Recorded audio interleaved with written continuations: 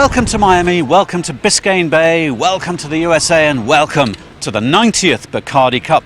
Here it is, the cup itself from Cuba, Havana, with the famous bat logo of Bacardi. In the sport of sailing, this really is on the bucket list of many, many sailors, and we've got some famous names like recently Robert Staniek, Fritjof Kleen, Lars Grael from Brazil, two-time winner, Mark Mendelblatt, Xavier Rohart from France. Going back in time a little bit, Hamish Pepper from New Zealand, Mark Reynolds, 7-time winner of the Cup, Ding Shoemaker, names like Etchells. It goes back in time to some of the great and the good. We're here to cover the 6 races, old school races, long 3-hour races, huge beats, huge runs, and it's going to be cool. We'll cover it with Virtual Eye and our America's Cup camera out there. But before we get into what's going on today, let's talk to some of the sailors about what this special trophy means to them. Means joy, means glory, means the history of a traditional event, which is the Bacardi Cup, 90 years. So it's probably the major star class event except the Gold Star. So it's a great event. It's nice to be here in Miami, officially the capital of the star class. In my opinion, it's the second most important trophy in the star class, just behind the Star Worlds, and also the second most traditional event. So it's a big pleasure and a big honor to be here, trying to take it. I think it's just an incredible experience to get out here and get sailing with these guys who have been super inspirational in getting me into the Star in the last 2 years. Trophy means a lot to me. I've been sailing for this regatta probably almost 50 years, and it's probably, as I've said before, it's on everybody's bucket list. And it takes the very cream of the crop to win it, but I think that something that everybody worldwide, no matter what regatta we're in or whatever, this is one of the most meaningful regattas that the star class has. It means past and future. That's very important. With big names on this cup, my name is there, and I really want to have it again on it. And it means also the future, because we combine everything here: the SSL, the star class, big guys, amateur, and we are doing everything to go forward for the future. In Robert Staniek and me, we were the first German ever winning it, so it's a very special moment to stand next to it again, and it's great memories. And I tried to have it in my hand in this lifetime once again.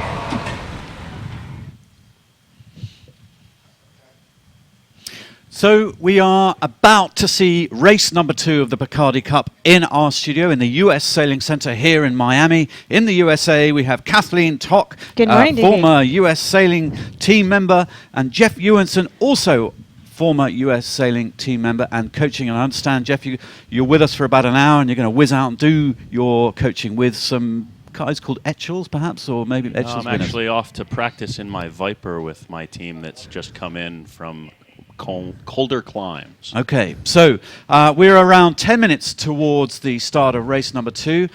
We're in day 3 of the regatta. They blew off day number 1 because of too much breeze, but we had a cracking race yesterday in really good breeze, and here is a little flavor of how that went.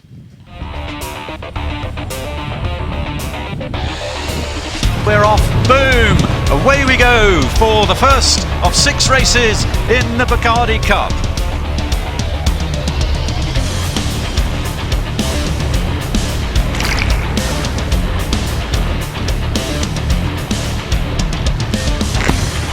They've played this first leg perfectly. Trinta and Vasella.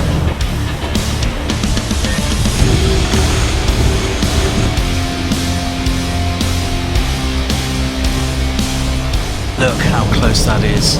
Beautiful star sailing.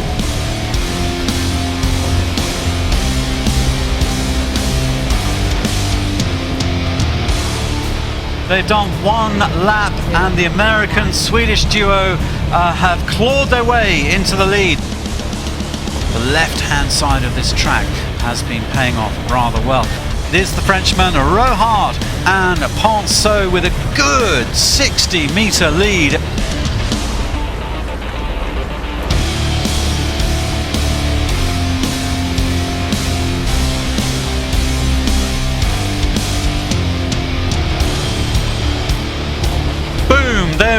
goes.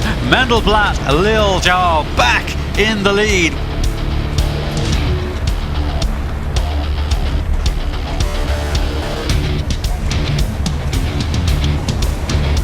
Now we have Xavier attacking on him. So we have a complete and total match racing tacking duel at the top of the course here. This is incredible.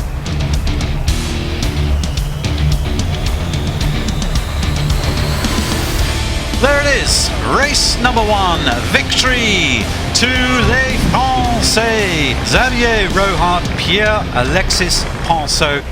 It was not so simple. We wanted to have a good race, and if the opportunity shows, try to win the race. So we start quite conservatively on the committee board, going left. That's with a not so good speed, but in the group. And a nice opportunity shows up at the end of the first upwind. So we catch 3-4 boats and get very near from the top ones. And on the downwind, we make some separation, and it was good. We went really fast on the good side, and then rounding almost first and going there around and just follow the others and trying to find the good way with the wind and everything. So intense battle at the finish to stay in the front. So it was very stressful, but we were there. Yeah, it was great. You know, it was what saved us was that we only had one race, I think, because I was very tired towards the end. Yeah, we had a good race and managed to finish second, and that was a good start for the regatta. Tell us a little bit about that match racing duel you guys had, a tacking duel at the top, essentially near the finish with Xavier Rohart. So we ended up having a tacking duel towards the end of it, but I actually told Mark, I said, no more tacking today, because I'm just too tired.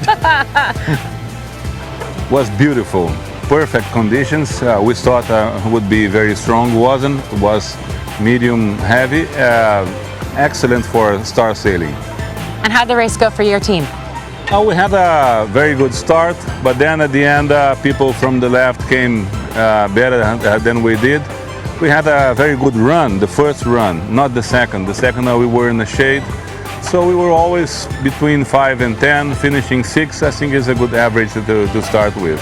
And Xavier and Mark Mendelblatt, they were faster and sailing very well. They were sailing very well. You're from Brazil. You're probably used to sailing in relatively warm weather, but you do keep coming back to Miami. What brings you back? Tradition, Bacardi Cup, 90 years, high level competition. That's the highest level in Q boat sailing we can find. So it's always big pleasure to come back here in Miami, Bacardi Cup.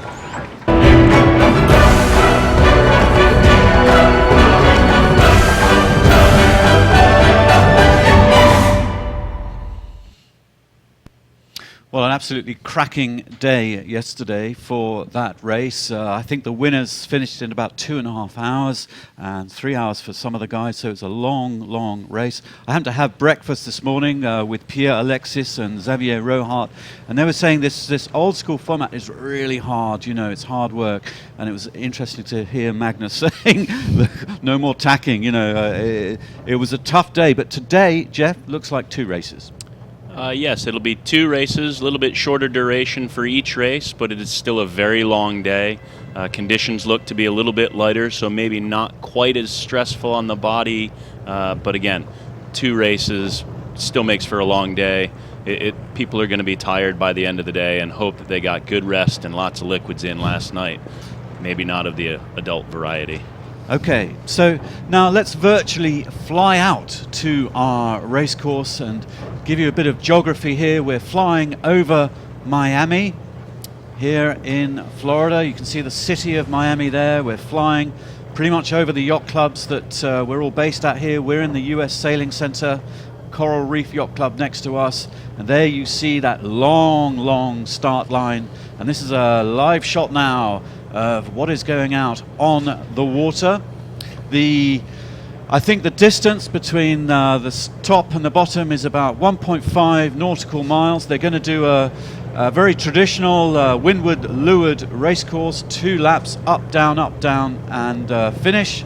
And out on the water we have none other than Louis Habib, who's just flown in from the Heineken Regatta to join us for race number 2 of the Bacardi Cup. And Louis and Jenny Tulloch are on board on our TV Cat, giving you these marvellous pictures. We're 2 minutes 40 to go. Louis and Jenny, how's it feeling? Well, I tell you what, Digby, this is my Bacardi Cup cherry. I've never been here before. And looking at this lineup, we're seeing the Fleet Mass behind the line. And we've got Miami in the background here, the 90th Bacardi Cup. I mean, you know, this is just etched in history. How important is this regatta to Americans, Jenny? Do a lot of people know it? Many people. I mean, at a 90-year-old event, it is one of the oldest events in sailing, and it is a spectacular event for not only the stars, but the rest of Bacardi Sailing League sailors here as well. The stars are the only ones racing this early in the week. The rest of the boats start racing tomorrow. So such a stunning event for us to get to watch, to be a part of, such a stunning event for these guys to get to race in. And I'm sure they're really excited to have 2 races today. Yeah, and you're more technical than me, Jenny. We've got an I flag up. Just explain what the I flag means. The I flag is the round the ends rule. So if anyone's over early within 1 minute, they have to sail all the way around to either the committee boat end or the pin end. We saw 2 general recalls yesterday, and they had to use a black flag. So today they've gone right away, put the I flag up, get everyone behind the line, because we know we have a long day coming up with 2 very long star races. We only have 1 minute 20 seconds to go to this start. We know it's only a 1.5 mile beat today, a bit shorter than yesterday's 2 mile beat, but again, it is lighter. It's only about 10 to maybe 12 knots here, and as we've said now a couple times, we're gonna have two long races, so I'm sure these guys are happy to get going in, you know, 1 minute and 4 seconds. Yeah, so don't go anywhere. Put your seatbelts on, put the kettle on.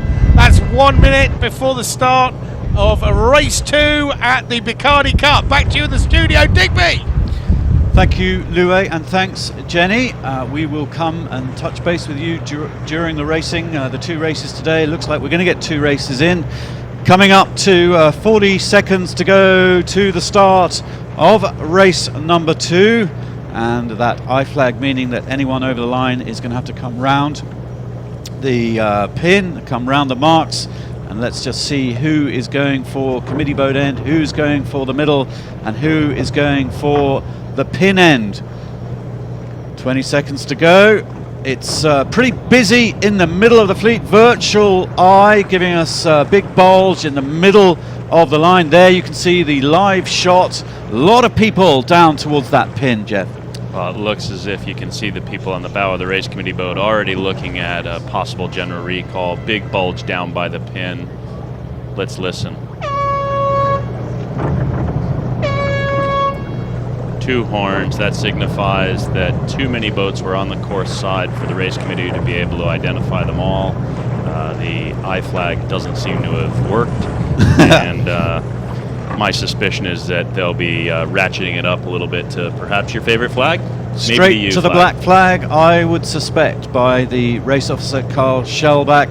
He's doing an amazing job, I have to say, really communicative to all the sailors. They are allowed VHF radio so that he can communicate with them directly, and he's been doing a wonderful job communicating with us and the whole regatta. So, general recall, we could virtually have a little attempt to replay that and get a feeling for how many boats were over the line, but visually we could see that. And Louis and Jenny out on the race boat. I suspect that was a good 1/5 of the fleet over the line, Louis. Yeah, it certainly looked like that, Digby. There was no chance you could see that pin end. So big ball of boats over, couldn't do individual identification. So right thing for the race committee. There is a little bit of tide pushing the boats over the line at the moment. It's still running from south to north until about 1 o'clock, so that might have been why this premature. It's a very tiny bit of tide. It's something like 10 feet a minute, or something like 10 meters a minute. So it's not an awful lot, but I think that's the only excuse. But I think that was I think there's going to be a few stars on the naughty step. What do you think? Black flag, Jenny, next one. What do you think? Yo, definitely. I mean, you can see it rolled up in their hands right now, and for sure, going straight with the I flag right away meant they meant business. And indeed. They will go black Sorry, we flag lost you there, Jen. But yes, indeed, we can see one of the race committee guys with the white hat on. He's already clutching that black flag. So horn about to go. They're about to restart their sequence, and we're pretty sure that's going to be a black flag start. Let's have a quick replay in virtual eye of that first attempt to get race number 2 underway. So 50 seconds to go. Jeff, interesting big clump, pin end, hugely favoured. You know, we talked about it a little bit yesterday. We have generally a similar scenario, easterly breeze coming in, and the fleet has spent enough time sailing here. The history statistically would say you'd like to favor the left-hand side unless you have a very good reason to be going right, and everybody knows that play, and so it's really difficult for the race committee to set a perfectly square line and not have people push down toward that end, and I think that's what you were seeing. Now, I noticed something very interesting. We saw the French Xavier Rohart actually in the middle of the line. So with the pin end being favored and the left tending to be the way to go in this race course here in Miami, it was very interesting to see him do that somewhat conservative start. Well, interestingly enough, after the race yesterday, we had Xavier into our commentary position, and we asked him to go through yesterday's race, and it was quite a long, it was a kind of 7-minute analysis of how that race went, and we'll try after the first race we'll play that and get Xavier's coach's eye view, because he's a coach with a French sailing federation. He teaches the Olympic 49ers and NACRA teams for France, and his crewman Pierre Alexis, also a coach for the French National Federation, so some real brains. But Xavier, one of the founders of the Star Sailors League. He won the first ever SSL City Grand Slam last year in Hamburg, which is rather good, and he was on the podium at the final in Nassau in December. So these two Frenchmen, they won the race yesterday. We'll see Xavier's coach's eye analysis of race number 1 between the two races today. We'll have a little bit of time while they reset and recalibrate for race number 3. And that's something to look forward to. We'll also clip that up for Facebook and YouTube so that anyone can go in and have a look. And we're going to try and do a little bit more of this analysis in the Star Sailors League using all our marvelous resources from Virtual Eye and the AMI guys with their amazing pictures and our great media team here. So we're coming up to around 3 minutes towards the restart, and over to Louis and Jenny. I'm sure we are seeing a black flag on that committee boat. Yeah, absolutely, 100% black flag on the front of the committee boat. But Jenny, we're already seeing a majority of the fleet bunching up down at that pin end. You know, and we saw this yesterday as well. We saw the guys, the first two starts starting at the pen, and then the final one going for the boat. But the pen was kind of ultimately a good place to start on the line. I don't think the leaders at the very top came from the pen, but the guys who Mendelblatt was out there and he rounded top 3. But today you can see there's a yellow buoy in the middle of the line. They're using it as the finish line buoy.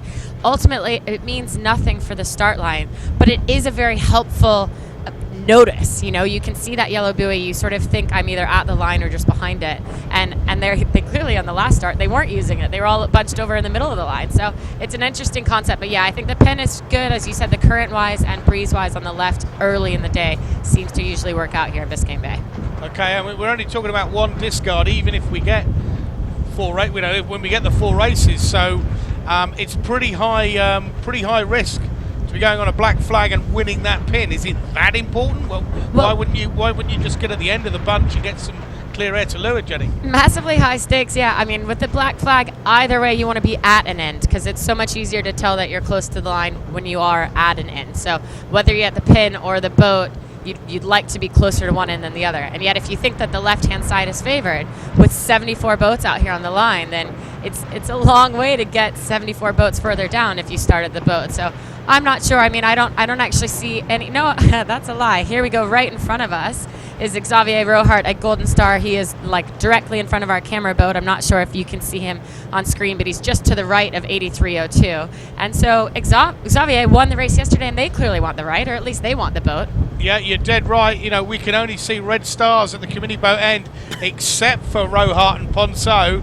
They're staying out of the mess over there on the left-hand side. I think this could be a right old bun fight, Jenny. What do you think? Absolutely. I mean, 1 minute to go. Black Flag's just come down.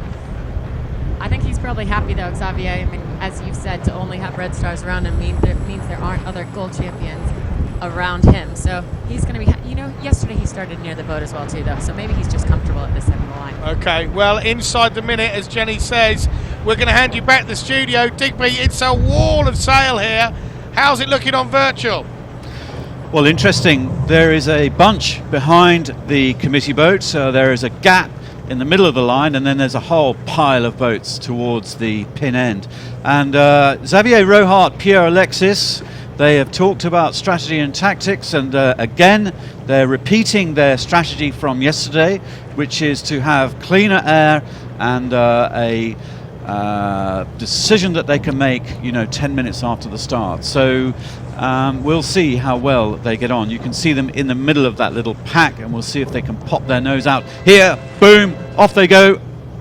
What was that, AP? That was an AP flag. I think that was a mistake, though, and that may make them restart this race. I'm not sure. So we saw an AP go up very quickly, go down, the red and white flag.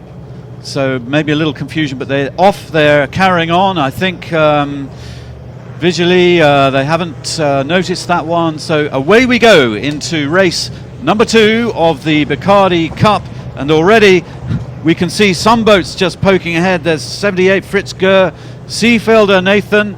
That's a lovely start for them, and I think Bow 16 had a great start too. Hubert Rauch, Uli Seeberger from Germany into a clean lane and a clean piece of air. 38 Jason Veach, Phil Toth from the USA, good. And look at the French flag to the left of screen.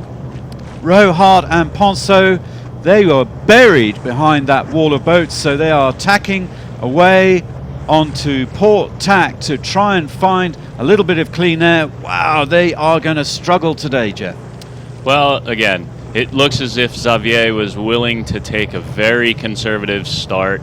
He's pretty confident in his boat speed, and he's, as we mentioned yesterday, one of those players who has the ability to poke their way slowly up through the fleet, make gains, and very likely to be putting up a keeper at the end of the day unless something goes catastrophically wrong.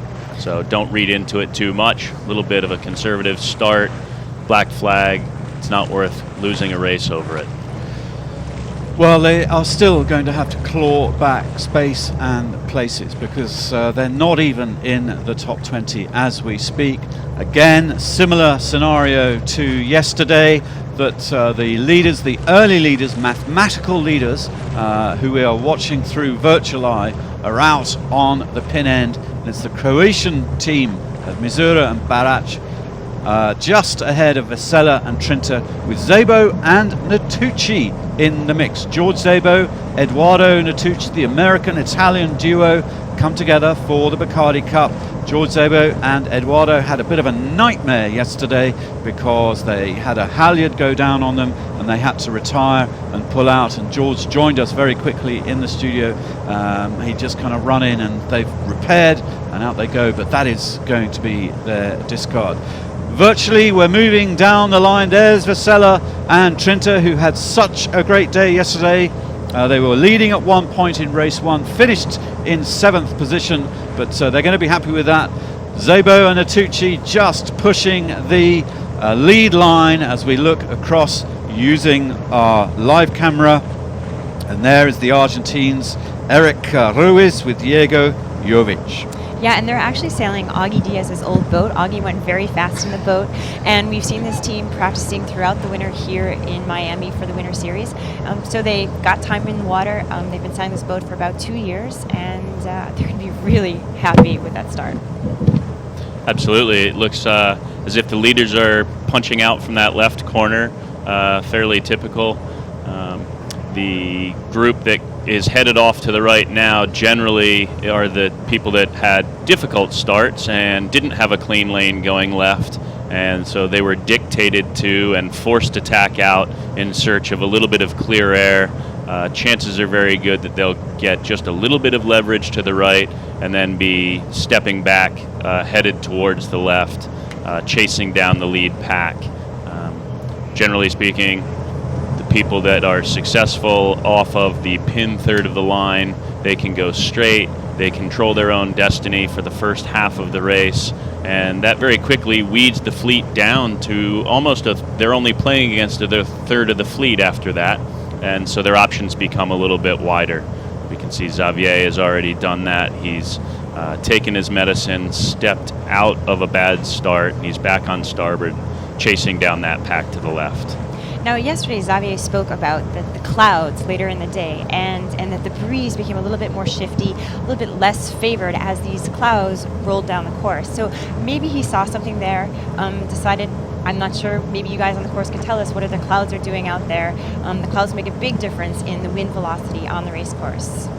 So, Jenny and Louis out on the race course. Interesting start at the moment. Virtual Eye is giving us the lead over on the left, but give us a feel for the weather and what's going on, and gusts and clouds.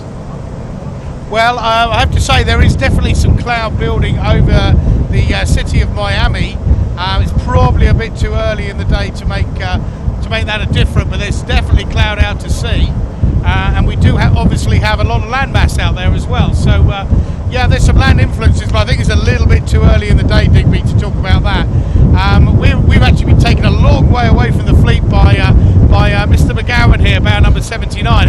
He definitely liked this side, didn't he, Jenny? Well, you know, it's an interesting one because I think the breeze is already further right than it was yesterday. It's meant to go further right throughout the day as well, to be more southeast at the end of the day than the 120 that we're currently seeing. But when it starts this far right, you don't expect it to go that much further, especially early in the day. So I do think probably they're all hitching it to the left, hoping for one lefty to bring them back across.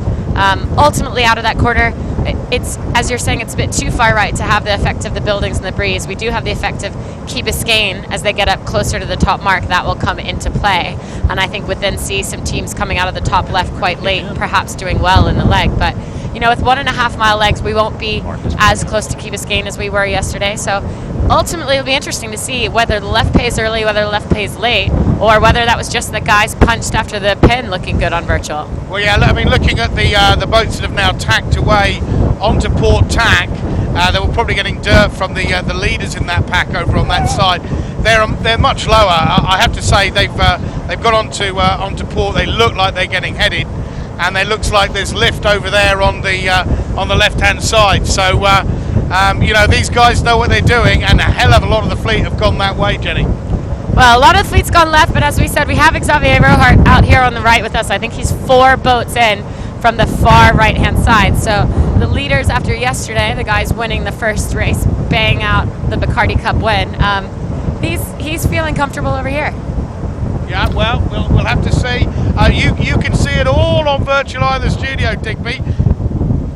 Louis, I have to say, in Adam's shot, we can see 5 gold stars with bow 23, Eric Doyle, Payson, Infeliz, all over at that pin end.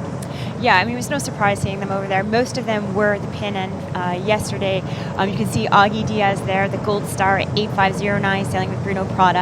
And he knows this bay. He'll tell you left is the way to go. But you have to have a good start in a clear lane. And yesterday they didn't quite get off the line in the front row. Therefore, they really weren't where they wanted to be in the race course. They made the top 10, but today we could see they got off the line a little better. No surprise that Lars Grael, bow 74 from Brazil, 2-time Bacardi Cup champion, is up there in the front as well. Jeff and I were talking earlier today that we expected these 2 boats to perform a little better. Today you can see that the water is a little bit flatter. Actually, it's a lot flatter. You don't see the crews getting slammed with salt water. And so these skippers, a little smaller than some of the other skippers, in this lighter breeze are probably going to sail well, especially with so much time in the bay in the past few years. These guys know this race course. Now, one name that we haven't seen in the top 10 here is Mark Mendelblatt. Mark Mendelblatt sailing with Magnus Lindedal. They had a great race yesterday, and it looked after the start. They were back in around 24th, 25th position. So hopefully we'll see them climb through the fleet. It's very early on in this very long upwind leg, and I expect to see them in the top 20 probably by the windward mark. Well, let's go back to the start of race number 2, and we'll have a virtual replay and get a feeling for who actually nailed it. And with about 2 minutes to go, middle of the line, clumped up. Jeff, you could talk a little bit about the tactics and strategy going into this start. Well, as we know, this start got off underway under a black flag, and so that tends to temper the fleet a little bit. They all hold off the line a little more conservative. I was a little surprised as we watched the start develop just how punchy that left side, bottom third of the line was. Still a little punchy under the black flag, taking a bit of risk, but nobody was called over. So I guess they had their line sights and were able to capitalize on that. And as we watched, the people on the right just a little further off the line, people in the middle punchy, and people right down at the pin, right dead smack on the line as we go to the start. Really good start for the whole left half of the fleet.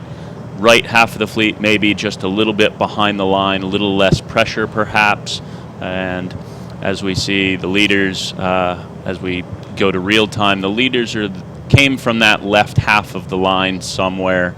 And the boats that you see on port tack now were those who had second row starts and were flushed or forced to tack, and they weren't able to control their own destiny for the first minute, and that's really such a make or break time in the race, and it really sets up the rest of the race to be a little bit simpler. Wouldn't call it simple, but a little simpler, and a struggle. Well, we can speed up our replay and take us right up to real time. We know that Trentella is probably around the current leader, over on the left as we come up and we speed up into Revkin, easily there, right at the back. Prado, Rushman towards the right-hand side, but all the lead is on the left-hand side.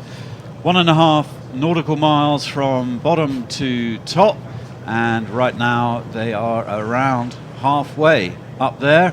Rohart and Ponso in trouble, I would say, bottom left of our screen, going to the right-hand side of the course. But here, the leaders, Missoura and Barak, Anasov, Caesar, Merkelbach and Lambertenghi, these guys doing a cracking job.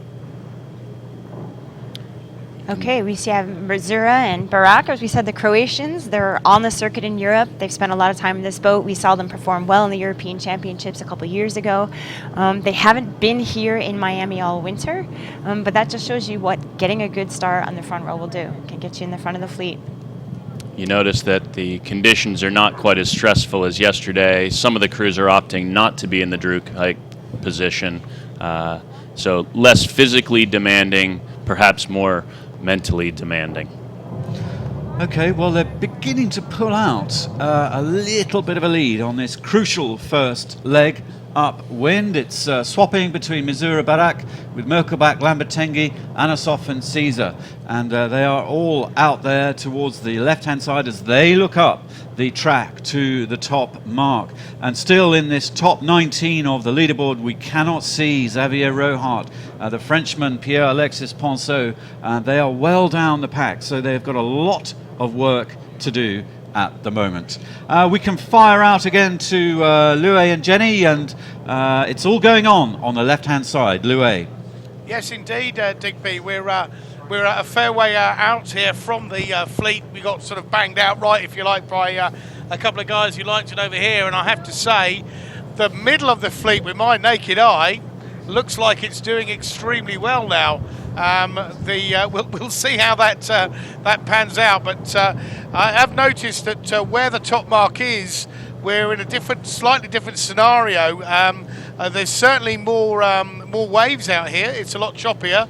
Whether that's tide, whether that's wind, whether that's both, I don't know. But certainly there's going to be a change in the conditions before these boats get to the top mark. But I have to say, with my naked eye at the moment, I like the look of the middle of the fleet as opposed to the left or the right. Obviously on virtual you'll be able to tell for sure, but different wind, possibly different current here at the top mark, Digby. Thanks, Loué. So we've just had a little look through the leaderboard and seen that middle fleet positions there, but Missouri and Barak piling out ahead, nosing 14 meters ahead of Anasov and Caesar. Seb from SSL has just handed me a list. Is this the trackers not working? Black flagged. Okay, so we have some information from the race committee. Here are some black flags here. Bow 57, Tom Londrigan. Bow 66, John Vanden Molen. Bow 90, John McCausland. And 49, Hector Langarella. Plus one more, we believe. But those 4-5 boats black flagged, and they will be notified at the top mark that they are out, but we had a little heads up from the race committee. So we're back to our live shot here. Missouri and Barak doing a marvellous job in this race number 2. Kathleen. Okay, and we just saw Ivan Melleby, Norway, sailing with the American Josh Revkin, just tacking behind there. Oh, and ducking some boats. That's not a good position. They did not have a lane. When you duck the fleet like that, you're losing about 1 boat length on the boats that are able to go straight. And it's in this big fleet, we talk about lanes, and a lane is simply just you're able to go straight with clear air. Because when you're in packs of boats, there's a lot of disturbance from the other boats. You want to be away from other boats so you have nice clear wind coming off your sail and making you go faster. But when you're in a fleet big like this, 70 boats, it's very hard to get a lane, especially in the star class. You have to hold your lane for such a long time because they have such long upwind legs. So it's imperative that you get your lane and then you hope no one tacks on you. And that doesn't often happen. Well, they can be on the same tack for a good 10 minutes. And Pierre Alexis, as I said, I had breakfast with Pierre Alexis and Xavier this morning, and Pierre Alexis was just saying it's a real strain, you know, not just on your back, but on your neck, because you're looking in one direction and your whole body is rigid and tight and your muscles kind of all working and you're kind of staring in one direction. He says, you know, it's when you sort of have to move, you know, it's a real wrench. And in fact, they were comparing it to our SSL final in Nassau, where we had much shorter races, a lot more dynamic action. They were allowed free pumping and wheeling and ooching and rocking and the whole thing.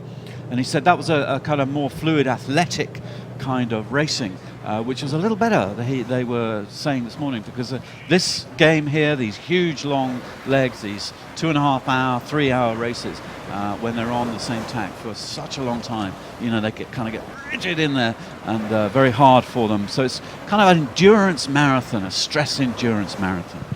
Yeah, the lactic acid builds up in the legs. For the crews, it can build up in their shoulders and in their neck as they're craning around trying to give information to the helm. And it's a bit like trying to hold a yoga pose for an indefinite period of time. Yeah. And for those of us whose wives have forced us to struggle through that, we can all understand how much that could possibly hurt. Okay, well, I imagine that Pilates is going to be a fantastic exercise for this And kind yoga of thing. as well. And yoga. All Well, right. another thing, when you have to hold your lane, for example, if somebody tacks just to leeward of you, you can't put your bow down. And when you can put your bow down, you can go fast forward. So the sailors have to trim their sails a little differently, adjust their weight a little differently to be able to maintain their lane. And maybe, Jeff, you can speak to, on a starboat, if someone tacks to leeward of you and you can't put the bow down, what changes do you make going upwind so that you could maintain your height and hold your lane? Well, initially, it's quite difficult to decide whether or not the lane that you have after somebody has tacked to leeward of you is going to be sufficient so that you'll be able to continue going straight. I had a coach once say, if you can make the split-second decision that this is going to be okay or not okay, it saves you from a long, slow, painful fade to the back. If you can make the decision straight away, nope, this isn't going to work, we're going to have to tack out and find a new lane, at the end, it probably works out to be better. The initial reaction is, ooh, there's a boat just underneath me. I'll just pinch a slight bit and gain a little more lane, a little more leverage up above them. All it takes is one bad wave, stops the boat. Then you have to put the bow back down to try and re-accelerate. At the end of the day, it's just a losing cause. You're better off making the split-second decision, step out, reassess, find a new lane, come back. Okay, now in second place, we've got Lawrence and Coleman. The young American team, they've been doing the circuit this winter. I'm not surprised to see them up there today. They had a very good race. And on screen, we're looking at Ivan Melleby. Ivan Melleby and Josh Revkin. So this is our first onboard camera for the Star Sailors League. Well done to Liveline, our technical team. Ginge and Simon done a marvellous job, and here we have Ivan Melleby working hard. You can see the concentration on his face. We'll come back to that when the signal comes back in, but that's rather cool. And we've got drone out there flying as well. We might see a bit of drone action as well. Jeff. So one interesting bit here, you look at the leaders, the top three, and two of the top three are young and upcoming American star teams. You've got Luke Lawrence and Ian Coleman. Luke, a former Finn sailor. Ian Coleman sails just about everything that he's allowed onto. And then you have Buckingham and Sperry, both former Olympians in different classes. I believe they've sailed together a few times, but a relatively new team. And Austin Sperry coaching Charlie Buckingham along, teaching him the nuances of the Star, but clearly doing a very good job. And I guess the skills of a laser sailor are translating well to the Star class. Well, Charlie went to Rio, didn't he? He was representing the USA at the Rio Games in the laser, and he was just out off the podium, but here he is gunning around in the Star. And you also notice in 19th place right now, or 18th now, is also Buckingham. That is Charlie's father sailing with Craig Moss, longtime Star sailor from California. And so it's great to see the father and son out here. Well, there's a lot of family connections within this fleet. Quite a few sons and fathers sailing with each other and against each other right now. With the Buckinghams, it's the youngsters getting one over the old guys, the dads. But fair enough, that's the way sometimes it should be. Missouri and Barak on the port ley line coming up to the top mark. We have our first sighting of Xavier. He's struggling down in the deep 20s. It'll be interesting to see how he can make the top third of this beat work to his favor and possibly make some gains on the downwind leg. A little bit lighter pressure, a little harder to just physically finesse the boat down the course better than anybody else. So it's going to take a huge effort mentally for them to be able to pick their way through. And the lighter air, it tends that the speed differences aren't so great between the very top end boats and the middle packers, if you will. And so it'll be interesting to see how he can pull this out. Now we're just looking at the race there on the screen, the tracker, and there actually looked like there were quite a few boats on the left-hand side that might have overstood. And it's going to be very hard if you're overstood, meaning you're past the windward mark, above it, to come down. In such a big fleet, that's a really dangerous position to be in. You can just see them on the right-hand side of the screen right now. There's boats, and yeah, it's indicating that they're pretty much over the ley line, and that's going to make for very interesting mark rounding. Well, it could indicate wind shift, actually, and those guys are all going to be sailing extra distance. We can, if we can, go out to Loué for a top mark rounding. What can you see, Loué? Well, I can see Missouri and Barak coming in for the top mark here. They've got a lead probably of about 3 or 4 boat lengths on Szabo and Natucci, and Missouri ranked SSL 31. If he carries on like this, he's going to be going right up to the rankings. 3,000 points available. So second round is Szabo and Natucci. And then in third place we have the German team. I'm afraid some of my list blew away. It's German 8450, bow 21, Digby. So that's the top 3. All pretty orderly here. We just had, we've got a lot of boats coming in now on port tack, but not too much traffic coming in on starboard. So all pretty orderly here, but it's all on, Digby, and as I say, a very long downwind leg with some very fickle wind. I'm sure we're going to see some changes in the order, but they're going to be absolutely delighted in splitting Croatia. Missouri and Barak leading race 2. Back to you in the studio, Digby. So live shots as we see the boats threading their way around the top mark. There's a little spreader mark for safety, but as you pointed out, Kathleen, a lot of boats overstanding the ley line there and sailing a little bit of extra distance. But fairly civilized for the first top mark round. It can be incredibly close. But right now, what do you see? Well, I'm looking at the cruise, and you'll notice that it's pretty light up there at the mark right now. Not only is it crowded, but you've got a lot of chop because you've got the fleet converging. But you notice that the crews were sitting in the boat. The skippers aren't over the side, so you've seen a big decrease in pressure. Well, amazingly, almost, Rohart and Ponceau up to 14th, Jeff. So even after a really what I thought was a terrible start, and they had to tack right out of trouble. They were not in the second row, they were in the third row of that start, and they've woven their way up on the right-hand side to be 14th. So something's going very well with the Frenchmen. I think the Frenchman sailed a nice beat after a pretty tough start, and his biggest gain is that he didn't overstand. He knew where he was on the race course.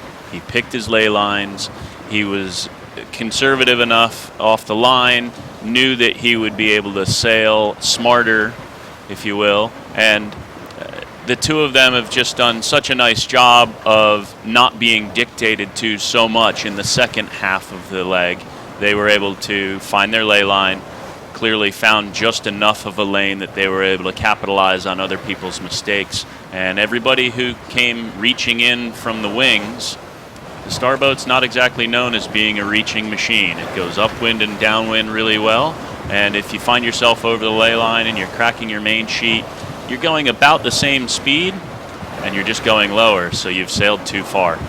Okay, we just saw a race committee boat, not the race committee boat, but they were holding the black flag, and they've got a board with the numbers of the sailors who were over early at the start, and they have to retire from racing.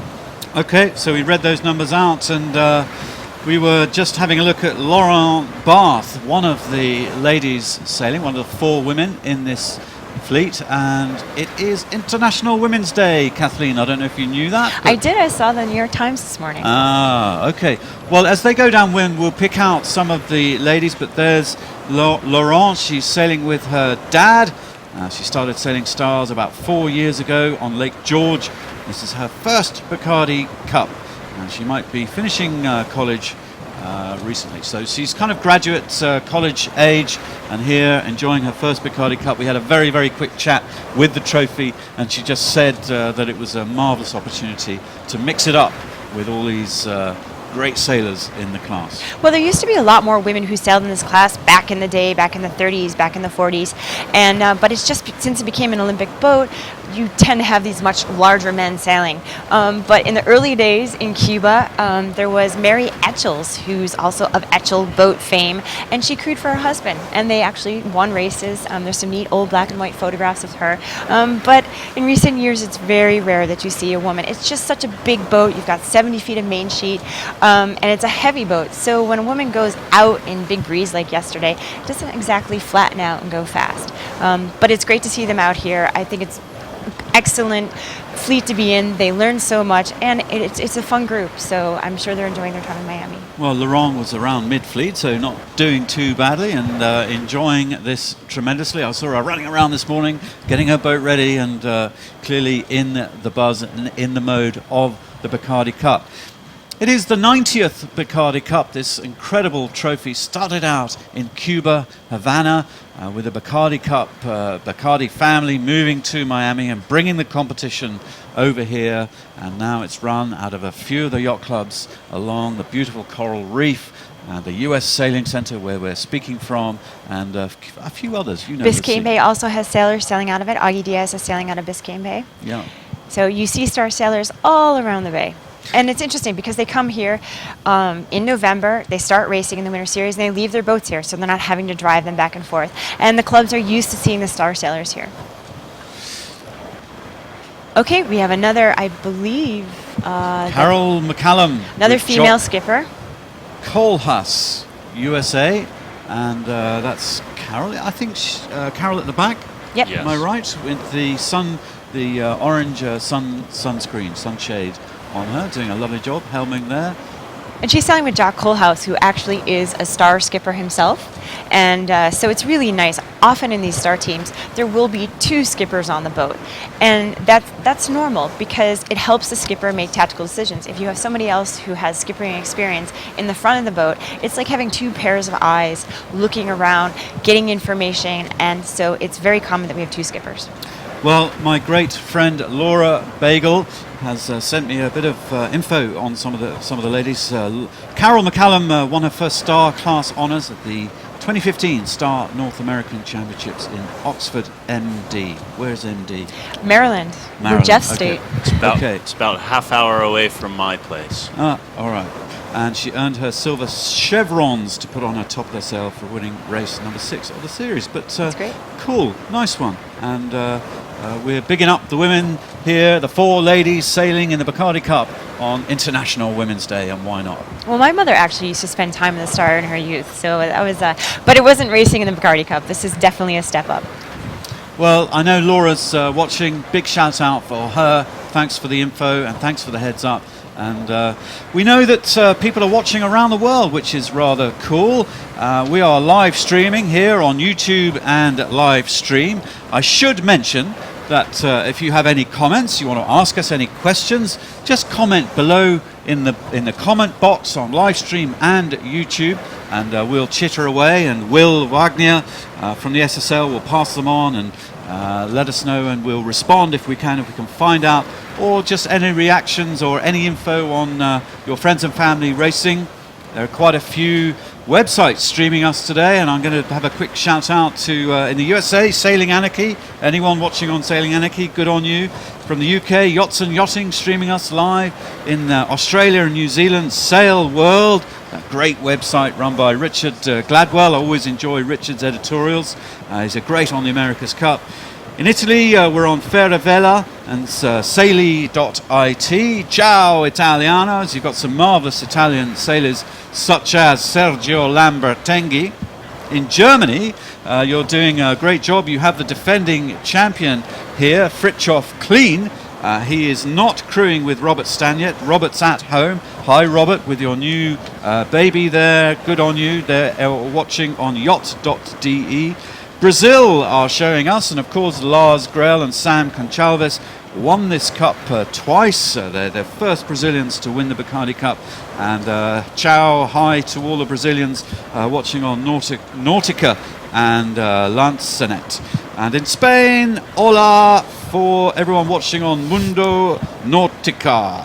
Mundo Nautica, Spain. Some great star sailors from Spain. And in Scandinavia, you'll all be cheering Ivan Melleby in Norway, but they're hi for everybody watching on mindbat.dk. So nice pick-up around the world. You can be watching live and watching the replay.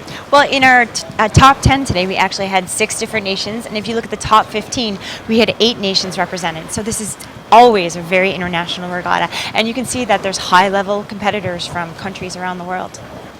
See, the fleet is spread out. Everybody's trying to find their own open space, trying to stay away from clumps of other boats. As we mentioned yesterday, that tends to be a little bit slower.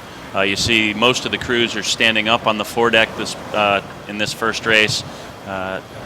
Gives you a little better bird's eye view of the upcoming puffs, and you can visualize where the lanes of pressure are weaving their way through the fleet, and just try to find your own little private Idaho every once in a while and hopefully make a gain on the boats around you. You've got George Szabo. You can see they're pretty calm in the boat, pointing out different pressure, looking around, having just a discussion. What do you think is going to happen next? Are we making gains on the boat to our left? Are we making gains to the boat on our right? No stress. Up near the pointy end of the fleet, clearly having a bounce back day after yesterday's disappointment. Well, they've come out of the blocks running on race number 2, and good chance they may take Ruiz and Jovic going downwind. We saw yesterday that as the upwind, it's paying off on the left. It seems to be paying as well going downwind. The further side from where we're looking. There we go, virtual eye maybe just a little bit slower than what we're seeing live here, unless the camera is distorting the angles. George seems to have made quite a nice gain on the Croatian team. Dodo, his crew, is going to be standing up, discussing those different lanes, how they're going relative to the other boats. Obviously, George doesn't look so stressed today as maybe he was yesterday, and having a really solid first race here. Here's Ivan Melleby.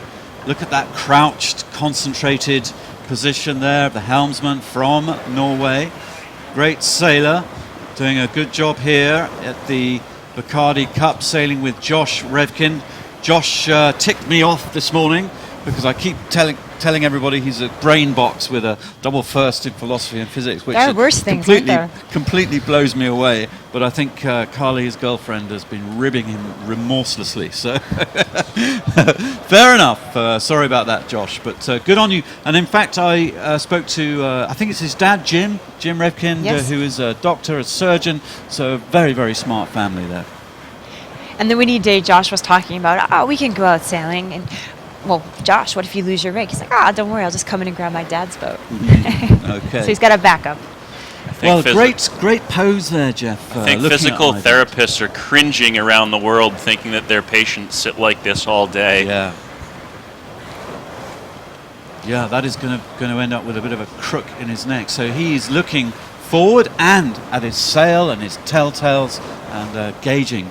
Pretty cool to see some onboard shots now with the Star. I know they had trouble during the Olympics in 2012 to get the onboard shots, but Liveline, a great company based in London, have experimenting with these little units there. You can just see it behind the mast, and we can see Ivan there with his position.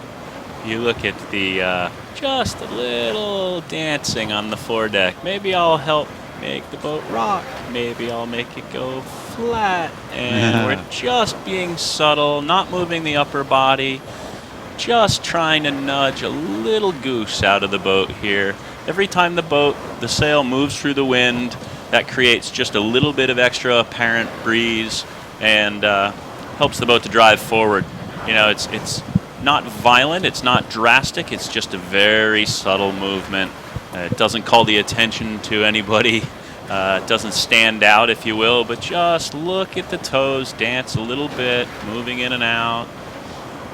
Well, and one of the things that viewers need to know is that rocking the boat is illegal. So we can see Josh Revkin, the crew right there, his foot tapping, just as Jeff was saying.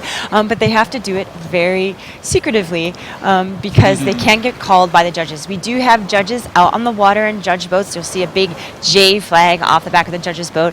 And yesterday we saw the judges come in. They were in this little skiff. We couldn't even fathom how they could even keep up with the fleet. But today you've got flatter water, less wind. They're definitely going to be out there a lot closer to the fleet, looking, trying to find out who's just pushing the limits of the rules. And they are allowed to flag them and penalise them and give them penalty turns out on the water. We may see that, but it's part of the game. It's not cheating. It's in every single fleet, from the lasers and the toppers right up. They will push the rules as much as they possibly can. You're allowed a little bit of movement for each wave in the rules, so there is some movement allowed. But of course, these guys will push it as hard as they can and get these boats going as fast as they can. And some of the jury and the judges, the on-water judges who I've been with, as they're judging, have told me in the past that, really they expect the sailors to be, pushing the limits. It's part of the game, and if you're not, you're going to, probably fall slightly behind. Well, the judges talking about zones. There's the red zone, which is bad. You're going to get a flag. There's the green zone, which is, you're fine, no problem. And then where you want to sail is in the yellow zone. And that's just on the border of cheating, but going very fast. And this is obviously US Sailing's official policy there from Kathleen. Two former US Sailing team members here with us in the studio. Kathleen Tock, Jeff Ewanson, loving your insights. Great stuff. We may be getting a bit of a reprimand from some of our former coaches. I think we all will, actually. I don't mean to say that there's cheating going on. It is a subtle movement to help steer the boat through what little waves there are. Yeah. And if the boat is set up to be just a little bit unstable, it takes almost nothing to get the boat to have that little natural rock, and if your toe happens to lift up a little bit and you shift your weight subtly from one side to the other, it's, as I said, it's nothing drastic. It's nothing that's going to put that red flag on you. It's just the subtlety of the game. Well, here's Augie Diaz with Bruno Prada, the American-Brazilian duo. Bruno, one of the best SSL crew ranked sailors of all time. He spent something like 180 weeks or 18 at the top of the crew ranked leaderboard. So he's out there, and apparently he's been lighter and running around and getting fit, which is great.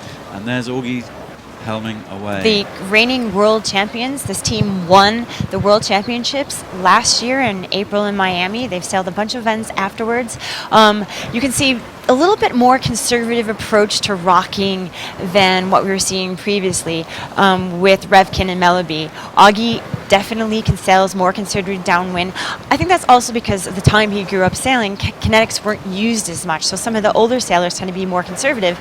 But they're fast. They're still fast. They know how to sail legally and go fast. Also, it's flat water there, so sometimes rocking the boat, if you can rock the boat, but it doesn't necessarily mean you're going to go fast. You have to rock it at the same time. And so the timing has to be right between the rock of the boat, the pump of the main sheet that the skipper does.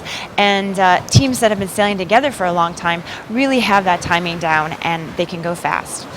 Well, Ruiz and Jovic have given the lead away to Szabo and Natucci.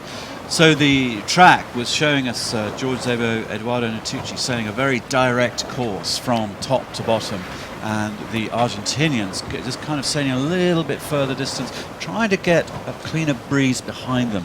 And it did pay off. We saw some of the guys yesterday paid off beautifully doing that, but not so much today for the Argentinians. Ruiz, Eric Moniz Ruiz, and Diego Jovic there in our picture, bow 33. A lot of chat going on, a lot of discussion between crew and helm. Now, this team didn't have their tracker on board yesterday, and so we couldn't really tell where they were in the fleet. They weren't up in the front like they are today, so I think they're going to be really happy that they actually have the tracker on so everybody can see that they're there in second place. You'll notice as we get down to the bottom third of the track here, the fleet condenses a little bit, and so being in the middle, you tend to get more wind shadow as the fleet comes in from behind. So it's a little challenging.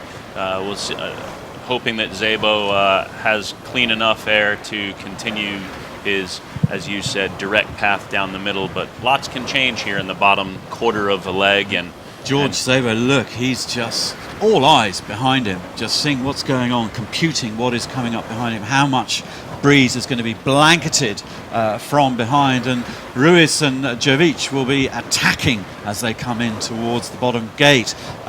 Great to see George Szabo there with Dodo, Eduardo Natucci. Eduardo's here, there and everywhere, professional crewman, sailor, does all kinds of big boat regattas, and he's a great stalwart. And there they are, analysing, discussing how they are going to approach and attack this gate and what they're going to do on the next leg upwind. So it's their decision at the moment. They've got 50 metres over the two Argentinian teams there in second and third, so they can pick which gate to go round and decide. It'll be kind of interesting to see tactically which one they go for. Let's have a look live, and we can join Louis. We're looking at the front runners going around the gate. Louis.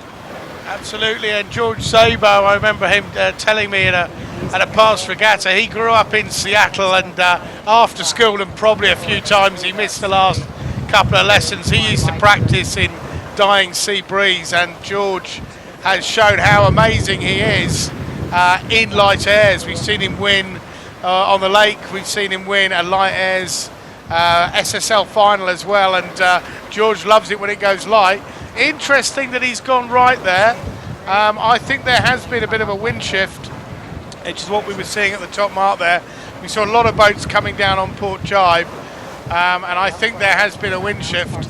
But yeah, Szabo, after busting his forestay yesterday, he's come back, and he's come back with all guns blazing.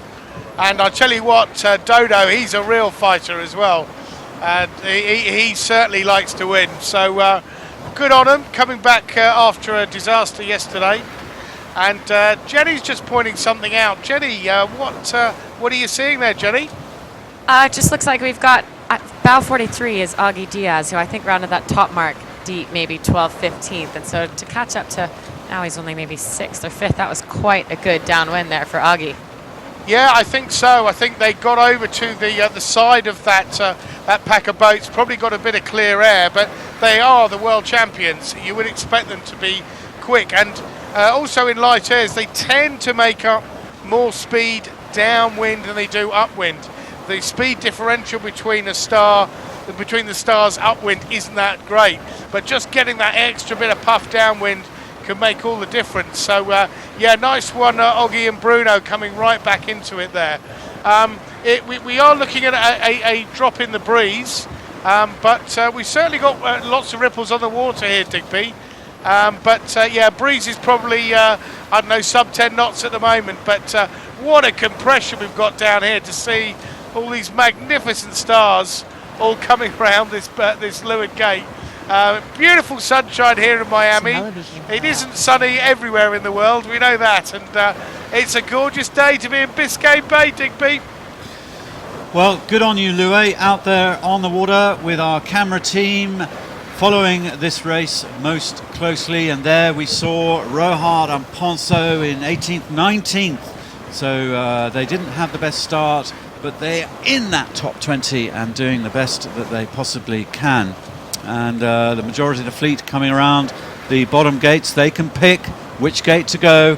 Very interesting to see Zebo Natucci pick the right-hand side, which I wouldn't have suspected, Jeff.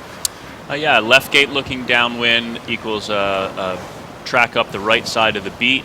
I would anticipate that they had a discussion looking at cloud picture, looking at puffs, and made a discussion about whether or not they were going to escape to the left or escape to the right. And clearly they made the decision to escape to the right, maybe get out into clear air faster, and again be able to then tack over onto starboard and control the boats that went around the other gate. Right there, you can see the boats that rounded the gate first. They've already tacked over onto starboard tack, just as you were saying. And it could have been a wind shift as well, and they might have a right-hand shift right now. Okay, really busy down here at the leeward mark. The people who get to go around in front, there's only a few boats there, but it's in the middle of the pack where these leeward gate roundings are so difficult. And you've got these very large boats, and they're trying to drive them in very small spaces. There are rules of right-of-way here. The inside boat has the right-of-way, which means you can't just push another boat up into the mark. So it makes for very confusing and very tricky driving. Well, Doyle and Infelice there in the middle of the bunch. They had a stellar day yesterday. They were leading at one stage in race number 1, and they finished 4th in the end. So not such a good race number 2 for Doyle and Infelice. Well, and I don't think they're alone, because we have not yet seen Mark Mendelblatt go around the leeward gate. So we haven't seen them. Quite a few other teams. Jack Jennings sailing with Frida Clean. We haven't seen much of them today in the top 20. They're somewhere back there, probably around Mendelblatt. So looking for them. They're probably not happy with their performance right now. And as the breeze dies down, it makes it that much harder to catch up to the front of the pack, because the shifts come more slowly and there's fewer puffs to take advantage of. So as the breeze comes down, the people who are in the back, it just makes it that much harder to gain. Good point. I'm just looking at 14th position at the moment, the Frenchman Rohart, Ponceau. They did the same strategy yesterday, funnily enough. On the start, they were towards the committee boat end. They went right on the first beat. Second beat, they went left. And they're doing the same thing today, which is rather interesting, Jim. Could be a bit of happenstance, could be a strategic plan. You know, I think they probably would not have scripted that first beat quite the way it worked out. Having said that, they did make nice gains in the last quarter of the beat by not overstanding. Had a reasonable downwind leg, not too much gain, not too much loss. And now, different challenge, light air beat, probably a little bit volatile in as far as puffs go. And they're just looking for their opportunities to sail away from other boats, a little bit clean, and be able to sail on their own shifts without being dictated to by the rest of the teams. Well, now we see Mark Mendelblatt with Magnus Liljedahl. Mark, world champ in the Star. Magnus, gold medalist from the Sydney Games. Magnus teaches the Paralympic sailors here in the USA. Big guy. He's originally from Gothenburg in Sweden, but he's American citizen now, and there they are hammering away upwind and trying to claw back some positions in race number 2 after an amazing performance yesterday where they were leading for quite a chunk of the race, and they had a little match race with Xavier Rohard, Pierre Alexis, and then Mendelblatt and Liljedahl finishing in second. And here they are, just gunning going away. over Eric Doyle there, about 23, another former world champion. And based on what we're looking at on the screen, I'd say they're probably in the mid-20s right now, because we just saw an earlier shot with Mark Mendelblatt just to leeward of De Cousteau and Stubert, who are in 19th. Okay, massive spread, Jeff. Incredible, on these long courses. It's probably about a huge spread from left to right is probably over a kilometre and a half almost. There's a vast amount of choice here, and everybody just picking their way upwind and threading their way and trying to find clean air. Yeah, it's difficult in the lighter air. The air tends to be a little bit more disturbed around the boats. It doesn't settle in as quickly behind a boat as it does when it's windy. And so the spacing that you need to have a clean lane is just that much larger. And so boats tend to be a little more spread out, using the entire course left to right. Not an easy ask. Here we have Xavier stepping out. Well, they were match racing again. Mendelblatt and Rohart having another duel, engaging each other again, and Xavier saying, no, we've had enough of that, so we're going to tack away and find our clean air, heading left again, and away they go. Mendelblatt and Liljedahl, middle of the pack, heading to the right, looking in quite a nice position there, I would have thought, because there's no one really to windward of them apart from Zanetti and Struby. And Zanetti and Struby had an excellent day yesterday. They were in the top 10, and they did not have a good first beat. Managed to gain some at the top of the first beat, and they were in probably the 20s, and now they've worked their way up to 11 on there in the right-hand side. Zebo Natucci just pulling ahead now with a 70-meter lead over Missouri and Barach. So George Zebo, Eduardo Natucci, the American-Italian combination here for the Bacardi Cup, beginning to dominate race number 2, and they're going to be extremely happy with that. Alberto Zanetti, Mark Struby there, just doing a great job in race number 2. And here we're seeing Thomas Hornos and Stuart McIntosh thread their way up. Another towards young the top. American team. Thomas is a former Snipe World champion. He spent a lot of time in the Star. He works for Doyle Sails, and he's been here this winter, not as much as some of the other guys, but he has spent a lot of time in this boat. He started sailing the boat as a teenager. So one of the teams that we didn't actually get to talk too much about yesterday, but they had quite a good race, and they're having another one today, is Arthur Anasoff and David Caesar. And Arthur lives here in Florida on the West Coast. He's a professional boat builder by trade, longtime Star sailor, and one of the locals that maybe wouldn't make everybody's favorite list, but always puts up solid scores, and he's definitely a player, and one of the more liked guys in the fleet. Whether that's because he can repair the boat when somebody's damaged theirs, so they need to be friends with his, not certain. Just a delightful guy, moved here from the Ukraine. He's an American, been here for a long time, and just a wonderful, wonderful sailor. Good to see him out and doing so well in both races so far. Now, we were talking about the wonderful downwind performance of Augie Diaz and Bruno Prada from the top mark to the bottom. We can virtually replay that, and just get a little feel for what they did downwind. This will be quite interesting. Augie Diaz there, they're rounding in around 8th, 9th, 10th position there, just around the top, approaching the spreader, and we're just going to focus on Augie Diaz and Bruno Prada because they managed to claw their way through some of the boats downwind. So there they go, we can see their track, their line. Some of the boats beginning to head out to the right-hand side. It's Szabo taking an almost direct course, dead downwind towards the bottom gate. Bruno Prada, interesting. Yeah, it looks like they were one of the first boats to jibe. There you go, you can see that they jibed off because at the end they did come in from the left-hand side facing downwind. Okay, so and they're Diaz a and fast Prada team going downwind. middle of the pack at the moment. Sorry, Kathleen? No, I was saying that Diaz and Prada go fast downwind. Augie goes fast all over the race course, but he's very confident in his speed downwind, especially when he's sailing with Bruno. They have a great communication, talking on board. Bruno's constantly feeding Augie information, and when you've been sailing with your teammate for a long time, you're confident in that information that they're giving you. Well, rather interesting. They're inside. As they look down, they are inside those lead boats. So, in fact, it wasn't George Szabo who took the most direct course. It's almost Diaz and Prada. I think what you'll see is that as we get further and further down, the boats on the right are starting to be affected by the pack behind them. Could have been a slight right-hand shift as you look upwind. So it would be a header for Augie and Bruno.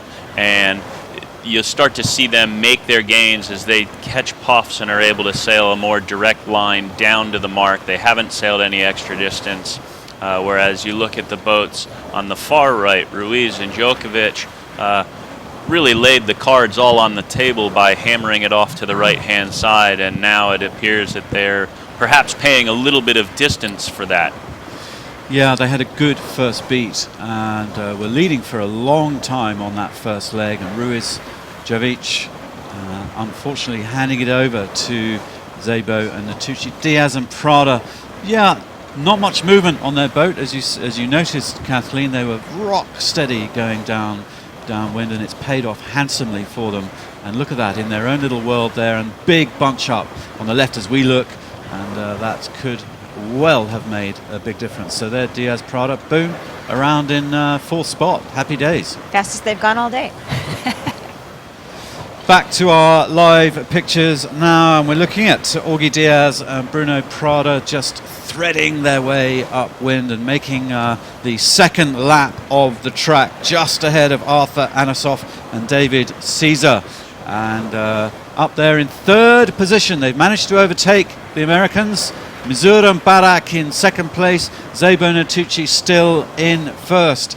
So, Lue, we've been analysing some downwind performance. Now we're heading upwind, and we haven't heard from you for a while. But Szabo Nattucci over 60 metres or so ahead of the Croatians Missouri and Barak. Lue.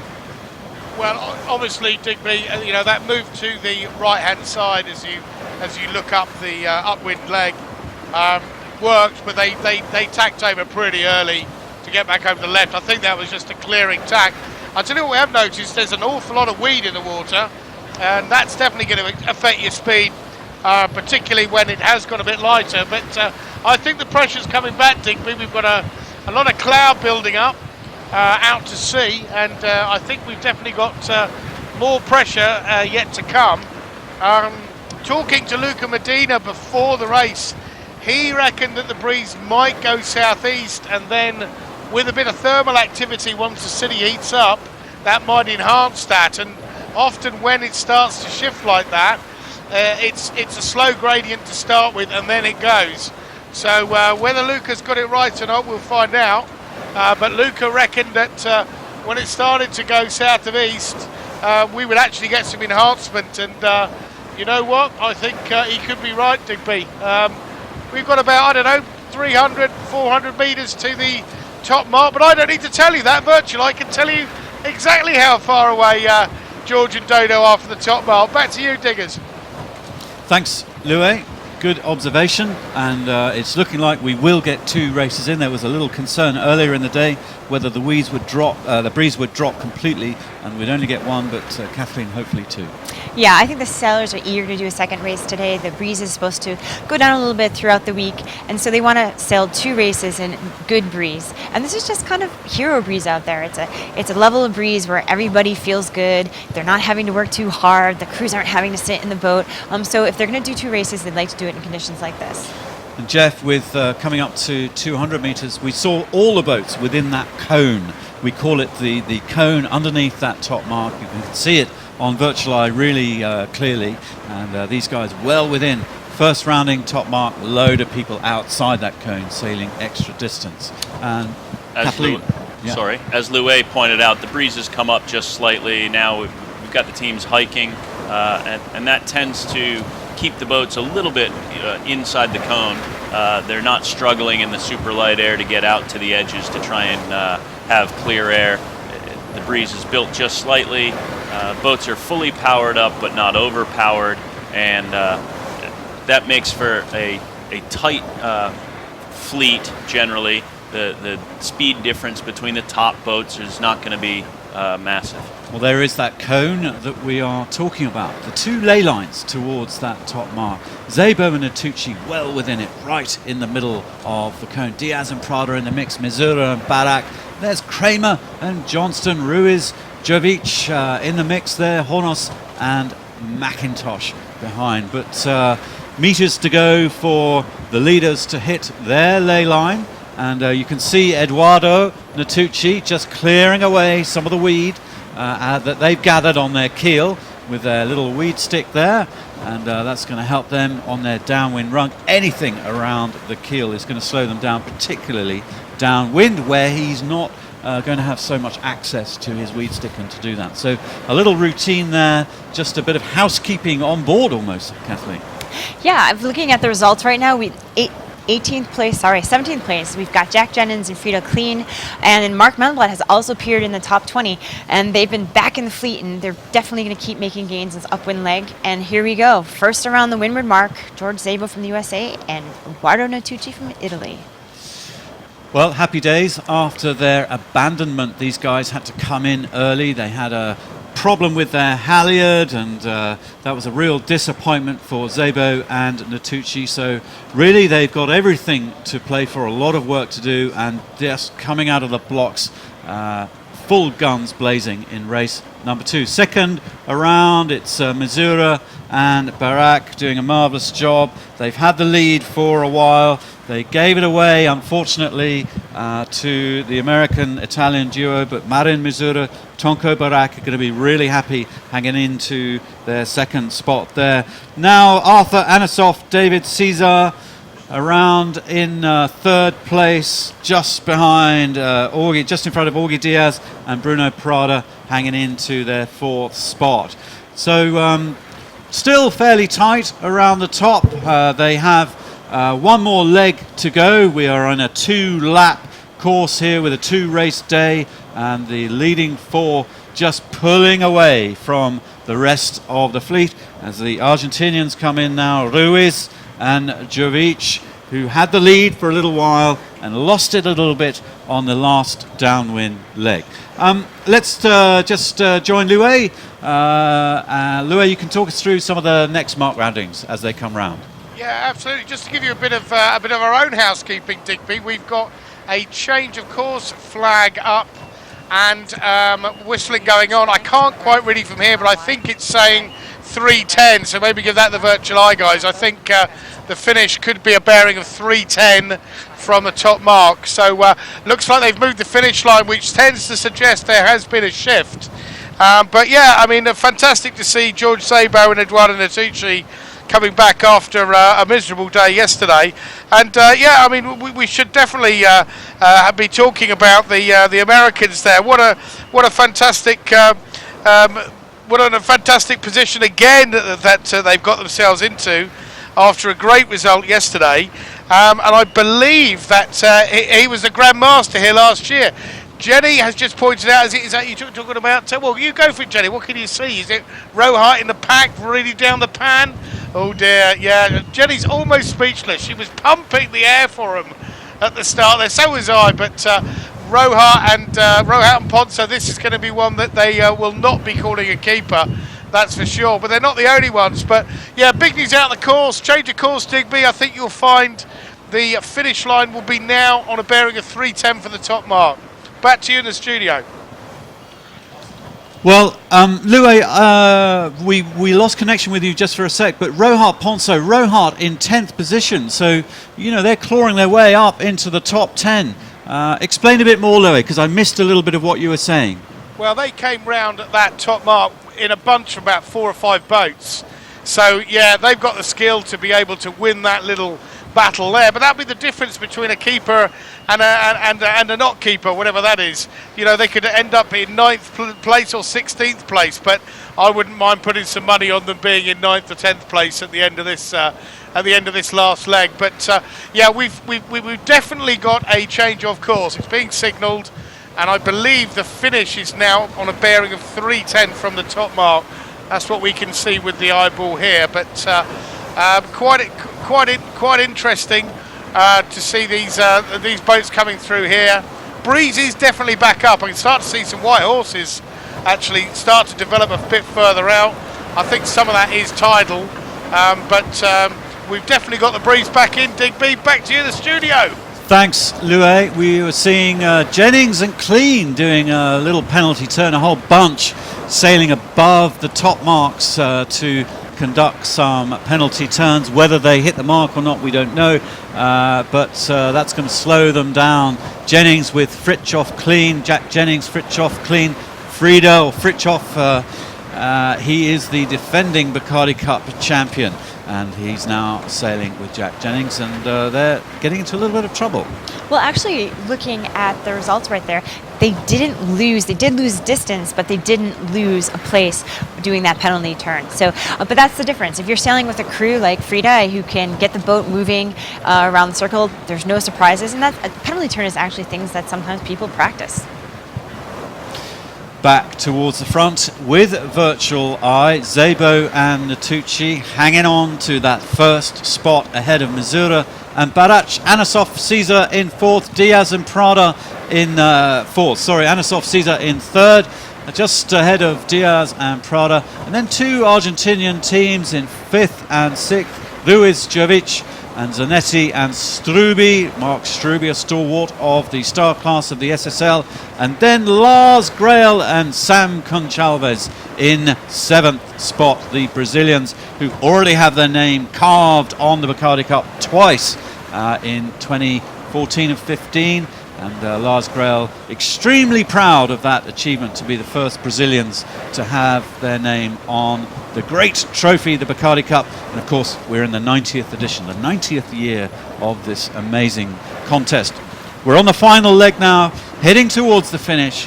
The dice have been rolled. They've established what they're going to do. Rohart and Ponce are hanging into a top 10, which I'm going to disagree with Louis completely and say that is an absolute keeper in a regatta like this with over 70 boats on the line. Well, you just look at how many world champions are here, and if you count the number of world champions, you figure, wow, they're pretty fast. So I think if you're in the top 15, that's definitely a keeper. It's very easy. We saw just in the first beat how easy it is to be back there in the 20s, in the 30s, because there's so many other good boats around you.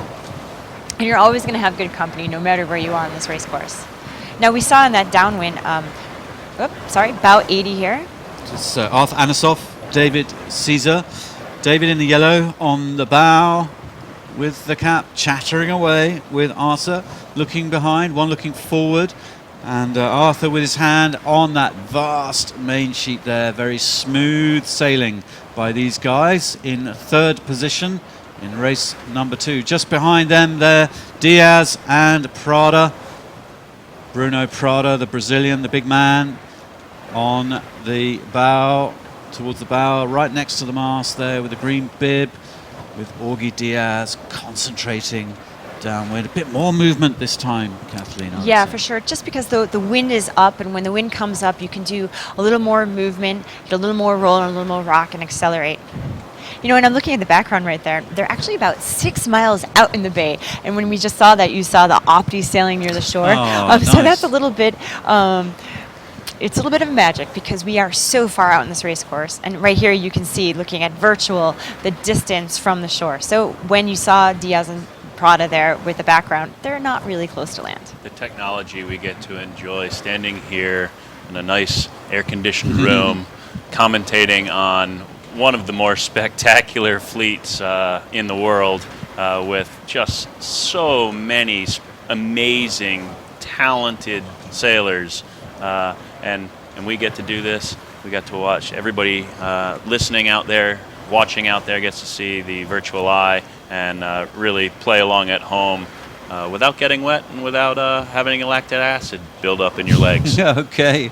Okay, so we Kathleen. just saw Mark Mendelblatt and Magnus Lidjedal jibe out. They were the first boat to jibe out in this downwind, and that's something that we saw Augie Diaz do in the first downwind, and he made some gains over there on the left side facing downwind. Well, Ivan Mellerby, Josh Revkind in 14th position, and Ivan on the opposite side of the boat, still crouched over. You can see big tiller in his hand, long tiller stick with the white end, the white cap focused forward, as Josh will be looking behind Ivan and feeding all the information that's going on behind him and computing. But that's a nice live view of the concentration on the Norwegian's face and whole body position. Very small movements in the tiller, and he's moved that back just to get a better grip on the tiller there and not the tiller extension. Super small, light movements, because these, you know, any vast big movements here, Jeff, is going to act as a pure brake to the boat. Yeah, you can see he's really keeping the tiller fairly centered. You can see with the horizon in the background just how much the boat is rocking. The tiller, he can counter that just slightly, or he can accentuate that just slightly with very small, subtle movements to the tiller, and keeping the boat just a little bit unbalanced allows it just to have that natural rock and really sort of move your way down the course. Very subtle. There's not a lot of physical movement. You can see in his shoulders, barely playing the main sheet, just letting the boat sort of do its own thing, almost steer itself, and I imagine Josh is doing some steering of the boat with his feet, as we watched on that first downwind leg, and you know, just very, very simple, natural. Let the breeze do its work, let the boats do its work, and clearly it's working for them. And he has some space behind him, which is good. It's just kind of what you want. You don't want the blanketing coverage, America's Cup style, right behind him. So there we go. The Norwegian-American duo, Mellerby Revkin, making their way down smoothly towards the finish line in 14th spot. Buckingham Sperry in 13th. Lawrence and Coleman, two youngsters, in 12th. Good to see them. And Hornos, another youngster, with McIntosh in 11th. Rohart, Ponceau hanging into their 10th spot. A top 10 in a 70-plus fleet is always good news. Got 11th, 12th, and 13, the three, we'll call them the young guns for the American Star Group, the up-and-comers. Clearly, they're all pretty intense within it's the race within the race among the young guys, and it's good to see them racing that race within the race up near the front of the fleet. Clearly, they've all learned quite a bit about the subtleties of the Star, and they're pushing the stalwarts of the class and sort of becoming legends on their own. And there'll be races within races throughout the whole fleet, from top to bottom, which is part of the fun. I mean, basically, whoever's near you, you just want to beat them. You know, if you're in the bottom pack, you're just going to pick out a few people and try and claw your way past, and that's the game. Yeah, because often you can just lose a regatta by maybe just a half a meter. Yeah. Overall, if you just needed one more boat, one more point. And so going downwind in these situations, or anywhere in the race course, you want to just gain inches and centimeters on the boats around you, because that can mean one or two positions overall. And when you have a big fleet like that, the scores at the end of the day are so close between boats. Well, there's George Szabo helming the lead boat here. Just before the regatta, we caught up with George. Jenny Tulloch had a nice little chat with George, and here's what he had to say. I am here with George Szabo, who's a Star World Champion. You've also, well, let's backtrack. This is the 90th Bacardi Cup. You've done how many? I'm not sure how many, but my first one was 1994, and I've made most of them since then. Oh my God, so like almost 23 even, maybe. Yeah, I'd have to go back and count. But it's been a while. Our first one, Rick Peters and I wanted to come out, and we drove out here and made a mission to come out here and sail the Bacardi Cup, and we're pretty excited to do it. It was really neat regatta in the day, and it's still a neat regatta to come back to this many years later. So have you won one? No, not yet. Is that the goal this year then, obviously? It would be great to do that. What do you think about with this forecast? I know you're known kind of as a light air specialist. Might not be so much light air in this forecast. Yeah, we definitely prefer light air, but I've definitely been trying to study the heavy air tuning and work on that and make it a little better, and we'll see how that goes this week, and definitely, change some things in the boatyard today to see if, works out tomorrow if we get to go sailing.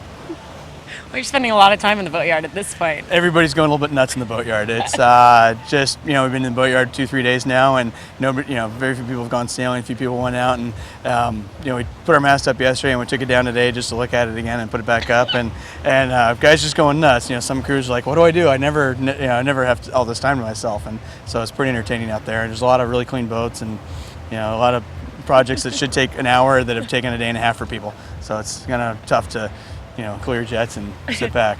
Clean the boat, start over again once you've gotten back to the bow, start again. Yeah. Okay, so the last time I saw you was the Star Sailors League finals. That's only 20 boats. Here we have a fleet of 74. How does that change the racing? Oh, it's fun. The Star Regatta, the Star Sailors League will have a mile beat, and then here when we get to these large fleets, typically you have one race a day. So historically the beat's been 2.1 miles on the first beat, and when we've had more boats, sometimes they've put it at 2.5 miles for the first beat just to thin the fleet out a little bit, the weather mark, because it's too congested. So we'll see how that turns out, and it's always pretty fun when you get that long of a beat. You go upwind, you don't even look for the weather mark for the first 10 minutes going upwind, and eventually start looking for the weather mark. So it definitely changes it, because there's if one guy goes all the way right and the guy goes all the way left, there's a few miles of separation. Jeez. So it's a small shift makes a massive difference out here. So it definitely changes it a lot in that regard. Hurts the legs after a little while too, huh? Yeah, you can be a little bit numb at the weather mark, for sure. All right, let's talk about the courses. I know it's not just the typical windward leeward on the table. Typically we'll sail standard star class courses. I haven't read the SIs yet. I just got them about a half hour ago. But if we'll have a course 0, which is a triangle windward finish downwind, course 1, which is triangle windward leeward finish upwind, and then the standard windward leeward course double 2 times around, and a windward leeward course. So it's typically what we'll get to sail on this. So a bit more reaching than normal. What's it like to then sail with the reaching? Reaching is a little bit different with all that big mainsail. We've got to put the mast to vertical. So instead of going as far forward as we would on the downwind run, we'll just go to vertical to balance out the helm and go reaching. And you still have to hike pretty hard and play the jib and play the main. And over 15 knots, these things do get up on a plane, and so it's pretty entertaining.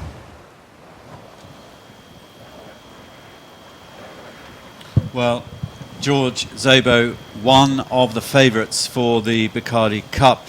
Hasn't won it, Kathleen, and he's won an awful lot before. He's a former world champ. He's the SSL most successful skipper, having won 3 events, and he won in Nassau last year. And here he is leading the race towards the finish line. And right behind him you have Augie Diaz and Bruno Prada, the reigning world champions. And Augie also has never won this event before. So he won the Worlds last year after many years, and I think this is on his bucket list to win this one. And there's some other names that aren't on the list of winners. Robert Scheidt has never won this event. Probably one of the all-time winning laser sailors and a 2-time Olympic medalist. He hasn't won this event, and that's just how hard it is to win. It's just a different style of racing with these very, very long courses, very large fleets, and there's not a lot of forgiveness. You can't really make a lot of mistakes and expect to be there at the top of the podium. We talked just slightly about how consistent Arthur Anisov is in star racing, and you saw him just stage left there chasing down Augie. And there's, as we've mentioned, there's not a lot of speed difference between the boats in these conditions. So at some point now, we've gone into consolidation mode in this top 15. There's not going to be a lot of passing, but you're still struggling along to try not to make any mistakes. There are opportunities if somebody makes a mistake. Front end of this fleet, talented enough, they're probably not going to do that.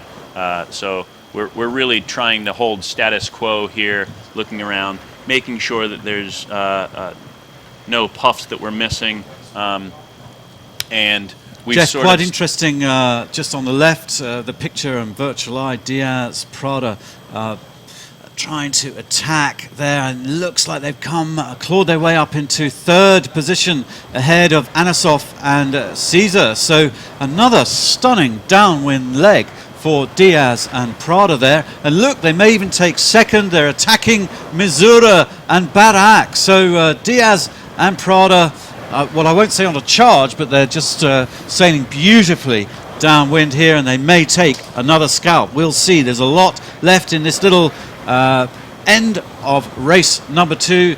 Diaz and Prada, the reigning world champions, attacking. They've just taken Anosov and Caesar, and they have Missouri and Barak in their sights.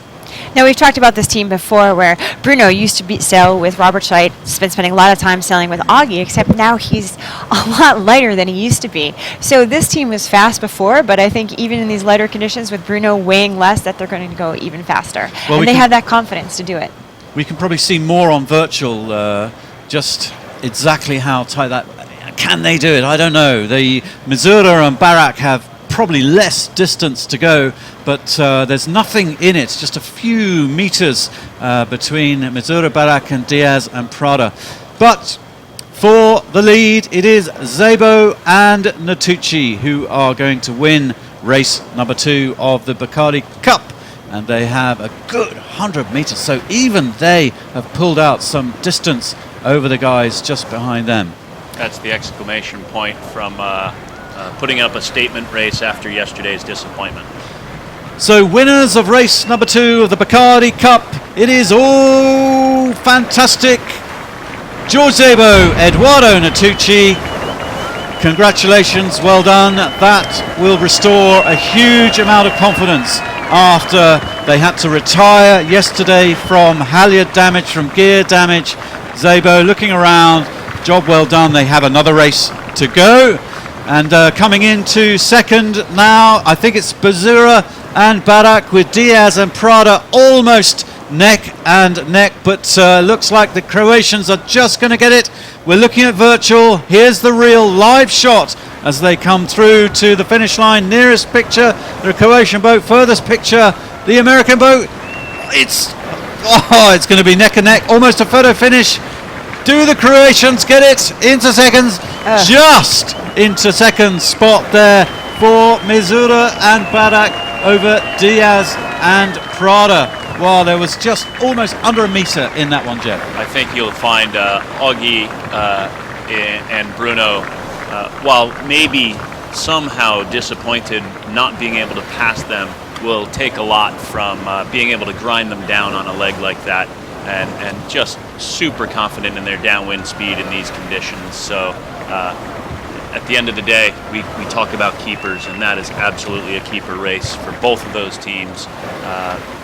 Both will be really pleased and upbeat, having a little lunch and going into the second race. Super downwind speed by Diaz and Prada on both of those downwind legs, so that's going to give them a huge amount of confidence going into the second race of the day, the third race of the Bacardi Cup. But now the majority of the fleet piling down towards the finish, and here looking at Ruiz and Jovic, who had that lead in the first leg going upwind, and just about to cross the finish line. Good 2 Argentinian teams here, great representatives of South America, very proud to be here, and here they are in the top 5, crossing that finish line. That was a great finish for this team. I mean, they're a good team, but they're not at the level of Szabo and Diaz and Grail. And so for them to sail up in the front and maintain a top 5 position in such a big, strong fleet, it's really hard to do. Sometimes you get around these champions and you get nervous, but they were able to pull through when it was required. Now Lars Grail, Sam Conchavez, Lars there helming. and he's lost most of his leg through a motorboat accident. Oh, look at that! Neck and neck through the finish line. Another photo finish. Brian Kramer between from Canada. those three boats. Brian Kramer from Canada, a long-time star sailor, very involved in the class, and he's going to be very happy today with this finish. Brian Kramer was actually the team that allowed me to coach them for a full season, where I had that opportunity to watch stars for an entire winter from off the boat. There we have Xavier coming across the line. A massive, massive comeback. What a fantastic athletic team to be able to go through after what was probably not his best start. Wouldn't have been the way he scripted his first beat, but just that confidence to know they're in a bad spot, don't panic, let the race come to you, and they come away with a top 10 finish. Lawrence and Coleman through in 11th with Buckingham and Sperry in 12th. Then Melleby, Revkin, that duo from Norway and America. Then Hornos and McIntosh, and here Mendelblatt and Lilja. Yeah, they can't be totally disappointed with that finish. It's still in the top 15. I would call that a keeper. And they were able to work through the fleet in this light win. That is an accomplishment. Shocking start for them, obviously. Didn't go particularly well for Mark Mendelblatt, Magnus Liljarl from the start. They absolutely nailed the start of race number 1 yesterday. So a bit of tactical talk between those two in the lunch break as the race committee gets ready for the second race of the day. Rest of the fleet, the second half of the fleet coming through the line and compressing towards the finish. No, I think we talk about in sailing the pros and then the Corinthian sailors. And the Corinthian sailors are people who come out on the weekends. They're not paid to sail. They haven't done an Olympic campaign. And we do have, I would say, that Brian Kramer in 7th place sailing with Johnston from Canada. I would call them, well, actually, one of our Corinthian teams, and also Reese and Jovic in 5th place from Argentina. They're another Corinthian team out there. The guys below them, they're sailing every weekend. They've been to Olympics. They've been on their national team. So that is some stellar sailing from those two boats. And moving down the rankings, you've got to get probably all the way down to 16th with the German team of Voigt and Stuve, and they're probably the next Corinthian team. So you see just the professionals that are up there on the top of the list. Well, we have George Szabo standing by for a quick interview with Jenny Tulloch. So we can come live to Jenny and get some impressions from George Szabo after a terrible day yesterday, victory today. Over to you, Jenny. Well, I mean, I don't know if we could call it a terrible day yesterday, but they basically just said, after a terrible day where you didn't ultimately get to race, here you are, your first race that you're racing, you guys take the win. So it must feel like a phenomenal moment. It's a good start. We were a little conservative around the race course, and Dodo had us in some fantastic spots tactically, just being super conservative because we don't have a throwout anymore. That's gone. But yeah, yesterday was a pretty long day, getting the grinder out, grinding out the old fiberglass, putting in some new fiberglass, Home Depot runs, West Marine runs. It was a long day to get out here, and there's a little bit more rigging this morning to finish it up. So. Okay, I'm gonna just have him clarify, and then we're gonna ask you, strategist, tactician, what he means about where you sent you, Dodo. But what was the problem that you were then grinding out and fixing yesterday? Well, the forestay goes down through the deck, and then it goes into a tube, and there's fiberglass that holds that tube in. The forestay goes through that tube and comes back to almost Dodo's foot on the bottom of the boat there. So that tube just ripped out. And so when that tube ripped out, we lost all forestay tension, and it wasn't good. But I saw it was mostly his arm in the boat doing all the work last night, right? Did you get out of the boat work? Yes, I helped him a lot, and we got very good time fixing the boat. Enjoy all the day, and today we had a very good day. Okay, so the access hole's only about that big to get in there too. There's not a lot of space to get more arms in there. It's a skipper access hole, not a crew access hole. Fair enough. Yeah, we did see. I mean, you can see it actually now. There's the access hole on the bow that Szabo had about an hour of arms worth grinding trying to fix. Maybe only the hour I saw. It might have been a lot longer. All right, so he's just said that Dodo was the one calling the shots in that race. What was your decision tactically, at least at the beginning of that race, to set you guys up for a conservative race? We decided to start in middle part of the line and go to the left, and a very good moment, tack and close all the fleet. Seems like paid a lot this, and we did a very good downwind, going mostly on the left part of the course. We jibe on the ley line, and we're still leading the field. Well, he was on it, but you weren't leading the whole time. The first race, the first top mark, was the Croatians ahead of you guys, and by a little bit, by 2 boat lengths. So what do you think of that boat, of their speed, and how did you ultimately get by them? They're sailing fantastic, and I think we just jibed a little earlier on the first run, and that was the difference there. But they seem like they're sailing fantastic. Okay. Other teams to watch in this next race as it gets even lighter? I'll tell you after 6 races. I don't know. All right, Zabo. Well, thanks you guys so much. I know they already just grabbed a Cliff Bar on board. I think you got a bit more water down here getting ready to go for the next race, but we'll let you go. Thanks so much, you guys. Back to you, Digby. Thanks, Jenny, and thank you, George and Eduardo. Nice result for that team. That's a good pullback from yesterday's performance. So, well, there's still some boats to cross the finish line. We're in the studio in the US Sailing Center, but we can have a provisional look at the overall leader table, the top 10.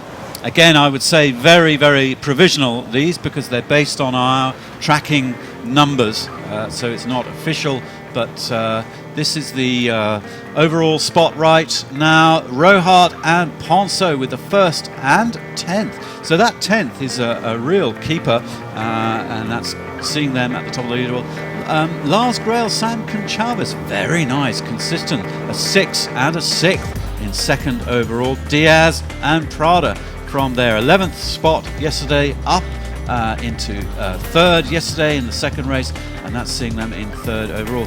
Nice performance by Meleby and Revkind, who we were following so closely in that race, with a 3rd and 13th in 4th. Anasov and Caesar in 5th. Mendelblatt, Liljal, they had a 2nd yesterday and a 15th in that race. Still sees them in the top 10. Zanetti and Struby, consistent racing there, a 9th and an 8th, 7th overall. Merkel Black and Lambertenghi, 8th and a 9th. That's an interesting result for them. Dr. Hubert Merkelbach with Sergio Lambertenghi, the German-Italian duo, still in the top 10. Anyone on this leaderboard is going to be happy at this stage of the championship to be on this screen there. Missouri Barak there in 9th with their 2nd position there. Good result for them. Buckingham and Sperry, a couple of youngsters in 10th. Lawrence and Coleman in 11th overall. Doyle and Infelice in 12th. And Hornos and McIntosh in 13th. Okay, and if you're looking at the scoreboard right there, when we were talking about just trying to gain centimeters or a half a meter on a boat next to you and how important it is, if you look down the leaderboard right there, already in 4th and 5th place, they're tied with 16 points apiece. Then the next few boats are 17 points together, and then down in 9th and 10th you've got another tie for 22nd. So it's really so important when you have such a big fleet with so many boats to just beat one more boat, and it's just going to pop you up the leaderboard that much. Every position counts.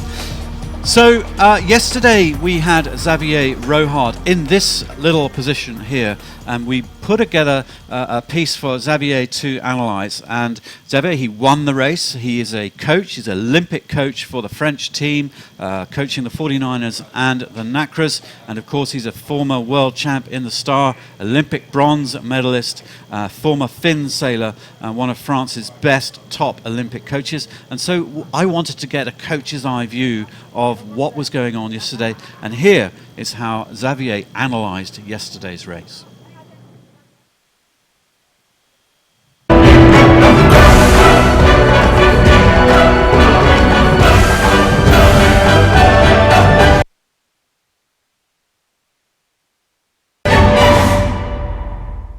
Well, post-race number 1 of the Bacardi Cup, I'm here with Monsieur Xavier Rohart, French Olympic coach, bronze medalist in the Star, and you've just won this first race, and you're going to help us do some race analysis. Xavier, let's just hit play and check it out. Race number 1 of the Bacardi Cup. Let's go. Here we go. So we're going to start about 2.5 minutes, and we're going to speed this up throughout, but I thought we'd pick a few names here and just pick some people who started at the pin end, the middle of the boat, middle of the line, and at the committee boat end, and you with Pierre Alexis are on the committee boat. Take it away.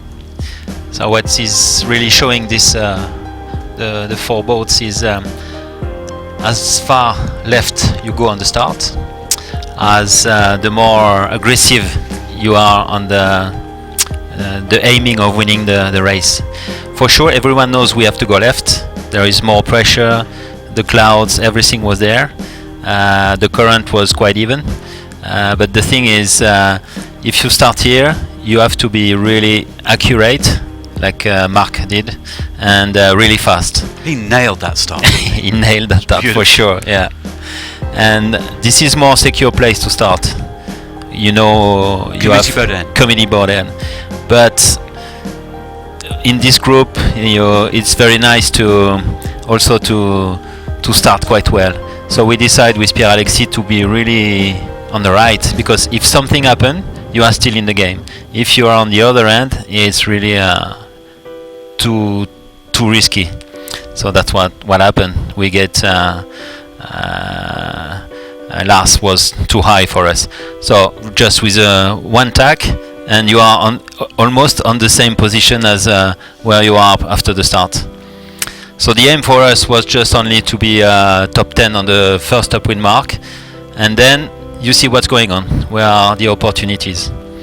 So everything was like previous, like what we thought.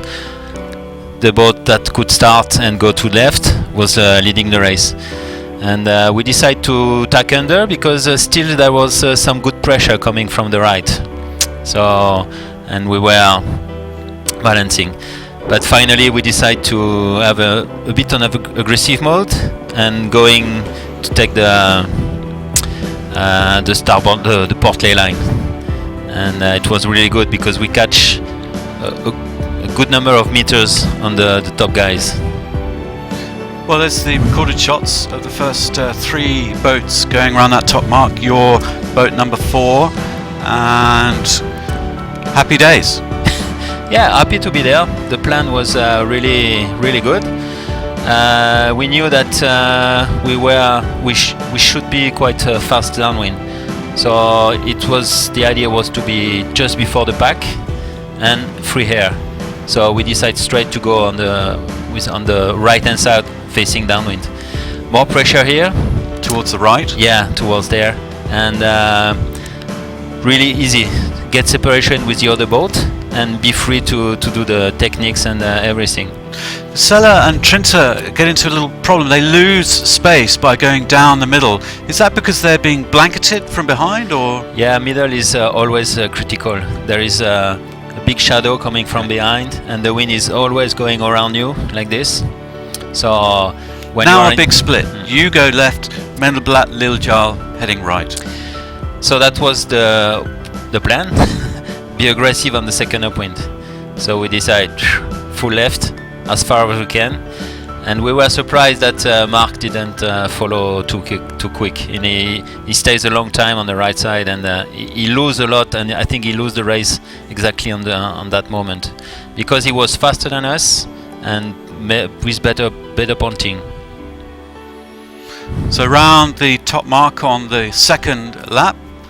Happy days, Les Français in the lead, you and Pierre Alexis. No, I tell you that we were exhausted because we gave everything on the second upwind. We gave all the resources we had, and it was really painful, I can tell you. And normally on this downwind they changed the mark, so it was straight downwind, and we knew that Marc will gain a lot on this downwind. I've just picked out Charlie Buckingham and Austin Sperry because they were 13th, 14th round that top mark, and they claw their way. They claw 5-6 places on this little downwind leg. How is that? You can see it's a typical laser and fin sailor. He's using every wave. You can see you see the snail behind him, and they are really aggressive on the technique. Lovely. So, yeah. So there you are, almost neck and neck. With Marc Mendelblatt and Magnus Liljal going around the bottom gate, and we have one more leg to go towards the finish, and it turns into a duel between you. You've got a covering position, it looks like here, over Mendelblatt and Liljal. So the decision we took here was regarding his ability of speed. If we continue like this, we had the feeling he will just pass. Then we decide to change mode and going for the wind. Again going left, again have better pressure, but we just succeed by... He's clawed an awful lot of distance back on you Yeah, right yeah, there. And there's you heading upwind, and you come into this kind of little match race mode And here. yeah, it is really aggressive. You see, every time he take an opportunity, and but we were not so happy with our attack, so we try 1, 2, and then we decide to stop. And after this attack, the compass shows we were on the right wind, so go left again and again and again. I have to say I like it from Mark Mendelblatt because he is really aggressive. You know, he takes no prisoners out there. Exactly. And you know, it's like a psychological America's Cup game where he's, you know, attacking you really. Yeah, all the time. And we knew that, so we said, okay, get rid of it, and back on the speed, back on the compass mode, and then we extend a little bit the lead. And it's enough. Yeah. Big relief. Yeah, big. So a scalp on your first day of the Bacardi Cup, which is good news for you and a great result for Definitely, Mendelblatt yeah. and everyone in that top 10, because you, as you said, you wanted to be top mark in the top 10. Yeah. And the other problem is Mark is really good in the light wind too. So every point we can have on him after on the strong wind is a win for us. Okay, Xavier, thank you very much. That is our Merci race à vous. analysis, and we wish you the best of luck in the following races. For now, bonne nuit. Renak.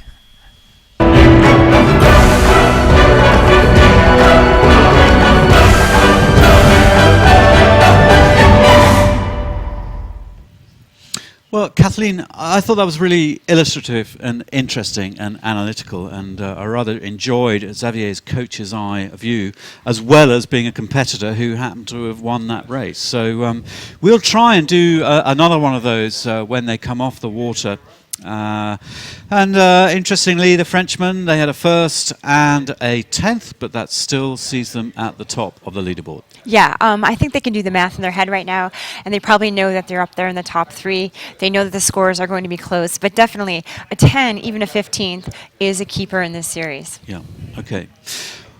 Stay with us. We have another race to come, race number 3 of the Bacardi Cup. And we are racing over a full 6 days. They blew off Monday because it was too windy. They got one race in yesterday on Tuesday, and now they're going to claw back the race they lost on Monday in just a few moments. So we're going to have another full race, probably the same course, a windward-leeward, 4 legs, 2 laps of the course. So out on the race track, we have Jenny Tulloch, former match racer and Olympic team member, 49er sailor and great commentator with the America's Cup, and Volvo Race, and Louis Habib, one of the top journalists in the world for sailing. He works for all the Royal Ocean Racing Club, races in all regattas everywhere, and everybody knows Louis. So there you are, enjoying the sunshine and getting some work on your tan. You could just bring us up to speed of where we are on the schedule at the moment. Well, on the schedule, we are done with the second race at this point. Waiting for race 3 of the Bacardi Cup. Again, we are not meant to do 2 races a day. They're only meant to do 1 a day for the Bacardi Cup, but since we lost Monday to it being about 30 to 35 knots, they've rescheduled the second race for today. I know there were some teams that were a bit not concerned, because teams would like to race 2, but they were worried this morning that they might not get 2 races, that it would get too light in the end of the afternoon. And I think actually it's looking beautiful. As you said, halfway through that race, the breeze started building, and it kind of looks now it's settled at that higher level. So I think we're going to be all right to get the second race off. Yeah, it looks that way. But also, if you look out to South Miami, there, the peninsula that comes out, I think we're seeing a lot more cloud build up over there. That would be indicative of maybe some thermal coming off the beautiful mangrove swamps that makes this water so beautiful and clean. The land's heating up, the cloud is building up, and we may well see an enhancement. Maybe that's what we're starting to see now. To typical signs of a sea breeze, as he says. Yeah, getting these little puffy cumulus clouds. I think you can even see them behind us in shot here, much more out over Key Biscayne as well. So it's going to be a beautiful afternoon. We know the breeze is supposed to continue to go right just a touch more. Again, we've seen both sides of the racetrack pay the last 2 days, so it's going to be an interesting decision to decide where to go on this next race. We know that the right didn't totally pay in the last one for Xavier Rohart. He started at the boat and rounded the top mark, the deepest we've seen him, 25th or something. Caught up a bit though, didn't he? Yeah, caught up a bit, and you know, we could call this Big Wednesday, 2 races. This is the third of the regatta going on just today, and you know, the heat, the time these guys and girls have been out here, second race, probably concentration starts to, you know, to go a little bit when you start to get tired, maybe a little bit dehydrated. Starts to wane a little. I mean, I know once I hopped on board with Zabo and Dodo, the first thing they did, they were like, how much time do we have? Okay, open the Cliff Bars. You know, we're chomping them down before we went to them on the interview. That was their step one, was to re-food, and then step two, once we got off, was going to be to rehydrate. And I think it is really important to, you can see how sunny and gorgeous and warm it is here, but really important to stay hydrated, especially because it's not that hot right now with the wind out, so you don't really notice how dehydrated you're getting. And that's crucial. Your brain functions start to fade even with just 7% dehydration. So I think really important for all of them to have brought enough water to keep themselves going. Yeah, and just to a Bacardi Cup, Augie Diaz, you know, he's been around forever. He's now won just about everything except this. George Zabo, he's been coming here since 1994. He's never won this regatta. This means a hell of a lot to the people out there. It'd be incredible if Zabo could pull it off now with a DSQ, well, not a DSQ, a did not finish as their first race. They don't have a discard, as they said. That is a huge fault at this point, to start out race one without a discard. So I think to be able to come out and pull off that race win was a pretty incredible achievement for those two. Yeah, and just sparkling conditions out here. You know, if you've been to Miami or Usalda, you probably go, well, this is, you know, Biscayne Bay's like. I think Augie Diaz said that when God, he didn't have a rest on the 7th day. I think he said, Augie Diaz reckoned he created Biscayne Bay, and looking at it today, he went sailing. Yeah, God went sailing on Biscayne Bay on the last day. Not he didn't go for the rest. Well, clearly we're enjoying it out here, Digby. Sorry that you guys have to be back there in the studio. Well, good on you, and thank you for your contributions during the race. It's great to actually have somebody on the water who can feel the wind and the airflow going on. They're on our TV Cat, and we have a big camera on there, and as they plough up and down the course. Now, Kathleen, I'm going to jump very quickly because we've got a little bit of time to fill before the second race of today. We have a laser sailor, Olympic laser sailor, Nick Thompson, who came to race in the Bahamas in December, and we did this little feature on getting onto one of these boats for the first time and learning how to sail a Star. And so this is a good insight into how to race a Star. We are down at the dock with Stevie Mitchell, Star World Champion, and two-time laser champion Nick Thompson. Stevie, you're an old vet in this boat, but it is Nick's first time and first day ever sailing the Star. What are you expecting of him? He'll be just fine. He's a great sailor in the laser. He'll pick it up very, very quickly. One of the reasons why us older vets get to come in the boat is that we do the mechanics of the boat. So I can hopefully do all the mechanics. Nick can weave his magic with the tiller extension, and hopefully we'll be okay. We'll find out in a couple of hours' time. And Nick, what are you hoping for your first time Star sailing? Yeah, I think the first step is just to get off the dock. That would be quite nice. And then if we can not lose our rig on the first day, I'll be pretty happy. But yeah, I mean, I'm so fortunate to have Stevie to sail with. You know, I think he's already taught me so much, and I'm really looking forward to it. All right, we'll let you guys get out there. Hopefully we'll get to listen in to Stevie coaching Nick through it. Thank you. We'll see you out there. You can say that just inside the telltales is fine. Okay. Use that as a depowering tool as well. Has your height of your boom off the back of the deck. Closed. Okay. Oh, that's sweet. Feels nice. Like heel angle, obviously that's a little too flat. Yeah. Little shifty here. Okay, it's going to load up here. Okay, about a little bit flatter than this is a good angle. Yeah. Pressure building here. Yeah. Yeah, and really, you're not really playing the main much in this. No. So when you get those puffs like that, you just steer to them. Yeah. If they're big, pull on a bit of this. If you need a bit of power, pull on the check stay a little bit. Crack off quite a bit. Yeah, crack off this guy. And that will effectively pull your check on a little bit anyway. Yeah. I'll crack the jib a tiny bit. Just to give you a bit of power. Yeah. That's it. You want a bit of weather helm all the time. Okay. So you want, if you let go of the tiller, the boat will slowly round up. Yeah. So don't be afraid of it.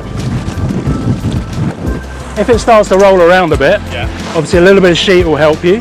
Yeah. Normally it means either the vang's a little bit too eased or your sheet's too far out. Yeah. So just sheet on a little bit. This will help balance you up. The rig's not going to do anything bad from there. If it comes up to windward too far, the pole will dip in the water. And that pushes, either snaps the pole or it pushes the mast back and breaks the mast.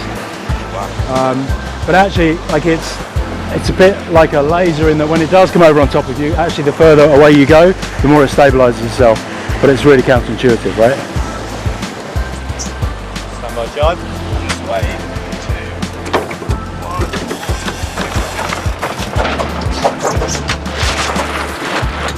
Nice, good one.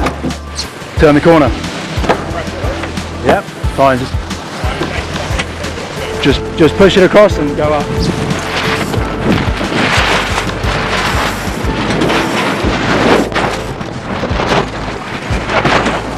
There you go.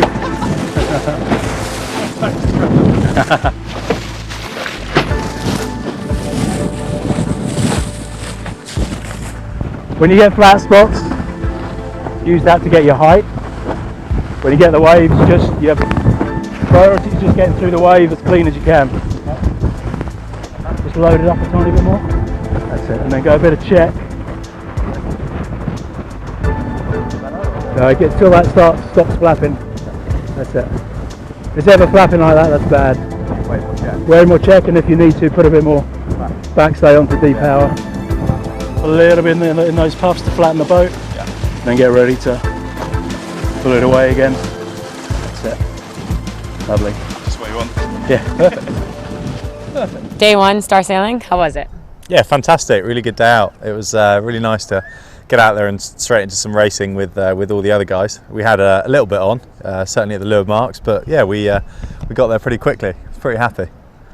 How would you rate him as a star skipper? Great. I mean, first day in the boat, yeah, we did some manoeuvres. We didn't do any big disasters, and we got into racing some boats, and it was good. Like we had any disasters. I know, It's a big disaster. We had pretty reasonable speed, and yeah, we were racing rather than just trying to sail the boat around the course. What is the hardest part? Probably the lure mark rounding, to be honest. It's just so much main sheet to bring in, and it's pretty loaded. It's I mean, there's it's a big main, if you hadn't noticed. So I certainly didn't until I got out there. But yeah, that's probably the hardest bit. But it's good fun. Awesome. All right, thanks you guys. Good luck out there this week. Thank you. Well, that was in the Bahamas in December. We're in March and we're in Miami for the Bacardi Cup. We're a few minutes away from the second race of the day, the third race of the Bacardi Cup. We can take a virtual fly out to the racecourse over Miami to Biscayne Bay, and there's the city of Miami right below us with this virtual mock-up of the city, beautifully done there. We can fly over the three yacht clubs that we're running the championship from. We are based in the US Sailing Center. Pat very kindly giving us a big room to work out of. Thanks, Pat. And there is the start line, a huge line for 70 plus boats for the Bacardi Cup, and here are our live shots. And I think that we are under 5 minutes, around 4 minutes to go to the start. Here we go, coming up to 5 minutes to the start. Nice breeze, nice speed by these boats. Kathleen is with me in the studio. We've lost Jeff Ewanson, the coach. He's off to sail his Viper with his team there. And thanks very much, Jeff. So me and Kathleen, former member of the US sailing team, 6 times US national snipe champ. Kathleen, we were looking in that little break there that we just had, looking out to sea, thinking, wow, beautiful conditions. Yeah, it's definitely a day I'd want to be out on Biscayne Bay. Perfect breeze, not too windy, not too wavy, but just enough that you're comfortable in the boat and you're going fast. I think this is going to be definitely an interesting start. The breeze is up. That's, as Jenny said earlier, that's not what people anticipated today. They anticipated the breeze going down. And we did see some people being able to move up the course on different sides of the track, left and right, even though the left tended to prevail. And we also saw in the first start the pin end, not the committee boat end, being favored slightly. And but right now the wind up, black flag is up. That means that anybody who's over the line early has to retire from the race. So we saw that in the first race after one unsuccessful start. But doing it again, they've got to get this race off. People are tired and they want to get people in. Okay, well, here's a quick update of the overall scores after 2 races. Xavier Rohart, Pierre-Alexis Ponceau, just 1 point ahead of Lars Grael and Sam Conchalves. Both those 2 teams there have won the Bacardi Cup in the past. They have their name on that trophy. Augie Diaz, Bruno Prada. Augie Diaz does not have his name on that trophy, and he's just a couple of points behind Grael and Conchalves. Ivan Meleby with Josh Revkind in 4th position at the moment. Anasov and Caesar 5th. Mendelblatt and Lil Jarl in 6th. Mark Mendelblatt, I think, has won this twice. Yes, he has, with 2 different crews. 2 different crews there. Zanetti and Struby. Zanetti from Argentina, Struby from the USA in 7th. Merkel Black and Lambert Tanguy, the German-Italian duo, just ahead of the Croatians Misura and Barak. And if we look to the right of the screen, look how tight that bunch is. You know, just a handful of points really in the top 8. It is wide open, this championship, going into race number 3. We are expecting to have 6 races in total. They'll have a discard after 4 races, and over the next couple of days we will say races 4, 5 and 6. So 3 more days of championship to go. Yeah, it's long race for these racers out there. Most regattas are 3 days long. Here in Miami on the weekends, they're 2-day races, sometimes 3. And then, for example, an Olympic class regatta or World Championship is only 5 days. But the Bacardi Cup traditionally has been 6 days, very long courses. So as we've mentioned earlier, it is a different type of racing. People have to pace themselves. Well, we're under 2 minutes to the start of race number 3. Rohart and Ponceau left the screen going for another committee boat end start, which is rather interesting. In the last 2 races, we've seen a big bunch up at the pin end, and there's Meleby and Revkin towards that pin end with 1.5 minutes to go. We've got a camera on board with Meleby and Revkin, and we were enjoying analysing their posture and manoeuvres through race number 2. Look at all that traffic there at the pin end. Everybody wanting a decent start over here because the left traditionally pays in Biscayne Bay. We're learning the Biscayne Bay tactics as we go through the championship, and some good results coming off the pin end left-hand side. 1 minute to go now. We could hear the horn on the committee boat as we're looking at virtualized Szabo and Natucci. Interesting, up at that pin end as well with Meleby and Revkind. There is Josh Revkind with Ivan Meleby, the Norwegian-USA duo, gunning for the pin end. In the background, I think that's George Szabo. Exactly. Right in there. So those 2 dueling for a good spot. We're having a little look, virtual eye. They're off the line with that black flag rule, so a little bit more caution for the start of race number 3. The race committee don't want any messing around for this start. 15 seconds to go. A clear line as we look down from the committee boat all the way down to the pin. The yellow mark is just an indicator in the middle. It's the 2 orange flags, which is the start, and away they go.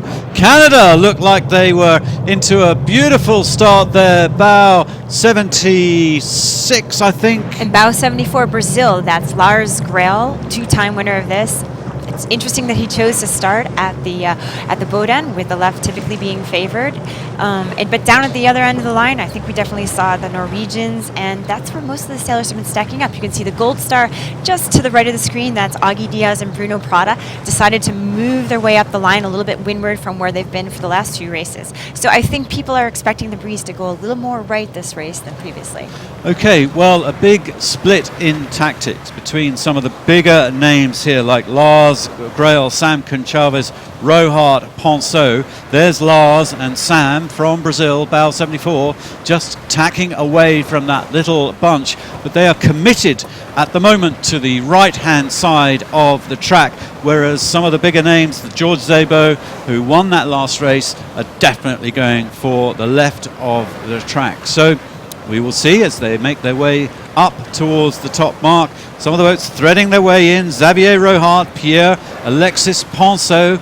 Another second row start for them. What's going on? You know, that's really interesting. They're getting to the side of the line where they want it to start, but it just seems like they're not pulling the trigger as fast as they normally would. Now, also because the left-hand side of the line has been favored, sometimes at the unfavored end, you can get boats that don't have as much experience. So they might come in the last minute and go into a spot where they shouldn't. They might start earlier and go over the top of you. So when you're starting at the end of the line where there's less experienced sailors, it can sometimes be harder to start because you don't know what they're going to do. Well, Rohart and Ponceau neck and neck with Laurent Barth and John Barth, their father-daughter team there, bow 13. And we mentioned in the last race that it's International Women's Day, and rather great to see Laurent sailing here with her dad. And she's really thrilled to be on the start line and giving quite a spot of bother to the 2 French Olympic coaches there from the French National Sailing School. So another big job on for the Frenchmen in race number 3. They managed to claw back and finish 10th to retain their overall leader spot after 2 races, but again, they've made life very hard for themselves. Yeah, but as we mentioned earlier, if you're over on the right-hand side of the course, it's not necessarily favored. There are a few shots that come down on the right, but because you have fewer boats, it's also easier to keep yourself out of traffic and have clean air, put your bow down, and just work on speed without having to worry about so many boats being around you. And I think that's what the Frenchmen did in the first beat in the last race, and I think that's going to be their plan for this race. We also saw Lawrence and Coleman start at the boat. They did that yesterday. Weren't happy with where they started and how it worked out, but we see them here again in this race going to the right. Well, here's our early leaders, Andrew McDonald, John von Schwartz from the USA, just poking ahead. They obviously had a beautiful start. They got no one to windward. They have their clear lane here, and they are giving us mathematically, they are leading this race at the moment as they head up. Now, they're running a slightly longer race for number 3. They're going to do 5 legs. So we're going to have a windward-leeward, and then they finish upwind for this one. So an extra leg for race number 3. So back to the long format.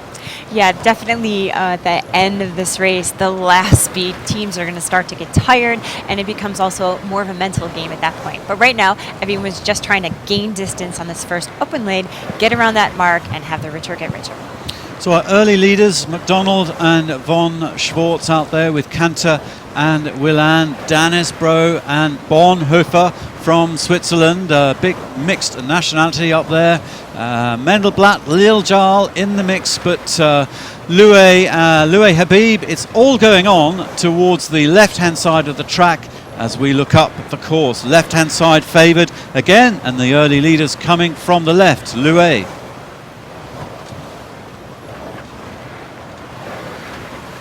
Okay, we'll come to Loué in just a moment. The boats are some 5-6 nautical miles away from our centre here in the US Sailing Centre, so quite a distance for our microwaves. And I should explain, if you're watching at home or at work, even better, that there's always going to be a slight delay between the live shot and the virtual eye shot. The virtual eye, they're all running off trackers on every single boat, and it goes through the cellular network, as Paul Sharp was explaining to me last night from Virtual Eye. and then it gets crunched down in Dunedin, down in New Zealand, the data, and then it comes back to us here in the US Sailing Centre, and then out to our screens. So there's a kind of 5-6 second delay between the virtual statistics and the real live shot that we're seeing now, that beautiful shot across towards. Okay, we're looking at Lars Grael in Brazil, bow 74 right there, and the German team of Henning Voigt and Dirk Stuve. We saw them have the Germans had a good first windward leg in the last race, and they're in good company going upwind here with Lars Grael. Grael Conchalves in the top 3 overall. This 13th position is another keeper, as you say, Kathleen. Anything in the top 15 with a 70-plus fleet is good work, and we saw that the 10th of the Frenchmen Rohard and Ponceau was good enough in that last race to keep them at the top of the leaderboard. Here we've just seen them creep into 18th position, so we'll see what they can do in this race. Yeah, this is interesting. If you're looking at the screen right now, in the past few races, the boats that were on the far left-hand side of the race course tended to be the winners, but actually there's boats that are a little bit more to the right. They're more the center of the course that we see punched out and leading. And also, usually in the beginning of the first leg, we didn't have boats on the right-hand side, even in the top 20. And you can see some of the boats who started at the boat end. Actually, like, for example, Xavier, the Frenchman right there, they're in 15th place. We haven't seen that in the previous 2 races. So definitely there's more right-hand wind action here on the race course in this first beat. Okay, Victor de Maison, Arthur Lopez from Brazil, bow 25 in the mix, as well as are John van der Molen and TC Belko, bow 66. And they are forcing some of the Germans to tack behind them to squeeze out of their dirty air. Yeah, van der Molen, bow 66 right there, USA. They were actually over the line early in the first race this morning, so they're going to be working really hard to make up for that in this race.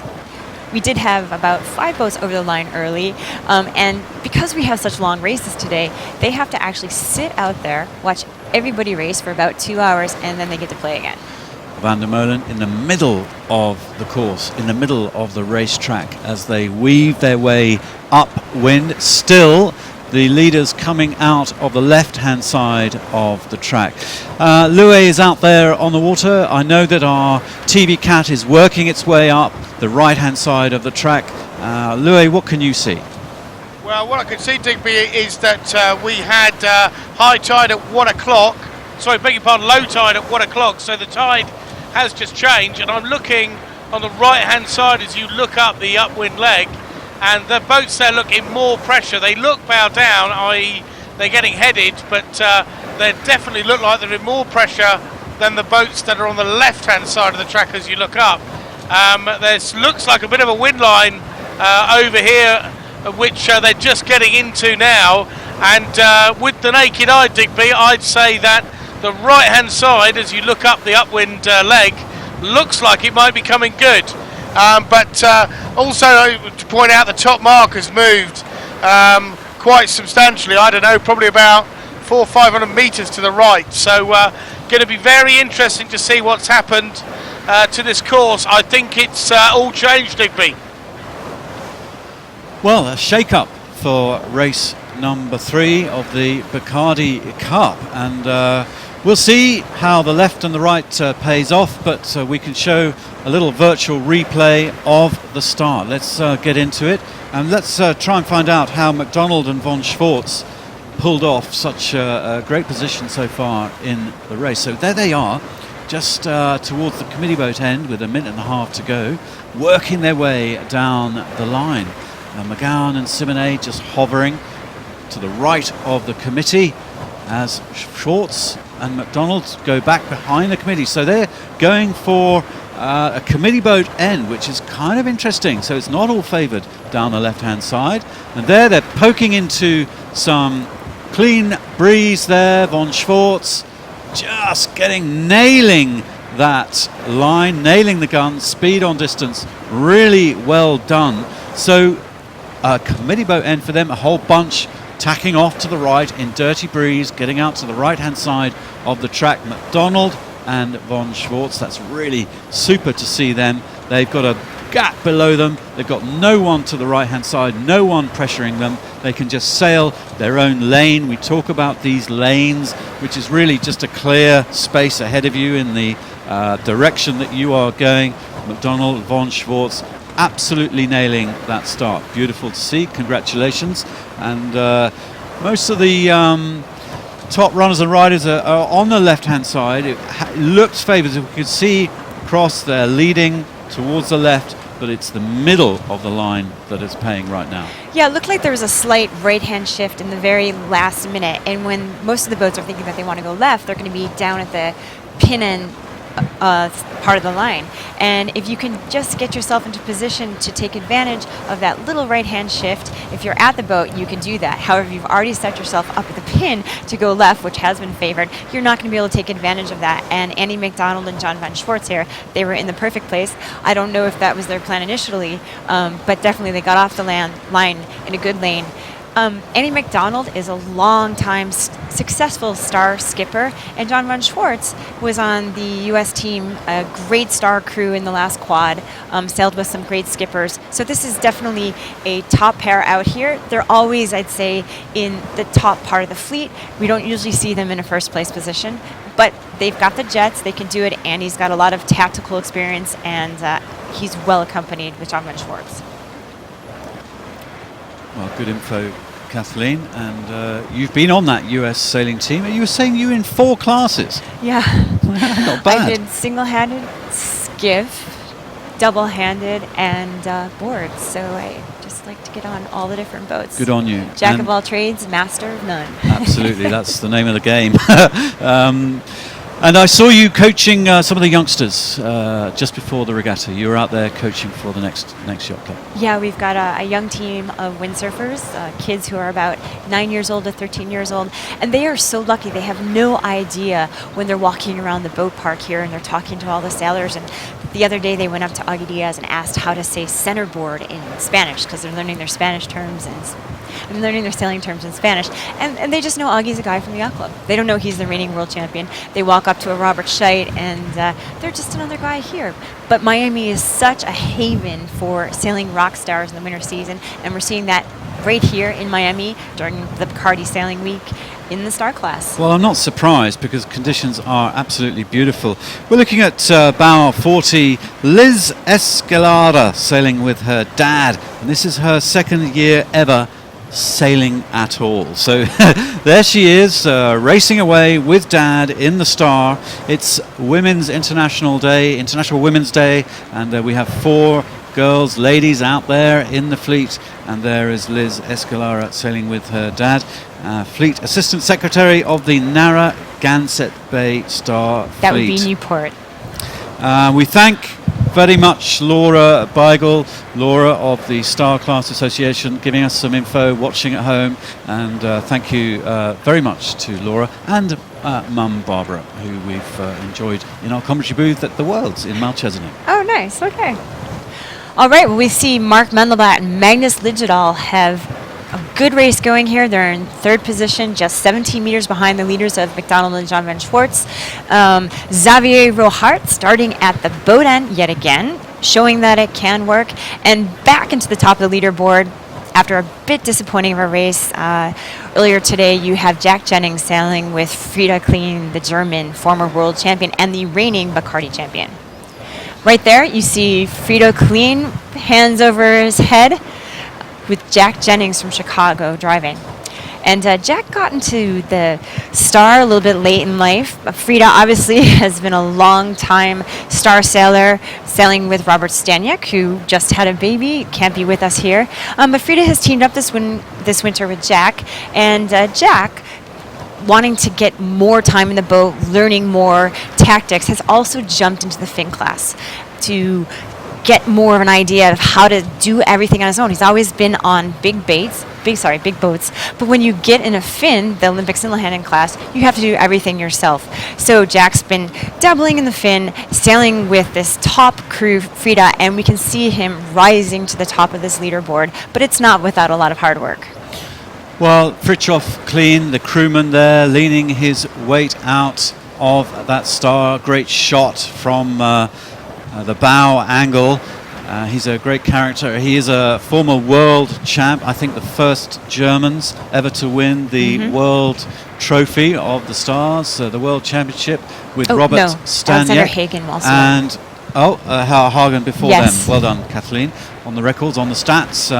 But the first Bacardi Cup winners from Germany. Frida is the defending champion of the Bacardi Cup with Robert Staniek. And again, congratulations to Robert back in Germany on your newborn Tiddler there. We've seen some very cute shots. Yeah, as we've mentioned, talking about Xavier and Pierre-Alexis being coaches, Frida has been also coaching the German Olympic team in the 49er, the skiff class, both the men and the women. And Frida is an excellent coach. One of the things that he focuses on when he coaches is footwork. And a lot of times he'll set a GoPro up in the bottom of a star, whatever boat he happens to be coaching, and tries to teach people where to put their feet. I mean, obviously, when you're looking at this picture, you don't see any feet. But whenever you're doing any movement, or even just steering a boat downwind, you're putting pressure on your feet to not only control the heel of the boat, but also you can drive the boat with your feet, and you've got to put it in the right place to be the most efficient and maximize time and speed. And so Jack is very lucky, very fortunate to have a coach like Frida crewing for him. Well, another great crew, Brian Fatih sailing with Will Svigat there, working their way upwind. Brian, full-time crew in the Star, works with quite a few skippers, and one of the SSL favourites there. And he also won this event a couple years ago, sailing with Mark Mandelblatt. Well, that's the real live shots as the boats approach the top mark. Mark number 1, this all-important shakeout. This first leg of a long 5-leg race like this, very, very important. And we could see wonderful starts there earlier, but I'm astonished at how Rohart and Ponceau have managed to claw their way back into second position. McDonald von Schwartz, yes, great start in the middle, poking their nose out in clean air towards that committee boat end. But Rohart, Ponceau, not even second row, another third row start. What is going on with the Frenchmen with their starts? But now, boom, away they are. They must have fabulous, fabulous upwind speed. Yeah, it's so interesting. I'd say this team has actually spent more time coaching in the past couple of years than being on the starboat. But this is a team that has sailed together for so long. They've got their communication down pat. That boat is a rocket ship. It's tuned, everything's working on it, and that makes it easier to just hop into the boat and go. And they also have a confidence level that they can go to the starting line, and okay, that didn't quite work out the way they wanted it to, but they're so tactically strong that they know that they've got the boat speed and they've got the tactics that they can just climb their way up the ladder. And they're going fast, a lot faster than everyone around them. Well, it is their ex-Olympic boat. They sailed it at the 2012 Olympics there. And now we've just switched to our onboard cam to see the Norwegian, Ivan Melleby. Oh, now we're back to the Frenchman. So Rohart and Ponceau, that's their Olympic boat from 2012. And it's great to see that still in action. And these guys were Xavier Rohart, one of the founders of the Star Sailors League. And the end vision of the SSL is to have 5 Grand Slams around the world with a big final in the Bahamas. We've had 4 finals so far. This is not the SSL event, it's not our event, but we're here with all our technology to analyze what's going on. And now we are on board with Ivan Melleby and Josh Revkind. There we go, Ivan, and the very low boom of the Star. You can just see there's almost no room for these big guys to get duck underneath there, and the feet of Josh Revkin as he hangs out the side, and Ivan concentrating hard on his upwind tune. And you notice that they're holding on to the backstay there. They can adjust the backstay and the shrouds from that position. And I did ask Pierre-Alexis Ponceau at breakfast this morning, exactly how does that work? And he was explaining that it's to do with the twist at the top of the sail. So if they're a little bit too powered up, they can pull the backstay on, bend the mast back, create a little bit more flop or twist at the top of the sail and lose a little bit power. And if they need more power, they can ease that off, and they can also adjust the shroud as we see here. Okay, I think we're looking at the Swiss team of Danisbo and Bonhoeffer. And, you know, I was out in the boat yesterday, and I was actually so shocked at how hard it is to actually pull on that backstay. You watch these big guys out there, and they're just sitting on the boat, and they casually pull it on and off. But Star mainsail is so big that line is very, very loaded up. So it does take a bigger person to lean their weight out and adjust it. But these guys make it look very easy. And there's a vast amount of feel from the crew, which Pierre Alexis was explaining to me, that, you know, you can see as we watch the Swiss, you can see how low the crew is to the water. So you can feel how powered up the boat is and how smoothly it's going through the waves. So that information is being fed to the skipper all the time. And that helps them adjust the rake and the mast tune and the sail tune and the twist and all that kind of technical stuff that the Star is famous for. So we're meters away from the top mark. It's getting crunchy inside the cone, just underneath that top mark. Quite a few boats, Kathleen, have overstood and sailed a little bit further than they need to on the right-hand side, including Mendelblatt and Liljarl out there, but just approaching the ley line for the top mark. Voigt and Stuvey from Germany. Yeah, it looked like we had a little bit of a left-hand shift on this last part of the upwind leg. And when you're coming in on the left-hand side with a little bit of a left-hand shift, that's not a good place to be. Well, so close. Let's join Louet for the mark rounding. This is as close as we've seen, Louet. Absolutely fantastic action out here on the water, Digby. It really was impossible to tell which side was winning there as they were coming into the cone, as you put it. But it looks like first round the top mark, 8.250. That's not in the top 20 in the first race. Who's that, Digby? It's Andy McDonald. Fantastic. So yeah, a real bunch up at the top mark there. I can see George Zabo's in about fourth. Breeze is up, so we'll see what Zabo and Natucci have got downwind. And you know, after yesterday, they're not going to leave anything out here. Obviously, we've just had the first leg, so there's plenty more to go. But I tell you what, Digby, there's not a lot of daylight here. Over to you. What can you see, Jenny?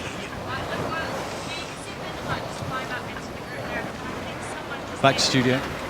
Circles with his finger signal. I'm not sure if you guys saw that, Digby, but we missed it, Jen. Sorry. It looked like Mendelblatt tried to tack in. Someone kind of stuck his hand behind him and told him circle with his finger. And I'm not sure if we're going to see Mendelblatt going for circles here. 8.481. No, we've seen 8.203 circling instead.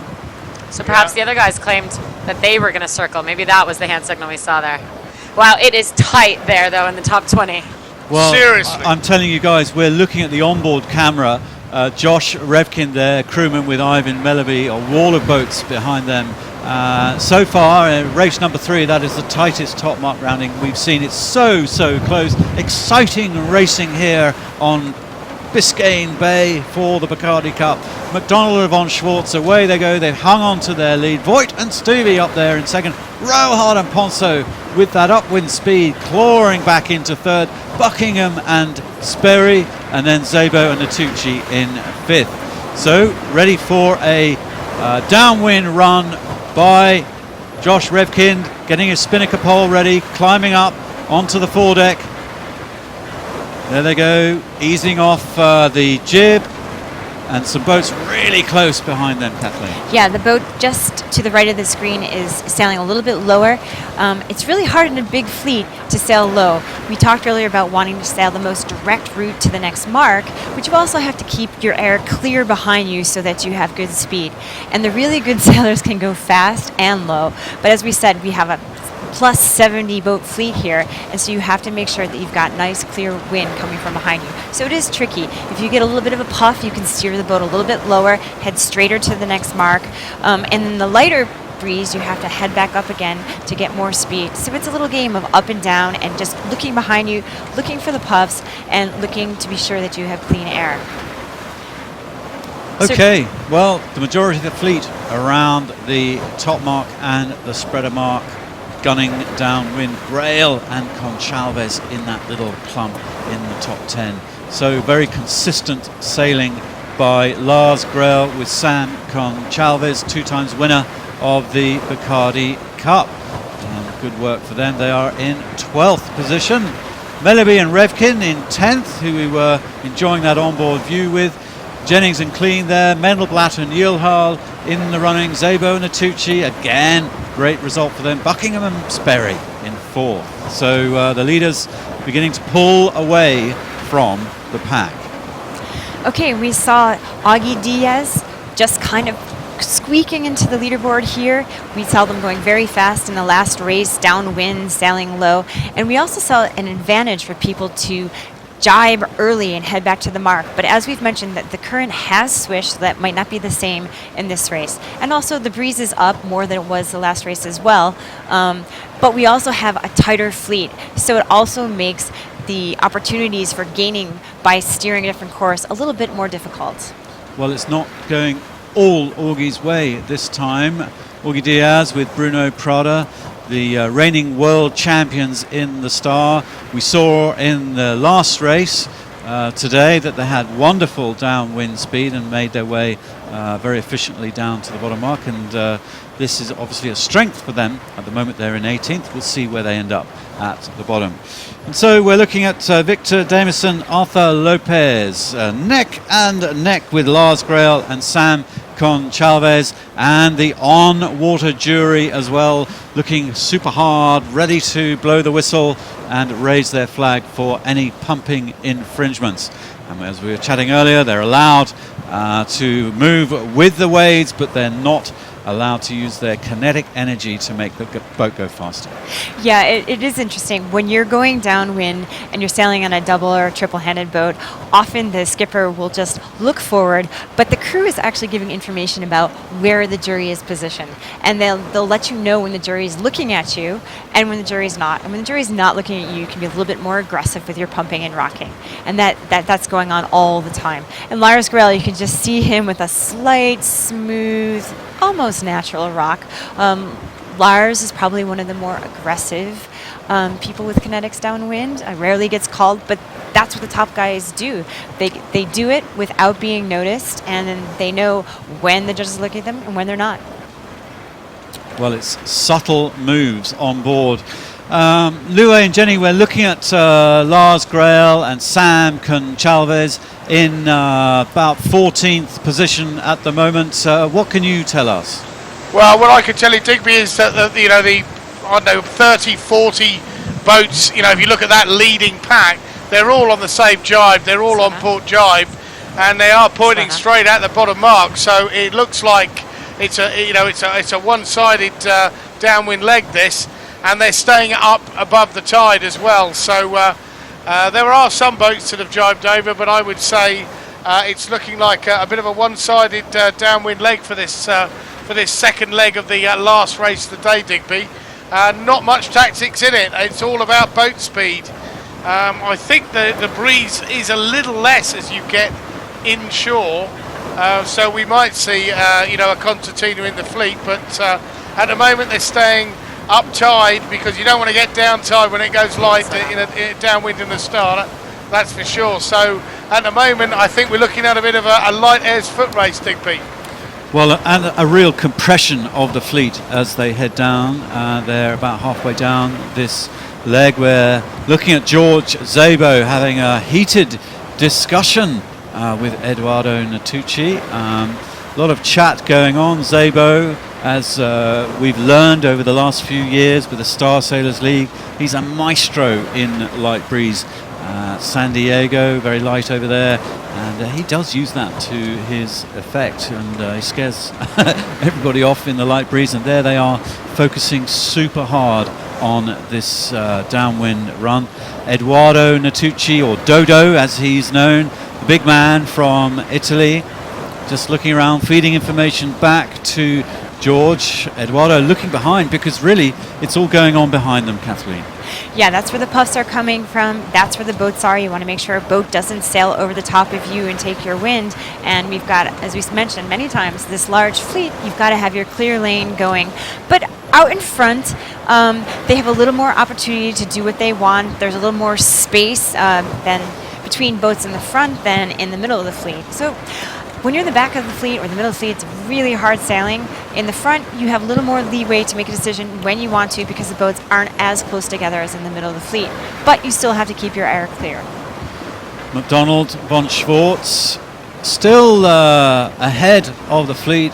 Phenomenal performance by these guys from their super start. They've managed to hold on to the lead all the way around the racetrack, but now they are being attacked by Rohard and Ponceau, Voigt and Stubbe, Buckingham and Sperry and Szabo and Natucci, Jack Jennings, Fritjof Clean, Mellerby and Revkin in the mix, Merkelbach and Lambertenghi also in that mix for Sella and Trinta, who led race 1 for so long. They're in the top 10 there, just climbed up to 8th position.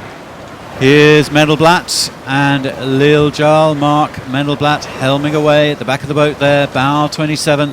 Magnus Lil Jarl, originally from Gothenburg in Sweden, gold medalist in the Star at the Sydney Games. And these two racing away, doing a beautiful job, concentrating downwind. Yeah, you can see Mendelblatt's position in the boat is very similar to what we saw with Ivan Mellerby in the last race. Just kind of hunched over, and they're keeping their tiller very smooth. You don't want a lot of movement in the tiller. It slows down the boat, but just enough that you can steer the boat down those little waves that you see. And also you want to keep your center of gravity lower in a boat. That makes you go faster. And you're not really seeing Mark make huge pumps with the main sheet. Everything's just very natural and smooth. And he's known for going very fast and being calm and cool and collective downwind, no matter who's in the front of the boat. And just look at the concentration in his face. What happens is when you're going downwind, the main sheet loads up. There's pressure on the main sheet, and there's also pressure on your tiller. And you kind of want to just keep enough pressure on it, and then you might do a little pump when you got a bit of pressure. Also, when the bow of the boat goes down, that's also when you want to pump. But because the breeze is down in this leg, you can't do as much connects as you like, and everything slows up a little bit. So you've got to be smooth and do your pump and rock at the right time without the judges seeing you. Well, Mendelblatt and Lil Jarl just gaining a few scalps, actually, as we've been talking about them, heading downwind. Magnus looking behind, feeding information back to Mark, and really interesting to see Mark. Mark's grabbing the stick. We go back to that live shot, Chris, and a little bit of keel, a little bit of kelp under the keel there. Mark leaning over, Magnus leaning the boat over to make it easier for Mark, and they do it smoothly without losing any speed, and they've just actually gained one more place there over Vasella and Trinta. So superlative downwind sailing by Mark and Magnus on bow 27. Yeah, Biscayne Bay typically isn't too weedy, but there's different times a year, especially when the water starts to heat up, as it is. We're just getting into spring, and there tends to be more weed floating out there in the water. And the further you get away from land, the more weed there is. Okay, with virtual, we see the bird's eye view of the fleet really spread out, heading downwind towards the gate. We're still on the first lap of the course. McDonald and von Schwartz still hanging on to that lead, and they're gaining a bit of separation and a bit of clear breeze behind them. Really good work by them. Rohard and Ponceau engaging Voigt and Stubbe there, attacking the German teams. The French attacking the Germans there in virtual eyes. We can see Buckingham and Sperry. They're in a great spot there with almost no one directly behind them, so that we could see them claim a scalp or two, and it looks like they're attacking Merkelbach and Lambertenghi, the German-Italian team. Mellerby and Revkin in the mix as well. Okay, we've just seen George Szabo and Eduardo Natucci. They've jibed over, and they're consolidating with the rest of the fleet, going towards the middle of the fleet. And we'll see how that goes. They're really the first boat that we've seen jibe out, but they've got clear air, and not sure why they did that, pretty much the rest of the fleet is on the other tack, but they're converging into the cone and just basically doing a little bit of a consolidation. It hasn't looked like the left-hand side of the course has worked out as well on this downwind as the right-hand side. So maybe they're cutting their losses a little bit earlier and trying to consolidate with the rest of the fleet before losing any more. Well, Dr. Hubert Merkelbach helming with Sergio Lambertenghi. Dr. Hubert was European champ a few years back. Great sailor, great lake sailor. So he's slightly out of his comfort zone on the sea now, but it's light breeze. But Dr. Hubert is one of the stalwarts of the Star class, one of the best sailors from Germany. It's a real honour to have him here. He's always incredibly enthusiastic around the boat park. We chatted to Dr. Hubert just before the regatta started, and here's what he had to say. We are down near the boats with #1 ranked currently Star crew, Sergio Lambertenghi, and your skipper this week, Dr. Hubert Merkelbach. I know you guys normally sail with Marcus Coy usually, and you with Diego Negri, but you're teaming up now. Why is that? Well, actually, we started sailing together. We sailed together last year in Croatia for the Eastern Hemisphere Championship. We found each other fine. I would say fine. We had good races there, and what happened that here this week for the Bacardi, Diego couldn't come and his normal crew couldn't come, so we joined up together.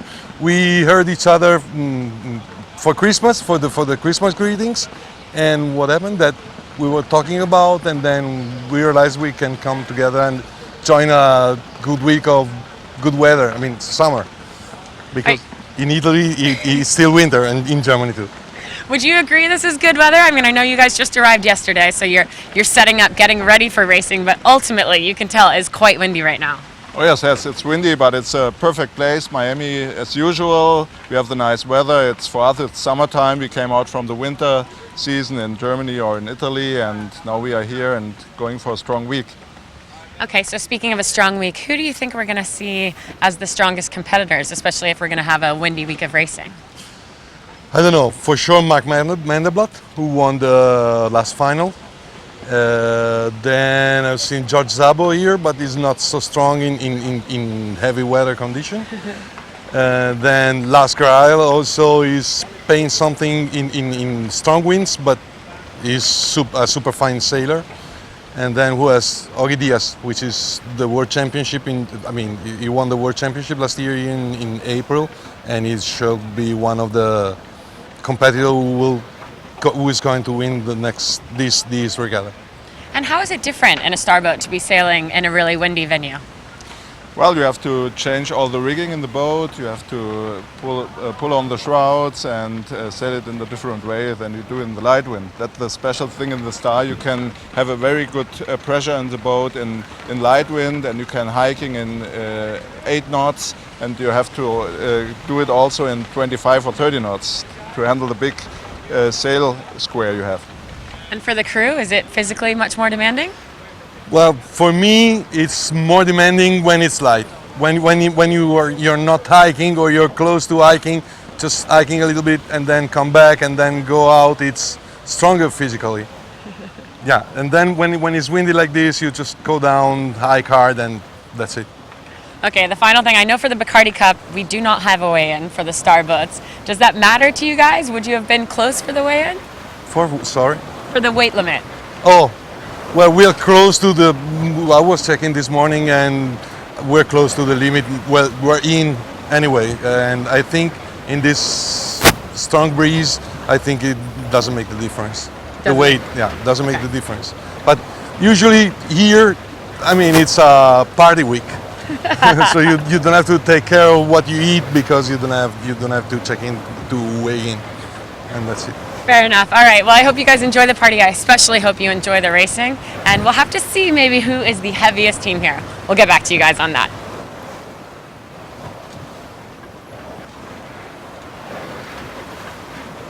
Well, super cool to see virtual as that interview was going on. Rohard and Ponceau just taking the lead over McDonald and von Schwartz, and Voigt and Stuvey just behind Rohard and Ponceau. So Virtual Eye giving us a real bird's eye view of what's going on here. Rohard and Ponceau in their clear lane. They had a terrible start. They got round the top mark and they've ground their way downwind just to take McDonald and von Schwartz. Voigt and Stuvie there just trying to attack Rohard and Ponceau and McDonald, von Schwartz. In the back, Szabo, Natucci in their clean air, Vasella and Trinta and Grail and Conchalves. So it's all going on towards the bottom gate. Very, very close racing here, but it is indeed the Frenchmen who have made their way to the front of the pack in a remarkable downwind leg by Rohard and Ponceau. And Meleby and Revkin are in the mix there as well, but the lead has been lost, unfortunately, by the Americans to the French. Now that was interesting that Rohard and Ponceau decided to take the right-hand gate going up the left-hand side of the course. It could be a little bit of a right-hand shift right now. That's a little bit different from the first beat that we saw where the right side of the course was favored going upwind. So I think the wind has shifted around a bit. Well, there is Meleby and Revkin just squeezing inside the mark, forcing the Germans a little bit wider of them. We're on board with Josh Revkind, the crewman, front of the boat, nearest our camera. Ivan Meleby from Norway, just beginning to high count. And we'll see Josh probably just move out. Josh working away with the shrouds, tightening up for the upwind leg, adjusting the whole mast, rake and position. So a bit of crew work, bit of smooth crew work. There's Josh beginning to head out to the side of the boat, just beginning to lean as they build up momentum and speed. A very delicate position there, body weight movement within the boat, absolutely critical. And these big guys at the front making all the difference to the power of the Star and this amazing boat here. Meleby concentrating, having a little look above him for sail tune and rig adjustments. Interesting, Kathleen, not much chat going on with these guys. They know what they're doing. They're just trying to settle in to a nice upwind rhythm as quickly as they can, to power up as quickly as they can. Back with Virtual to the majority of the fleet going around the bottom gate, and it's still phenomenally close in race number 3 of the Bacardi Cup. Yeah, we've seen the pressure down a little bit. You notice that Josh Revkin didn't get out on the high side of the boat that fast. So definitely the wind is a lot less than it was in the first beat. But we see the majority of the fleet right now on port tack, headed towards the right side of the course. And you'll notice Missouri and Barak down there. You can tell that they're in bad air. You can look at their angle, their bow is pointed. Of our screen. Yes, their bow is pointed down. So that's what happens when you don't get a good mark rounding. You end up to lure to the boats and not having a good angle. But they're going to hold the position because they want to go to the right-hand side. See that perfectly on their track, just a big bear away as the boats had blanketed their breeze and they had to do something about it. So getting trapped in traffic down at the bottom of the mark, and the expression "the rich get richer" is relevant because you can see, obviously, if you're around that marker, you can poke your nose out into clean air, you can extend your lead around the racetrack. Hence the first leg so crucial. But just an amazing job by the Frenchmen to pull their way up into the lead here. Yeah, what I saw that just back then when we had the screenshot of the whole fleet, it was the biggest mishmash, if that's what you could call it, of boats on port tack and starboard tack. You saw some of the first boats that rounded the right-hand gate. You saw them actually tack over. And so the wind, I think, in this race tends to be a little bit more shifty in the last race. So there's more gains that you can make by playing the shifts, tacking when a shift happens, and people not really working out to the edges as much. Well, the Croatians, Marin, Misura, Tonko, Barak, just taking it to Jim Buckingham and Craig Moss. And great shots here. We can see how tight this battle is in race number 3 of the Bacardi Cup. The Swiss pair just tacking away from danger. Chatagnier and Serge Pulfer. JP and Serge. There's JP and Serge, they work for the Star Sailors League, the SSL. Serge, fantastic character, always cracking jokes around the boat park. We love them both enormously. and they've helped enormously logistically to get us here and to make the Star Sailors League work. And there they are, hammering away, doing a great job in this race number 3. Serge leaning over, and some good old French chattering away between them. Yeah, this is a tremendous pair. At the end of the day, when the rest of the sailors put their boats away, go and have a cocktail, Bacardi cocktail, this pair is out there repairing boats, making sure all the SSL boats that are being lent to sailors for this event are working right. And then they get up in the morning, they do it again, and then go out in the race course. So the fact that they're out here sailing well, and actually sailing, it's very hard to work an event and sail in it at the same time. Yeah, fair play. Good on JP and Serge, our buddies out there, having a great 3rd race. So it's looking like Mendelblatt and Lealjar managed to poke their nose ahead of Buckingham and Sperry. Rohard and Ponceau again running to the left-hand side of the track. Like a little cormorant flying through the fleet. Pure grace. Lovely shot from Adam, our cameraman. The bird just taking us Annie McDonald. to McDonald and von Schwartz, who had that wonderful start, dropped to 4th position at the moment, 4th overall, but still they're going to be happy with that, and they will be attacking post Rohart and Ponceau. Melleby and Revkin in the mix as well. They've from the top mark to the bottom, they've clawed back a few places. They had a very good bottom mark rounding, and they are up into 5th position at the moment. But Mendelblatt and Lealjar poking their nose into the lead. Loué, phenomenal performance by Mendelblatt and Lealjar at the moment. Well, I can tell you at that bottom bar, Mendelblatt and Lealjar, they were absolutely convinced to go this way. They went round that bottom mark and came back, pumped it up upwind, and just took off like a scolded cat. And it was just so obvious they were much quicker. There was more air, and if you look at the angle now, look at how the terrible knot Rohart and Ponceau's getting in the distance. They are much lower on the bow. It looks like more pressure and lift here for Mendelblatt. And just tucked inside him there, you've got Charlie Buckingham and Austin Sperry, who also went the same way. So looks like the right's paying big time, Digby. And after this we've got that one big downwind leg. But I have to say, Mendelblatt, who comes from Coconut Grove, absolutely got that one right, Digby. Back to you in the studio. Well, we're looking at Mendelblatt with our live shot there, heading up the right-hand side of the track. Virtual Eye can give us a little bit of geography as we pull out from Mark Mendelblatt.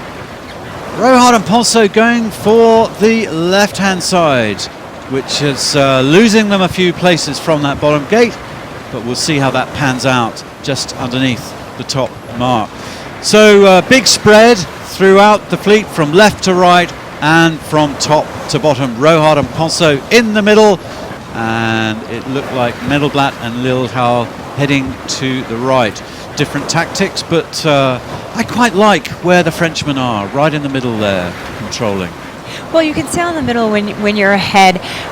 They have enough room that they can play the shifts, as I think the breeze has come up a little bit here, maybe a little bit more sea breeze that's filling in from the right. I mean, definitely Mendelblatt wanted to go to the right. There were some people who rounded earlier at that leeward gate who didn't go that far. They tacked away onto starboard tack, but a few boats like Buckingham and Sperry, Mendelblatt and Rohart and Ponceau, they actually took a little bit of a risk to keep going, and that's for a purpose, and I can't tell because we can't see outside the studio, Digby, but my guess is there's a little bit more pressure over there on the right-hand side. Well, Jenny Tulloch did a marvellous job before the regatta, going around chatting to some of these sailors, and as we look at Charlie Buckingham's boat with Austin Sperry, let's catch up with Austin Sperry and see and hear what he had to say.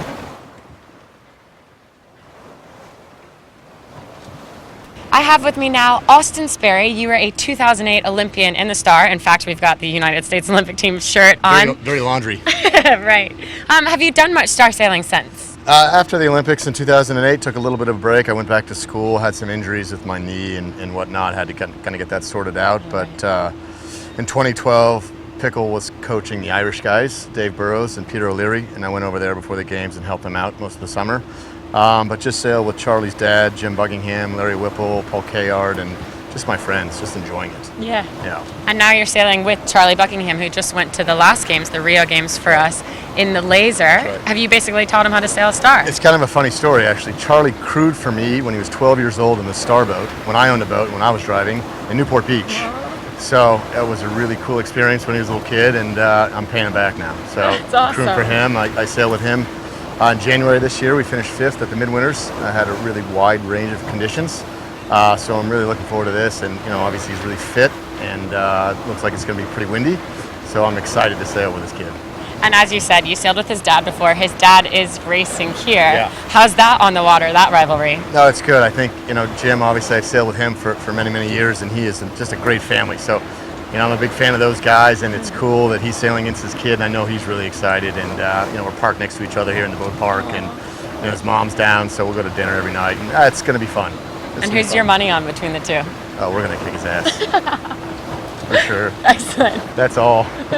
End of story. End of story. Okay, end of story then. Thanks so much, Austin. No worries, thanks.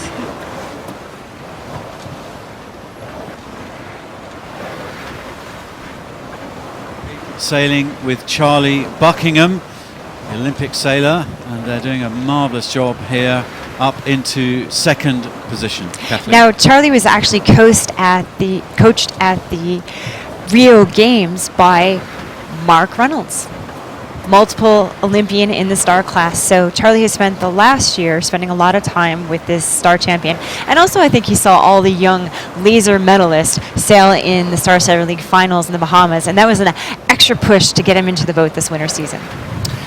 Well, Austin Sperry mentioned Jim Buckingham, so there are two Buckinghams, Buckingham Jr. doing rather well in this race, and Buckingham Sr.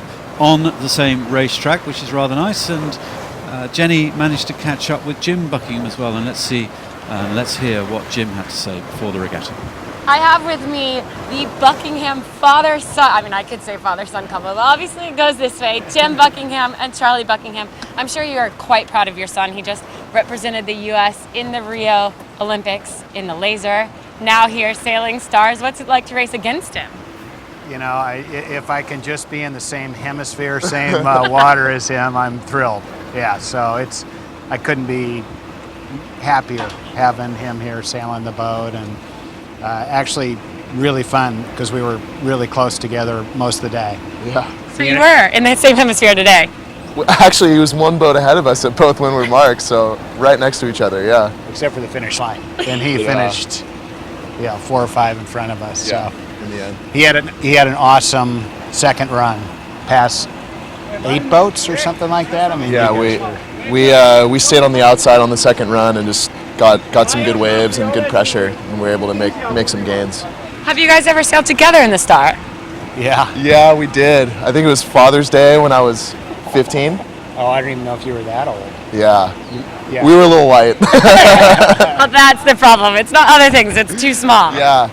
He was like, come on, it'll be light this weekend. And of course it blew, 15 that day? And I was super light, just getting pulled through the backstays. Yeah. So that was my intro. And so now you're sailing with Austin Sperry, but apparently Austin sailed with you in the past. Yeah, he has. Yeah, we sailed many miles together, and Austin's great, and I can't imagine a better guy for Charlie to learn the ropes, so to speak, in a starboat. So, yeah. I think Austin's just doing my dad a favor by sailing with me. No, I don't think that's true. I think he's pretty psyched. Yeah. Well, I'm psyched to sail with him. Obviously, he went to the Olympics, and this is only my second event in the boat, so it's good to get all the knowledge and experience from him. Have him yell at me upwind, tell me what to do. Yeah. Charlie even broke his first mast yesterday, which... Oh, hey, you're not supposed to say that. That's what dads are for, right? I know, right? Pure honesty. Yeah, I think it took me 10 years to break my first mast. Oh, God, okay. Well, it Thanks, helped that it was Dad. blowing 25 knots out there yesterday. So.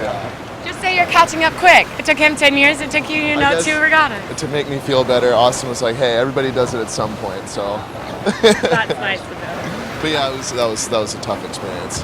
It's fine. Everyone does do it. It's a badge of honor. It happens. All right, final question. Between the two of you guys, who's going to take home the top spot in the regatta? I think he is. You better. Thanks, you guys. Best of luck this week. Yeah, thanks, Jenny. Well, good interview. Good to hear from Buckingham Junior and Buckingham Senior. And we can see on virtual eye, it's the youngster Charlie Dick getting a better over his dad right there. Buckingham Senior in the middle of the track, doing a pretty decent job, I would say, Kathleen. But Charlie Buckingham there in the top three. Interesting, Rohart and Ponceau moved across to the left-hand side of the course and actually have gained from a little left-hand shift. So the Frenchman reading the wind here in Biscayne Bay rather well. Mendelblatt and Liljedahl now coming in to engage the Frenchman. Yeah, and you can see also the boat just to windward of Rohart and Ponceau. Their angle is even a little bit higher. But what matters most is what the shift is, the last shift before you get to the windward mark. So Mendelblatt's hoping that it goes back from right a little bit. And Liljedahl. They managed to kind of move right upwind, and now they're bearing away to come down with a little speed to attack Buckingham and Sperry. And here we come into that kind of naval engagement, which I love. So I love this so much in sailing. And as the three boats converge, it is the right of way of these two boats here. Rohart and Ponceau are going to cross clean ahead, so they're in a safe spot there. They've just managed to do enough. They've gained from this left-hand shift on the left-hand side of the racetrack. Mendelblatt and Liljedahl almost neck and neck with Buckingham and Sperry as they come underneath Rohart and Ponceau. So there's going to be a real battle here, and we can see Mendelblatt and Liljedahl just bearing away. Buckingham and Sperry coming up the breeze, and there's a good battle for second position. That was a nice conservative play by Rohart. He just got above them and then tacked over. You've got Magnus and Mark Mendelblatt coming back now on port tack. Okay, and little interesting play that's going on here. Well, there we are seeing the top three, almost top 3-4 boats. Rohart, Ponceau, bow 37, controlling the fleet. They are controlling Charlie Buckingham and Austin Sperry. Mendelblatt and Liljedahl suffering a little bit and moving away from the exhaust. Frenchmen controlling the fleet now as they tack over, and I suspect they'll do one more tack to the top mark as they try and make their way to the ley line. We can see that on virtual where the actual top mark is and the ley line. And we pull out on virtual, we see that they are inside the two ley lines for that top mark. Still a little way to go, still a little bit more golf left in this particular hole. Mendelblatt and Liljedahl gaining separation. They've moved away from that battle. They didn't want to continue to engage Buckingham and Sperry, but right now Rohart and Ponceau in that controlling spot inside the cone heading up to the top mark. Louet is out there on the racetrack. We've seen some really nice engagements, good battling at the front of the fleet, but Mendelblatt and Liljedahl playing their own game, and perhaps they're going to take it over the Frenchman up into the top mark. Over to you, Louet. Yeah, well, I think what we're seeing now is, a bit of a tiredness creeping into the fleet. We've been out here for many hours, and the fleet is starting to spread out. As I said, Mendelblatt, made a good move. That the right-hand side definitely paid early on, but it looked like the left-hand side came back in after that. But the net gain there is definitely to Mendelblatt. Rohart was obviously winning this race at that last bottom mark. So good play there by Mendelblatt. And we've got quite a spread out on the fleet. Breeze is pretty much back up. I'd say we're probably in the region of about 12 knots, something like that. We're going to see these lead boats come through and finish up with keepers for the day. The battle's going to go on behind them, where the boats can make or gain 5, 6, 7, 8, 9, maybe even 10 places on that last downwind leg. So another good day for Rohart and Ponso, you've certainly got to pencil them in as one of the favourites for this. But Medemblat and Little Jarl, you know, again, another cracking day, and I think the cream is starting to rise to the top here. But great to see McDonald in there as well, having a great race today. But I have to say, after Big Wednesday, Rohart, Ponso, Medemblat and Little Jarl, you've got to be thinking about that. You know, they could be the teams to watch for the Bacardi Cup, Digby. Well, Rohart, Ponso around the top mark. You can see the little spreader mark in the distance, little safety mark there. And the photographer's getting a great bow down view, and Medemblat has managed to squeeze ahead of Buckingham. That was a great piece of engagement there. And that was Andrew McDonald, actually, who just got between Charlie Buckingham. So nice last Gained a little place just underneath the top mark. So McDonald and Von Schwartz have clawed ahead of Charlie Buckingham and Austin Sperry. But beautiful manoeuvres by Medemblat and Lil Jarl. They had to tack away from Sperry and Buckingham. Sailed out of it. Medemblat really is a smart sailor. Tactically, absolutely superb. Match racer, fleet racer. He's got it all. He's won this Bacardi Cup 2 times in the past, and an absolute championship sailor. And he races on big boats, small boats, you name it. He's here, there, and everywhere. Okay, in 6th place we've got former world champion John McCausland sailing with Roger Cheer. That's an excellent upwind leg for them. They've really climbed through the fleet. Well, some Arthur Lopez from Brazil, one of the top crews, sails with a lot of great skippers. Nes Conchalves, Lars Grail, the other Brazilian crew, just popping out onto the starboard tack. Super tight around this top mark. Again, this has been the closest race we've had in the Bacardi Cup so far. Really interesting racing. And how tight is that pack? Just a minute and a half between the top 14 or 15 or so. And I think we saw a great upwind leg from Jack Jennings and Fritjof Kleens are now in 7th place. And also Augie Diaz and Bruno Prada, they were pretty far back, almost like 18th, 19th, 20th position. So I think those 2 boats made the biggest gains in this last upwind. And they've got to keep getting top 10 positions to remain in the top 10. Well, Loué is getting a bird's eye view right next to that top mark. Back up to you, Loué. There's a lot of boats that are coming in on the right-hand side. I've understood that, including the Croatians. They're stuck in there, but that tends to tell you that there has been a wind shift, and unfortunately they got the wrong side of it. You know, it's fantastic racing out here, Digby. I'd like to say, you know, my first trip to the Bacardi Cup, and just to see this fantastic fleet in this amazing location racing. It's you know, we are truly blessed. Jenny's really busy talking through Adam as the boats go round, but you've been here loads of times with the USA Olympic team. I just think this is an amazing place to go sailing, Jenny. It's like today's race is almost an exact replica of yesterday's race, and we saw Xavier Rohart going out to the right at the start, at the beginning.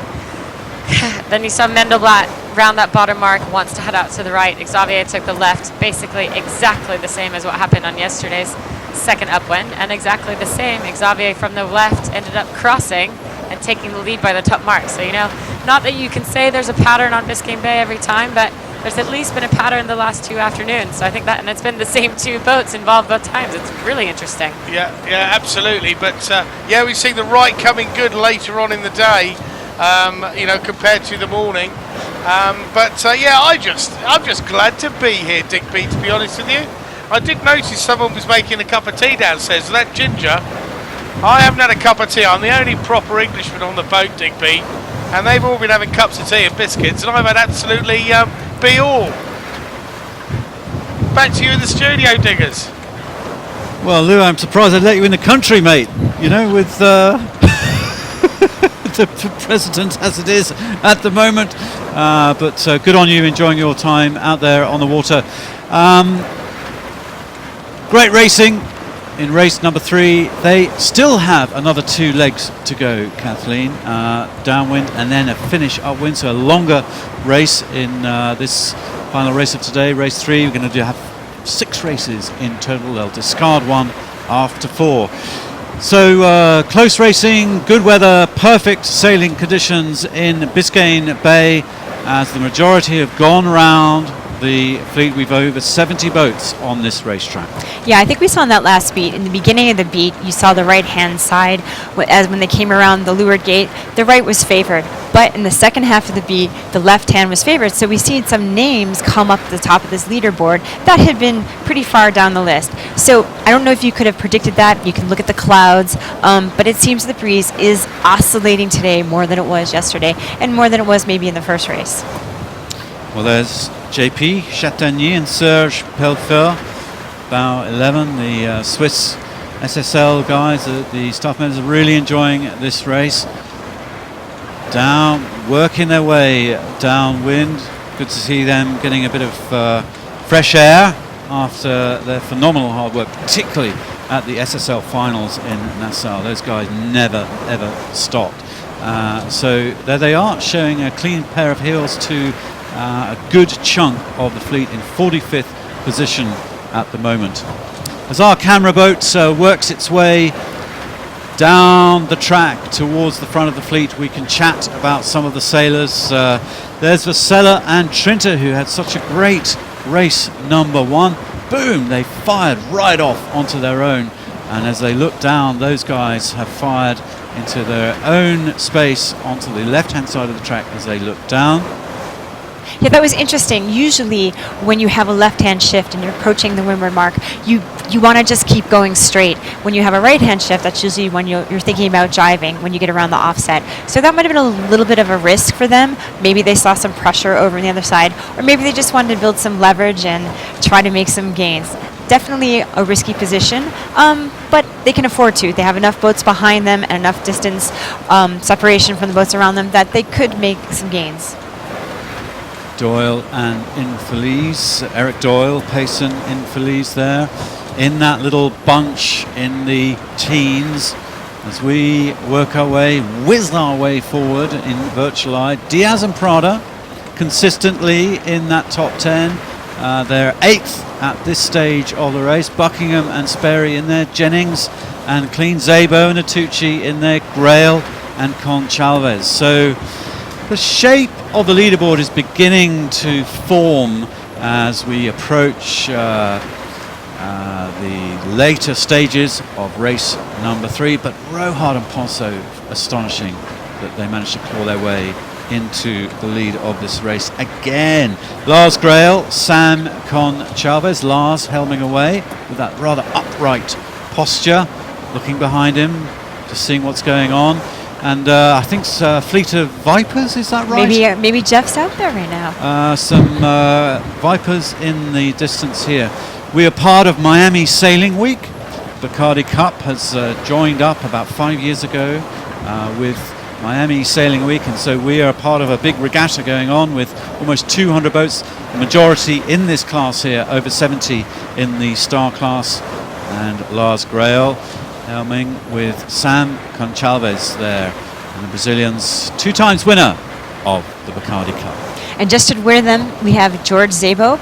George's not as on fire as he was in the previous race, but he's sitting in 10th right now. And you can see that his boat is a little bit more still than Grail. Grail's doing a little bit more rocking, but as you watch Grail rock, you don't know how he's doing it. There's very little leaning involved. He's super still, not a lot of pumps on that main sheet. And George maybe right now is trying to get some weed off his keel. Either that or he's getting a drink of water. Yeah, no, he's using his weed stick and shoving that back under the stern of the boat. So all clear. Underneath, great shot. Grail, Conchalves, jibing. Look at that work by Sam Conchalves on the bow. Nice roll coming out of the jibe. Beautiful roll, beautiful crew work. Little pump on the mainsail as they go through. Szabo and Atucci carrying on the same jibe. So it's all going on there around the 9th, 10th position. these battles happening through the whole fleet. Zebo and Atucci just continuing in the same course. Grail and Conchalves trying to get a little bit of their own space coming into the middle of the trap. Meleby and Revkin doing a marvellous job in this race, in 5th at the moment, just behind Buckingham and Sperry, with McDonald and von Schwartz in 3rd. Mendelblatt and Liljal now beginning to take it to Rohart and Ponceau, and that's not going to be a great spot for the Frenchman to have Mendelblatt and Liljal breathing down their necks. Well, Mark Mendelblatt is a very fast downwind sailor. We've seen it in the finals in Nassau many times. He just is able to get his boat to surf down even the smallest of wave. But I think that Rohart and Ponceau can hold him off. But Mark keeps pushing it to the limit all the way to that gate and just gains little by little by little. On the other side, we saw some boats more on the right-hand side of the course, maybe a little bit riskier position, but it could be that they also want to go around the right-hand gate when they get down there. I don't know. Right now, the crews are looking back, giving the skipper some feedback about the velocity of the wind, the angles of the boats behind them, how clear their air is going to be, and then they've got to find a nice clear lane to jibe and head back to the final gate. So just to leeward of Magnus Lijdal right there, we have Andy McDonald, who's having a fabulous day. Well, super start from Andy and John von Schwartz, bow 50. They're now in 3rd spot. Mendelblatt and Liljal have managed to overtake them into 2nd position, and now the American duo there, Mendelblatt and Liljal, just attacking Rohart and Ponceau. But I think the story of the day is going to be this performance of Rohart and Ponceau. From a poor start, clawing their way to the front of the fleet. They started the day top of the leaderboard with a race win yesterday. Then they had a 10th, which kept them just at the top, just a point ahead. And now this bullet is going to see them claw their way a little bit further up overall on the leaderboard at the end of the day, providing all goes well for them. Well, you know, sometimes it's a little frustrating after a bad start. Here they have 2 starts that were less than stellar, and you think, like, well, what if they had actually been on the line in the front row? They have to work less. But when you have a bad start, you got to work really hard. So maybe the next start, they get to take it a little easier, be on that front row, not have to work their way up through the fleet. Well, a jibe there.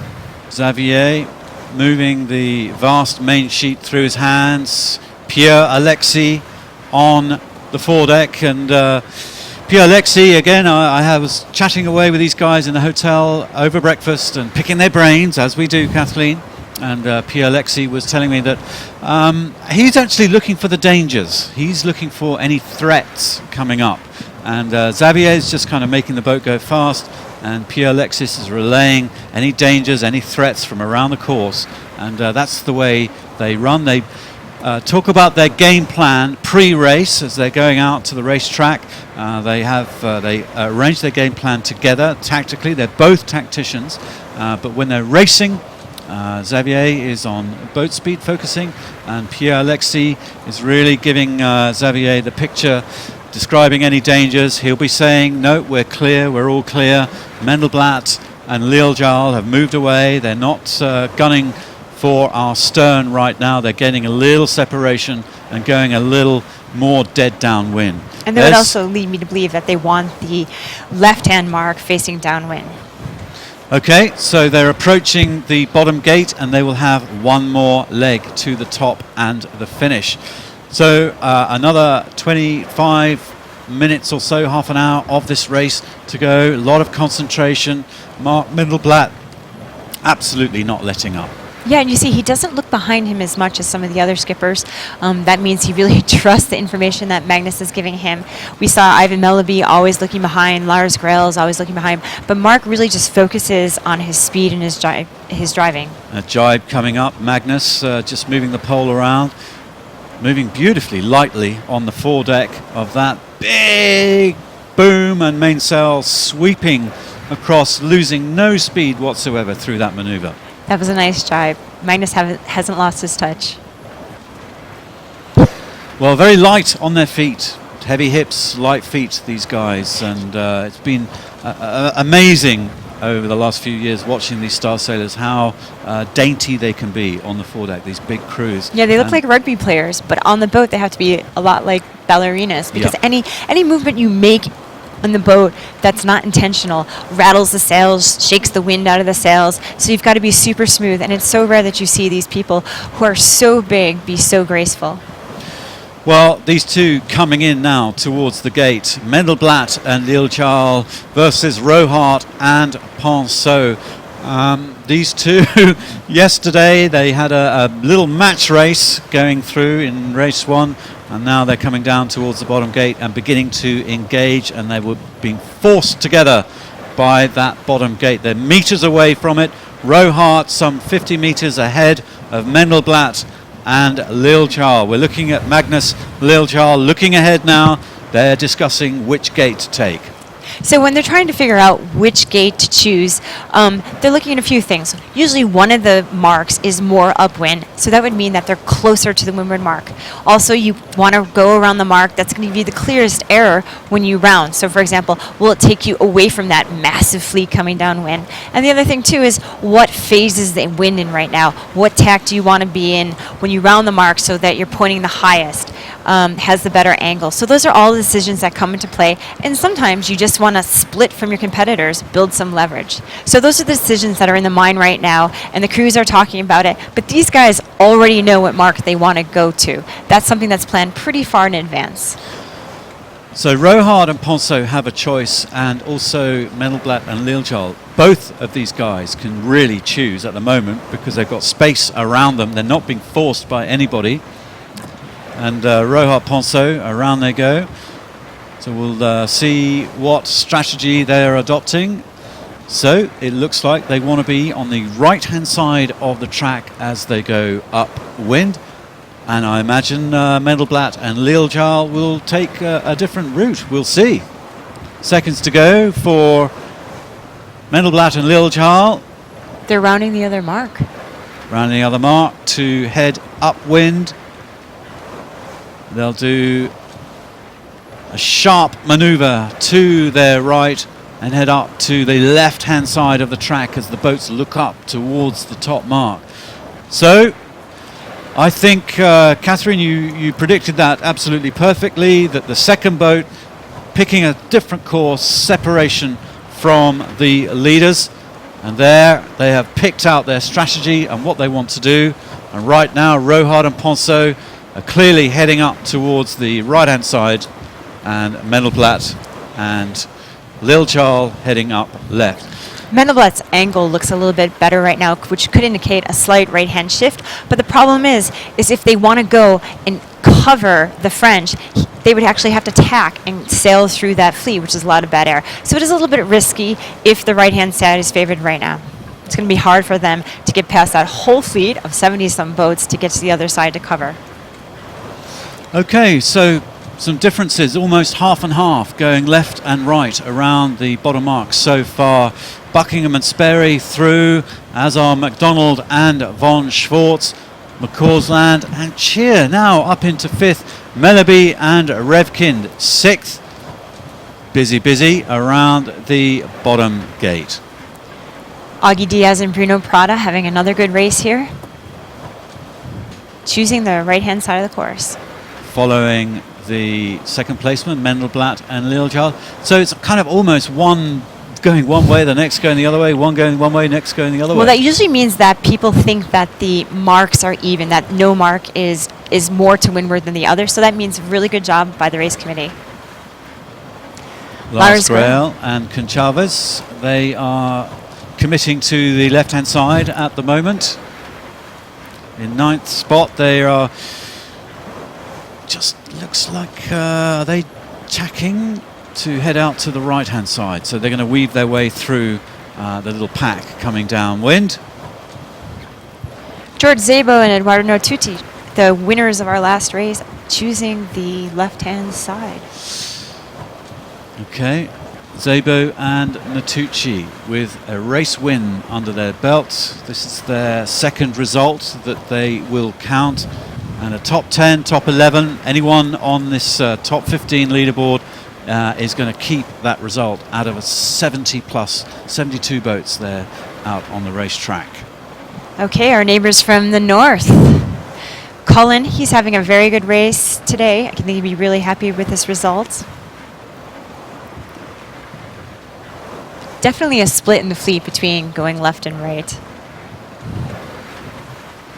Well, it's interesting looking at, we're having a look at the virtual screen as, there we go, we're back onto virtual, and you can kind of get a really good feel of how they're threading. They're just kind of almost evenly splitting into the gates, all trying to get their own clear air as they head upwind. Merkelbach and Lambertengi choosing to go left, Doyle and Infeliz choosing to go right, and so on. So just splitting evenly as they head upwind on this final leg.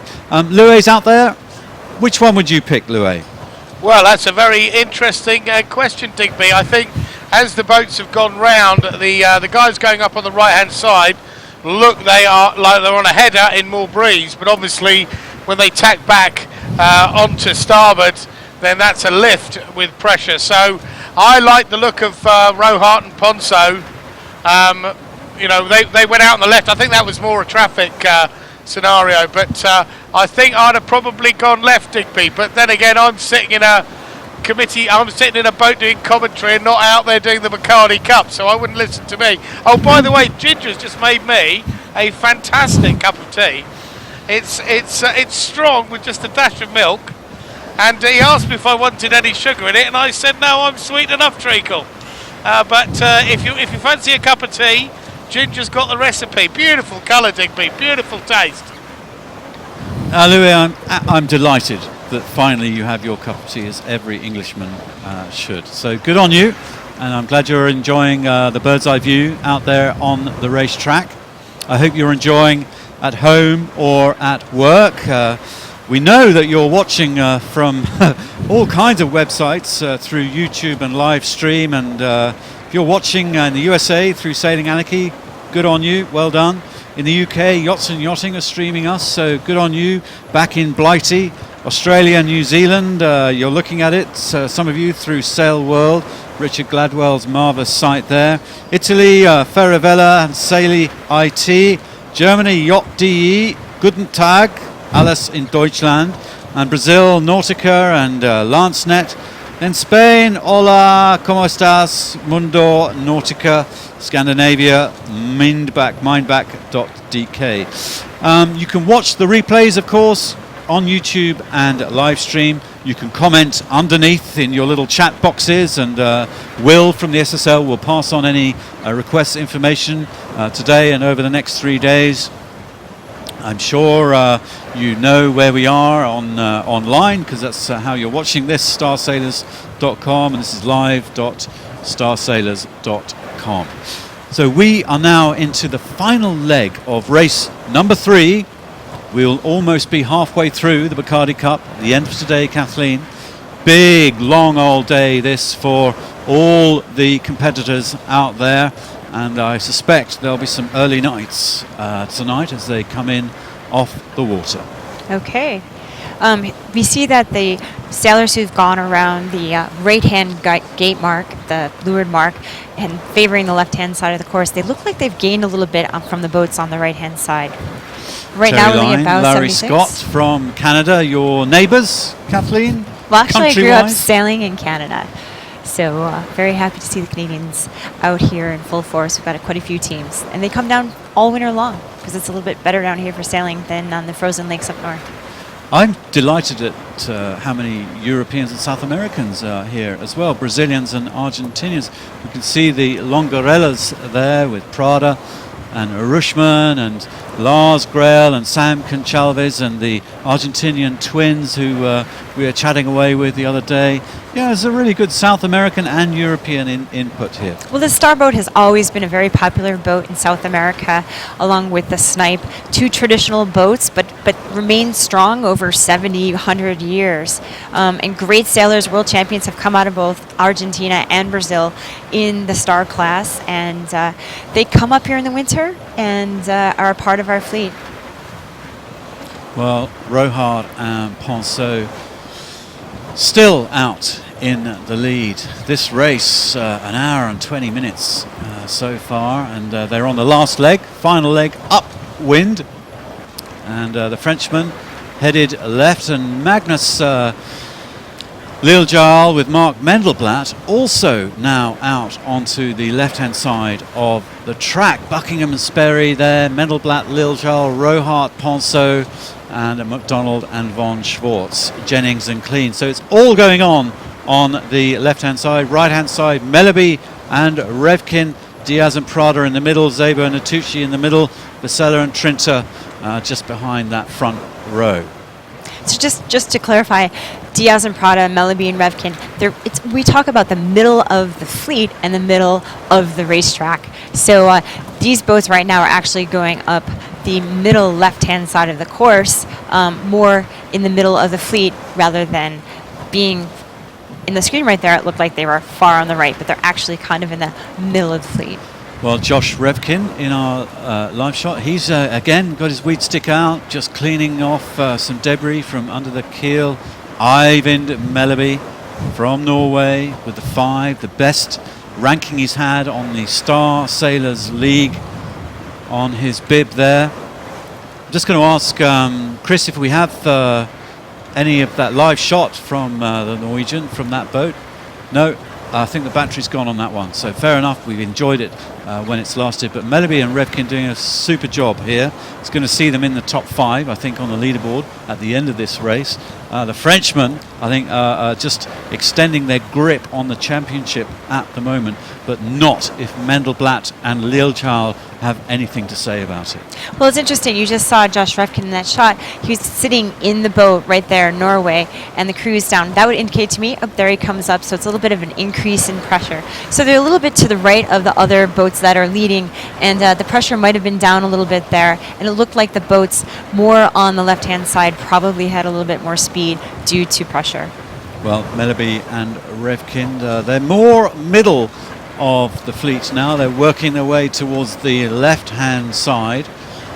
So to leeward of them, there is McDonald and von Schwartz, Buckingham and Sperry. And it's looking like Mendelblatt and Liljedahl, have they tacked over yet? But oh, look at this, look at those 2 front runners. I think we're about to see another lead change, the lead swapping all the time. And now these guys are repeating race number 1, a little match race just on the last leg, the final few minutes of the final leg. Somebody enjoying another bird's eye view up with the parachute there. What do you call that? Paragliding? Parasailing? Parasailing. Yeah, sweet. Parasailing. Happy days. Okay, and the Viper fleet enjoying their racing out here. But here, look at this. Mendelblatt and Liljedahl now back in control of Rohart and Ponceau, taking the lead by 2 meters, 1 meter. We've seen this before. Now, these teams have raced against each other so much. They can almost predict what the other team is going to do. They know the boat speed of the other team. They know the habits of the other team. So they've been in this position before. They've raced not hundreds of races, but so many races together, training for the Olympics, that they can anticipate probably what the other boat is going to do. Well, Rohart and Ponceau have just clawed back their lead, 2 meters ahead of Mendelblatt and Liljedahl. Buckingham and Sperry a little further back, 26 meters. Loué, we're seeing an absolute drag race between the top 2 boats. Rohart, Ponceau against Mendelblatt and Liljedahl. Yeah, absolutely, Digby. And we've been talking about which side has paid, and we've seen particularly Rohart and Ponceau not get very good starts. And certainly Mendelblatt and Liljedahl have not been getting fantastic starts. So you've got to put it down to boat speed. They're just quick, quite frankly. And you can be a tactical genius with boat speed. But I've got somebody on board who's more of a tactical genius than me, and that's Jenny Tulloch. What do you say to that, Jenny? Oh, thanks, Loué. No, I think it's really interesting that Xavier got to choose which side of the course he wanted to go there at the bottom mark. And he chose to go right the way that Mendelblatt went last time, where Mendelblatt had lost and Xavier had crossed him from the left. So to see this slight lead change from the left isn't actually that interesting because it happened last leg. The interesting bit is why Xavier decided to go right to begin with, I think. So we've seen him come up and leave out Mendelblatt here. I think he'll probably be able to pull out this leave out. I think at this point there's mostly more port tack left in it than starboard, and so Xavier's maybe in a comfortable position. I mean, in match racing you might be in a comfortable position with a long port tack and a solid leave out. You can just keep hammering them out to that left-hand corner, and then you hit with a hard leave out on the last one. But you know, it depends if he's got enough speed to actually hold the leave out position, and maybe at this point it looks like they've separated enough that actually Mendelblatt's made it across after all. Well, and maybe you're thinking as well, hold on here, you know, a first or a second, is it really going to matter in the big picture? If I foul the guy and get a DSQ from here, you know, I'm going to be going in feeling pretty beat up. So, you know, do you really start risking it on a close encounter just for one place? Probably not, Jenny. I think the viewers and us have to keep in mind as well that the camera is a ways away from these two sailors, so we cannot quite tell how close this leave out is. I think perhaps Digby, you guys in the studio have a better idea on virtual eye. Yeah, fair comment. The camera does compress, you know, at such a long distance. It compresses the shot. On virtual, we see that there are a few boat lengths between the two boats, and that Rohard and Ponceau are pulling, you know, just over 10 meters ahead, in fact, of Mendelblatt and Liljal. But it's super tight, super close. I'm not going to cast Mendelblatt and Liljal out of another race win just in case, because there's a couple more tacks to go. Yeah, I think we see the top three boats kind of distancing themselves from the rest of the fleet. Charlie Buckingham sailing with Austin Sperry just to windward of the other two are holding their own in terms of distance. Right now, the wind clearly is left. They're going fast, but it'll be interesting to find out. The wind has been oscillating, but it's been oscillating pretty slowly. And if the wind does go back right, that could mean a slight game for Buckingham or for Mark Mendelblatt if he's to lure it in ahead. Well, in naval terms, Buckingham and Sperry have the weather gauge of those two, so they can bear away and they can pick up some speed. And at the moment, they're in third spot, but they'll be bearing down on the two leaders, Mendelblatt, Liljal, Rohard and Ponceau. McCausland and Cheer in fourth spot, Melleby, Revkin safe in fifth, McDonald, von Schwartz in sixth after that fabulous first beat. Yeah, we haven't seen a lot of change in the leaderboard in this open leg. Pretty much everybody in the top 15 is almost sitting in the same spot that they rounded at the leeward gate. So that would indicate to me that there aren't so many shifts out there right now. Well, you can see the tracks as well as we move virtually. Mendelblatt and Liljal just bearing away, actually, and now Rohard and Ponceau having to tack onto Mendelblatt and Liljal. That's given Buckingham and Sperry a brief lead on virtual eye mathematically until Rohard and Ponceau pile up a bit of speed. So look at this, Buckingham and Sperry mathematically now in the lead. Rohard and Ponceau taking on Buckingham and Sperry. Mendelblatt and Liljal carrying on their same tack, on their port tack towards the starboard ley line. But here Rohard and Ponceau, let's see how they are going to fare against Buckingham and Sperry, who will soon come in on the right of our picture as Adam zooms up. Here we go. Here's the engagement. Buckingham Sperry right of picture coming straight down the barrel towards us. Rohard and Ponceau left of picture on starboard tack with the right of way. Can Buckingham and Sperry cross ahead on port tack? Let's see. Oh, they have. It looks, if you look at the position of the crews, it looks like the boats on port tack actually have a slight more pressure than the other boats, and that just probably helped them get across. Wow, sweet music for Buckingham and Sperry. But meanwhile, Mendelblatt and Liljal have nosed their way into the lead. So the lead swapping every second we look. We cut back to virtual. We can see where Mendelblatt and Liljal are. We'll stick with a live shot just for the moment as our trackers GPS catch up. But here Wonderful, wonderful sailing by Buckingham and Sperry, taking the lead over Rohart and Ponso. Our trackers are back with us. Approaching the starboard ley line, Mendelblatt and Liljar. Well, that's incredible because we're looking right now, and actually Mendelblatt and Liljar have a 22-meter lead over the Frenchman, and that is a pretty big gain in just such a short period of time. Big change from what we saw before, where they're going back and forth between a 1 meter lead, a 2 meter lead. Big Well, change during here. this whole race, how many boats have led this one? I'd say about 6 or 7. Yeah. Okay, and good job for the young team of Buckingham and Sperry. Now only 8 meters behind the leaders and already ahead of the Frenchman by a lot. Just interesting things that are happening with ships. As the boats are converging up here in the top of the cone, they still have a ways to go, but when you make a decision, when you gain a little bit more leverage, it's magnified because the boats are getting closer. Well, Mendelblatt and Liljar here, back in the lead. They'll have, I suspect, one more tack to the finish line. They're not that far off it. Away they go. Boom. Big roll tack Go Magnus. by Magnus there. Uses his weight to roll the boat over.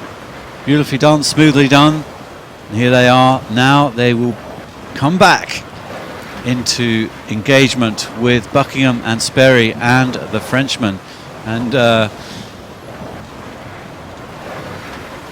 we cut to virtual. We can just see the lead line 5 meters over Buckingham and Sperry. On virtual eye, the Frenchman, Rohart and Ponso, furthest away, just behind Buckingham and Sperry, but the Frenchman will be on the port ley line. So this is going to be an interesting finish here. Any one of these three could take this. Yeah, Buckingham and Sperry right now are hoping for a slight shift to the left, and if they get that, they could make up the distance of only 4 meters and be ahead. But they are coming in on port, so if they come any closer, they do not have the right of way on port tack. And right now, Mark Mendelblatt is controlling them on starboard tack. But just only a 3 meter difference between the two.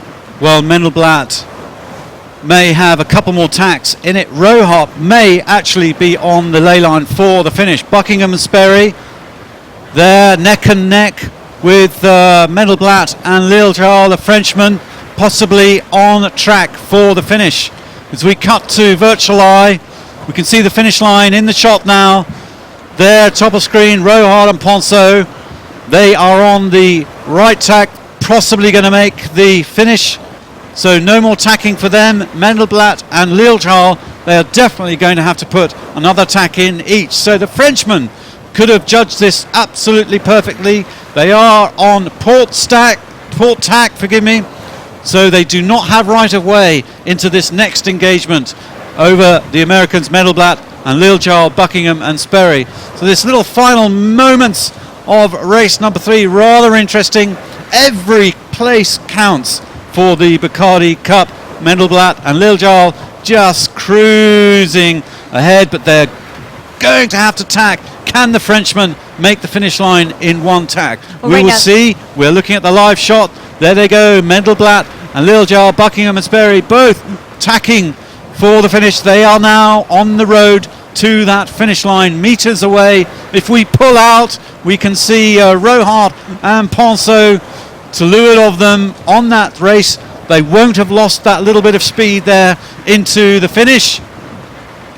And there, for the finish of race number 3 of the Bacardi Cup.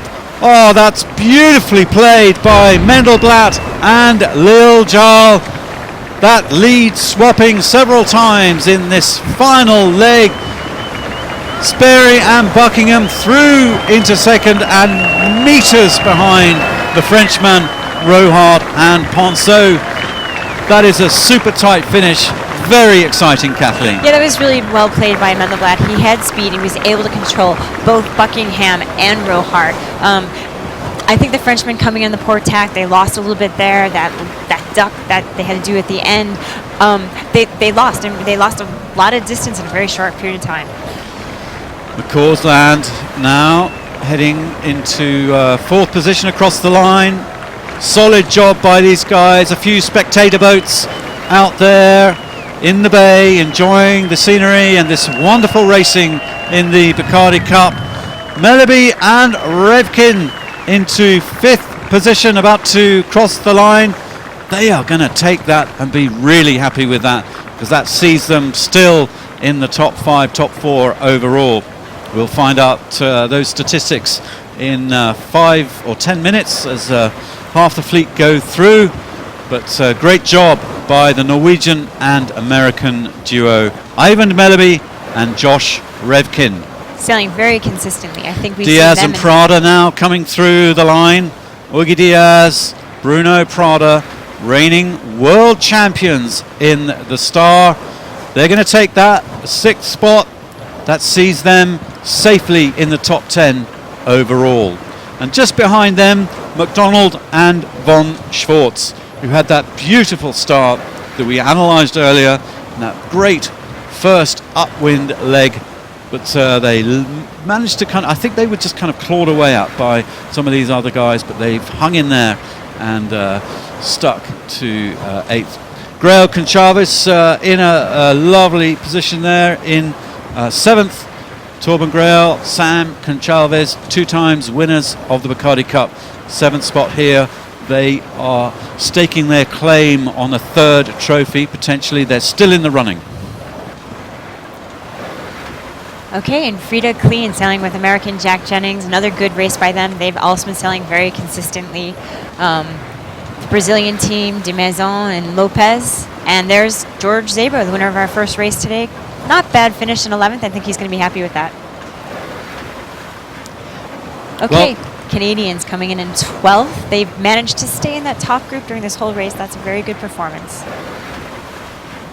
Basella and Trinta coming through, followed by Kramer and Johnston, Merkelbach and Lambertenghi, the German-Italian duo, just crossing there in 15th. I don't think Merkelbach's going to be too pleased with that result. They were up there in the fleet today, and I think they were just got caught in some traffic in the downwinds, but probably not so happy. Tomorrow's another day, and I expect to see them in the top 10 again. Okay, Luke Lawrence, Ian Coleman, another one of our younger teams. Started off the day pretty well. They've looked very good in the first half of the race, but weren't able to work their way up in the fleet.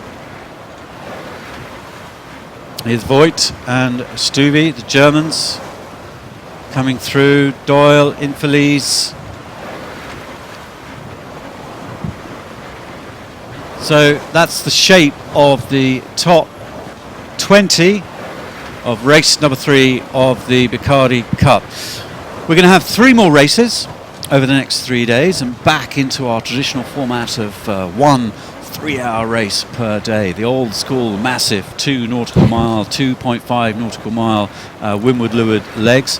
But that was pretty interesting, that last one, because the lead swapped possibly around 6-7 times through between 6-7 boats through the whole race, and in that last half leg going up towards the finish, unbelievable, just swapping all the time. So even at the last stages, it's not all set, and that was a phenomenal performance, I think, by Mendelblatt and Liljal, just to kind of outmaneuver and outfox the Frenchman and Charlie Buckingham at that last minute.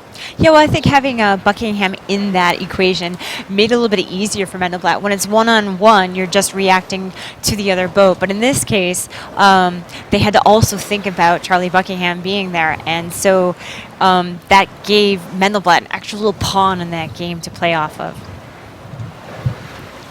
Well, no doubt the Frenchmen are going to be fairly happy with their result, because they started race number 3 top of the leaderboard, and they are going to finish the day top of the leaderboard and probably extend their points. But in this whole championship, Mendelblatt and Liljal, I think, are beginning to show their tenacity and their talent and their experience, and they will be attacking hard, I think.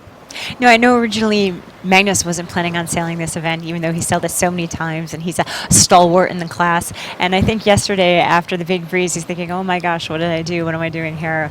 I could be in my office. But I think today, with the breeze down a little bit, He was able to show his style out there with Mark Mendelblatt. They're a great team, so much experience between the two of them. And also, I think they're good friends, and that makes it easier to sail when you're enjoying who you're sailing with. Well, okay, as the second half of the fleet make their way across the line, we can have a go at some early calculations for provisional results, and these are by no means these are going to be official results, but we can use our calculations here with SSL to try and figure out the overall leaderboards. Let's look at some beauty shots here, and this is again super provisional of the top 13. So Roadhart and Ponceau with a first, a 10th and a third firmly in the lead overall. Mendelblatt and Liljedahl move up into second spot. A great victory there in race number 3 sees them 4 points behind the French team. Lars Grail, Sam Conchalves, how consistent is that, Kathleen? A 6, a 6 and a 7, firmly in contention on the podium, but within sight of a third Bacardi Cup for them. Augie Diaz, Bruno Prada. Augie Diaz, who hasn't won the Bacardi Cup, as you mentioned earlier, he's very keen and he is still in contention, 6 points behind the leader. Remember, we are halfway through this regatta. After 4 races, they will be able to drop one of their results. They're aiming to run 6 races in total, so there's a lot of sailing and a lot of fighting left in the Bacardi Cup 2017. Melleby and Revkin, a 3rd, a 13th, a 5th, sees them in 5th overall. Charlie Buckingham, Austin Sperry, a 10th, 12th, a 2nd. What a great race for them there in the 3rd race, second race today. Merkelbach, Lambertengi, 8th, 9th and 15th for 7th overall. Anasov and Caesar in 8th. Jack Jennings, Fritjof Clean, a 5th, 22nd and a 9th, sees them in 9th. And to finish off our top 10 provisional results, Luke Lawrence and Ian Common, the youngsters, with a fairly consistent 15th, 11th and 16th. And interesting, yesterday the Croatians Mizura and Baraka, they led race number 2 for quite a while, race number 1, forgive me, for quite a while, but they've had a 20th, a 2nd and a 21st. Zanetti and Struby, not such a great race number 3, Kramer and Johnston in 13th. We should mention the Dangerman slightly, which is our American who dropped out her first race because they won't be on this leaderboard. Exactly. George Szabo yesterday had a breakdown, had to stop racing, and then came out winning today easily in the first race. I think we can look forward to him having a lot more good results in the series because the wind is expected to go down, and we know that's where he really shines. Okay, so George Szabo, Eduardo Nutucci will probably, after 4 races, they'll appear in that top 10. Now, Jenny Tulloch is on board with Mark Mendelblatt out there on the water for a quick interview. Let's catch up with Jenny. Over to you. Thanks, Digby. Yeah, well, just hopped on board with Mark Mendelblatt and Magnus Liljedahl. Huge congratulations, you guys. Great day today, and especially after yesterday's match race, I'm sure it was a win, especially for you as it's your birthday week, Magnus. Yeah, absolutely. I think I redeemed myself from yesterday a little bit. Absolutely. We had an interview. I don't know, Mark, you weren't there. We had an interview with Magnus at the end of the day where he said at 63, we'll let you guys know, at 63, having had his birthday on Monday, he told you to call off the tacking duel. He was basically like, I'm too old for this. Did that happen? Not really, no. He said, let's go for it. I made a tactical mistake yesterday by crossing behind Xavier a long way up the beat, and it wasn't Magnus's fault. He didn't call it off. We were both a little tired at the end of that race, but Xavier sailed a great race. There was just no getting around him yesterday, but today was the tables were turned, I guess. Today was a totally different story, you know, and in many ways it felt like it was the same pattern, in fact, and you guys were even picking the same marks as you picked yesterday for the first bottom mark grounding, but then the situation changed. Explain what happened that let you win this race. Well, you know, with the bottom mark, we just making the call very late to see what looks good. You know, Magnus thought there was better pressure up the left side on that last beat, and Xavier had jived for the for the other gate, so we took the right gate, heading off to the left, and made some gains on him there, got back up to him, and from there we were able to engage him and be in about a stern race with him. But I'm making the call late on the gate based on traffic and what looks good at the last minute. Okay, and he said you saw a better breeze on the left side as well. Is it a bit easier as a crew on a day like this when it's lighter to be more involved in the tactics because you're not just head down over the side in the water? Or would you say it's about the same? It's about the same. I mean, I was so tired yesterday, and you know, when you get tired, your head goes away, and it's important to recognize that. I think to me the big difference was that, and this is perhaps could be a learning for other people as well. But I feel like if you recognize that you're doing something not so good, and I wouldn't go as far as that I was embarrassed, because it is what it is, and I haven't been out sailing in a long time, but I really felt like I wanted to redeem myself today, and I was a lot more aggressive. But this is not boxing, so just to be aggressive can be a dangerous thing. You got to also be nice and nimble, and I think we had a good dose of that in the last race. Fair enough. I don't think you needed to redeem yourself. You're a rock star no matter what. Second yesterday didn't need any redemption. So finally, the third place team in this race, Charlie Buckingham, he's got the U.S. in the laser in the Olympics, as did you. What did you think of Charlie getting that performance today? Oh, not surprised at all. You know, Charlie is the top laser sailor in the country and one of the top in the world, and you know that's where I came from, and a lot of us star sailors came from the laser, and definitely not surprised to see that at all, and I'm sure we'll see more of it. Excellent. All right, you guys, thank you so much. Huge congratulations both on yesterday and today. Very well sailed. Thank you. Back to you guys, Digby. Good insight, Kathleen. From Yeah. Magnus particularly. I like it. The experience, you know, speaking there, and those guys doing a phenomenal job. So now 3 races to go, 3 more days of the Bacardi Cup, and so far the Frenchmen, with their poor starts, still at the top of the leaderboard. Pretty cool. Yeah, exactly. It was interesting to listen to Magnus talk about wanting to redeem himself after getting a second yesterday. And that's just the difference between these guys at the top of the fleet, these Olympians, the professional sailors, that he felt like he didn't perform his best, and that was a second. Whereas some other people would have been so happy to be where he was. But he knows who he's up against. He knows what a performance it takes to beat somebody like Xavier Rohart. Okay, that's the competitive spirit that we enjoy and is so crucial to sport. And, you know, that's why these guys are out there hammering away. They just don't give up. Talking to Mark Reynolds, who's won this event 6-7 times, you know, he just said it's in him. It burns in him. He doesn't want to go out there and do badly. He's just competitive, and Magnus, I think, expressed that rather well. Yeah, we had Mark in the studio the other day. It was great to have his commentary.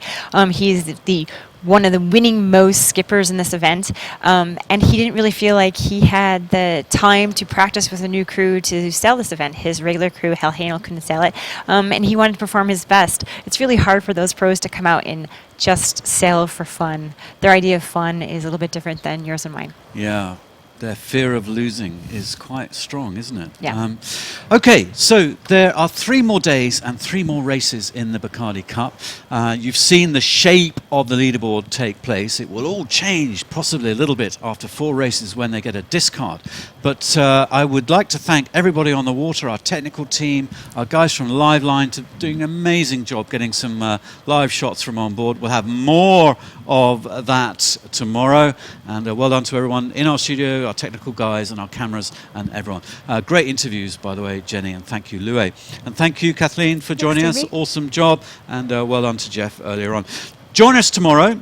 It's back to traditional format, local time. They're going to be starting at noon. That'll be the race. It'll be a 2.5, 3-hour race, and we'll see if the Frenchmen can retain their position at the top of the leaderboard.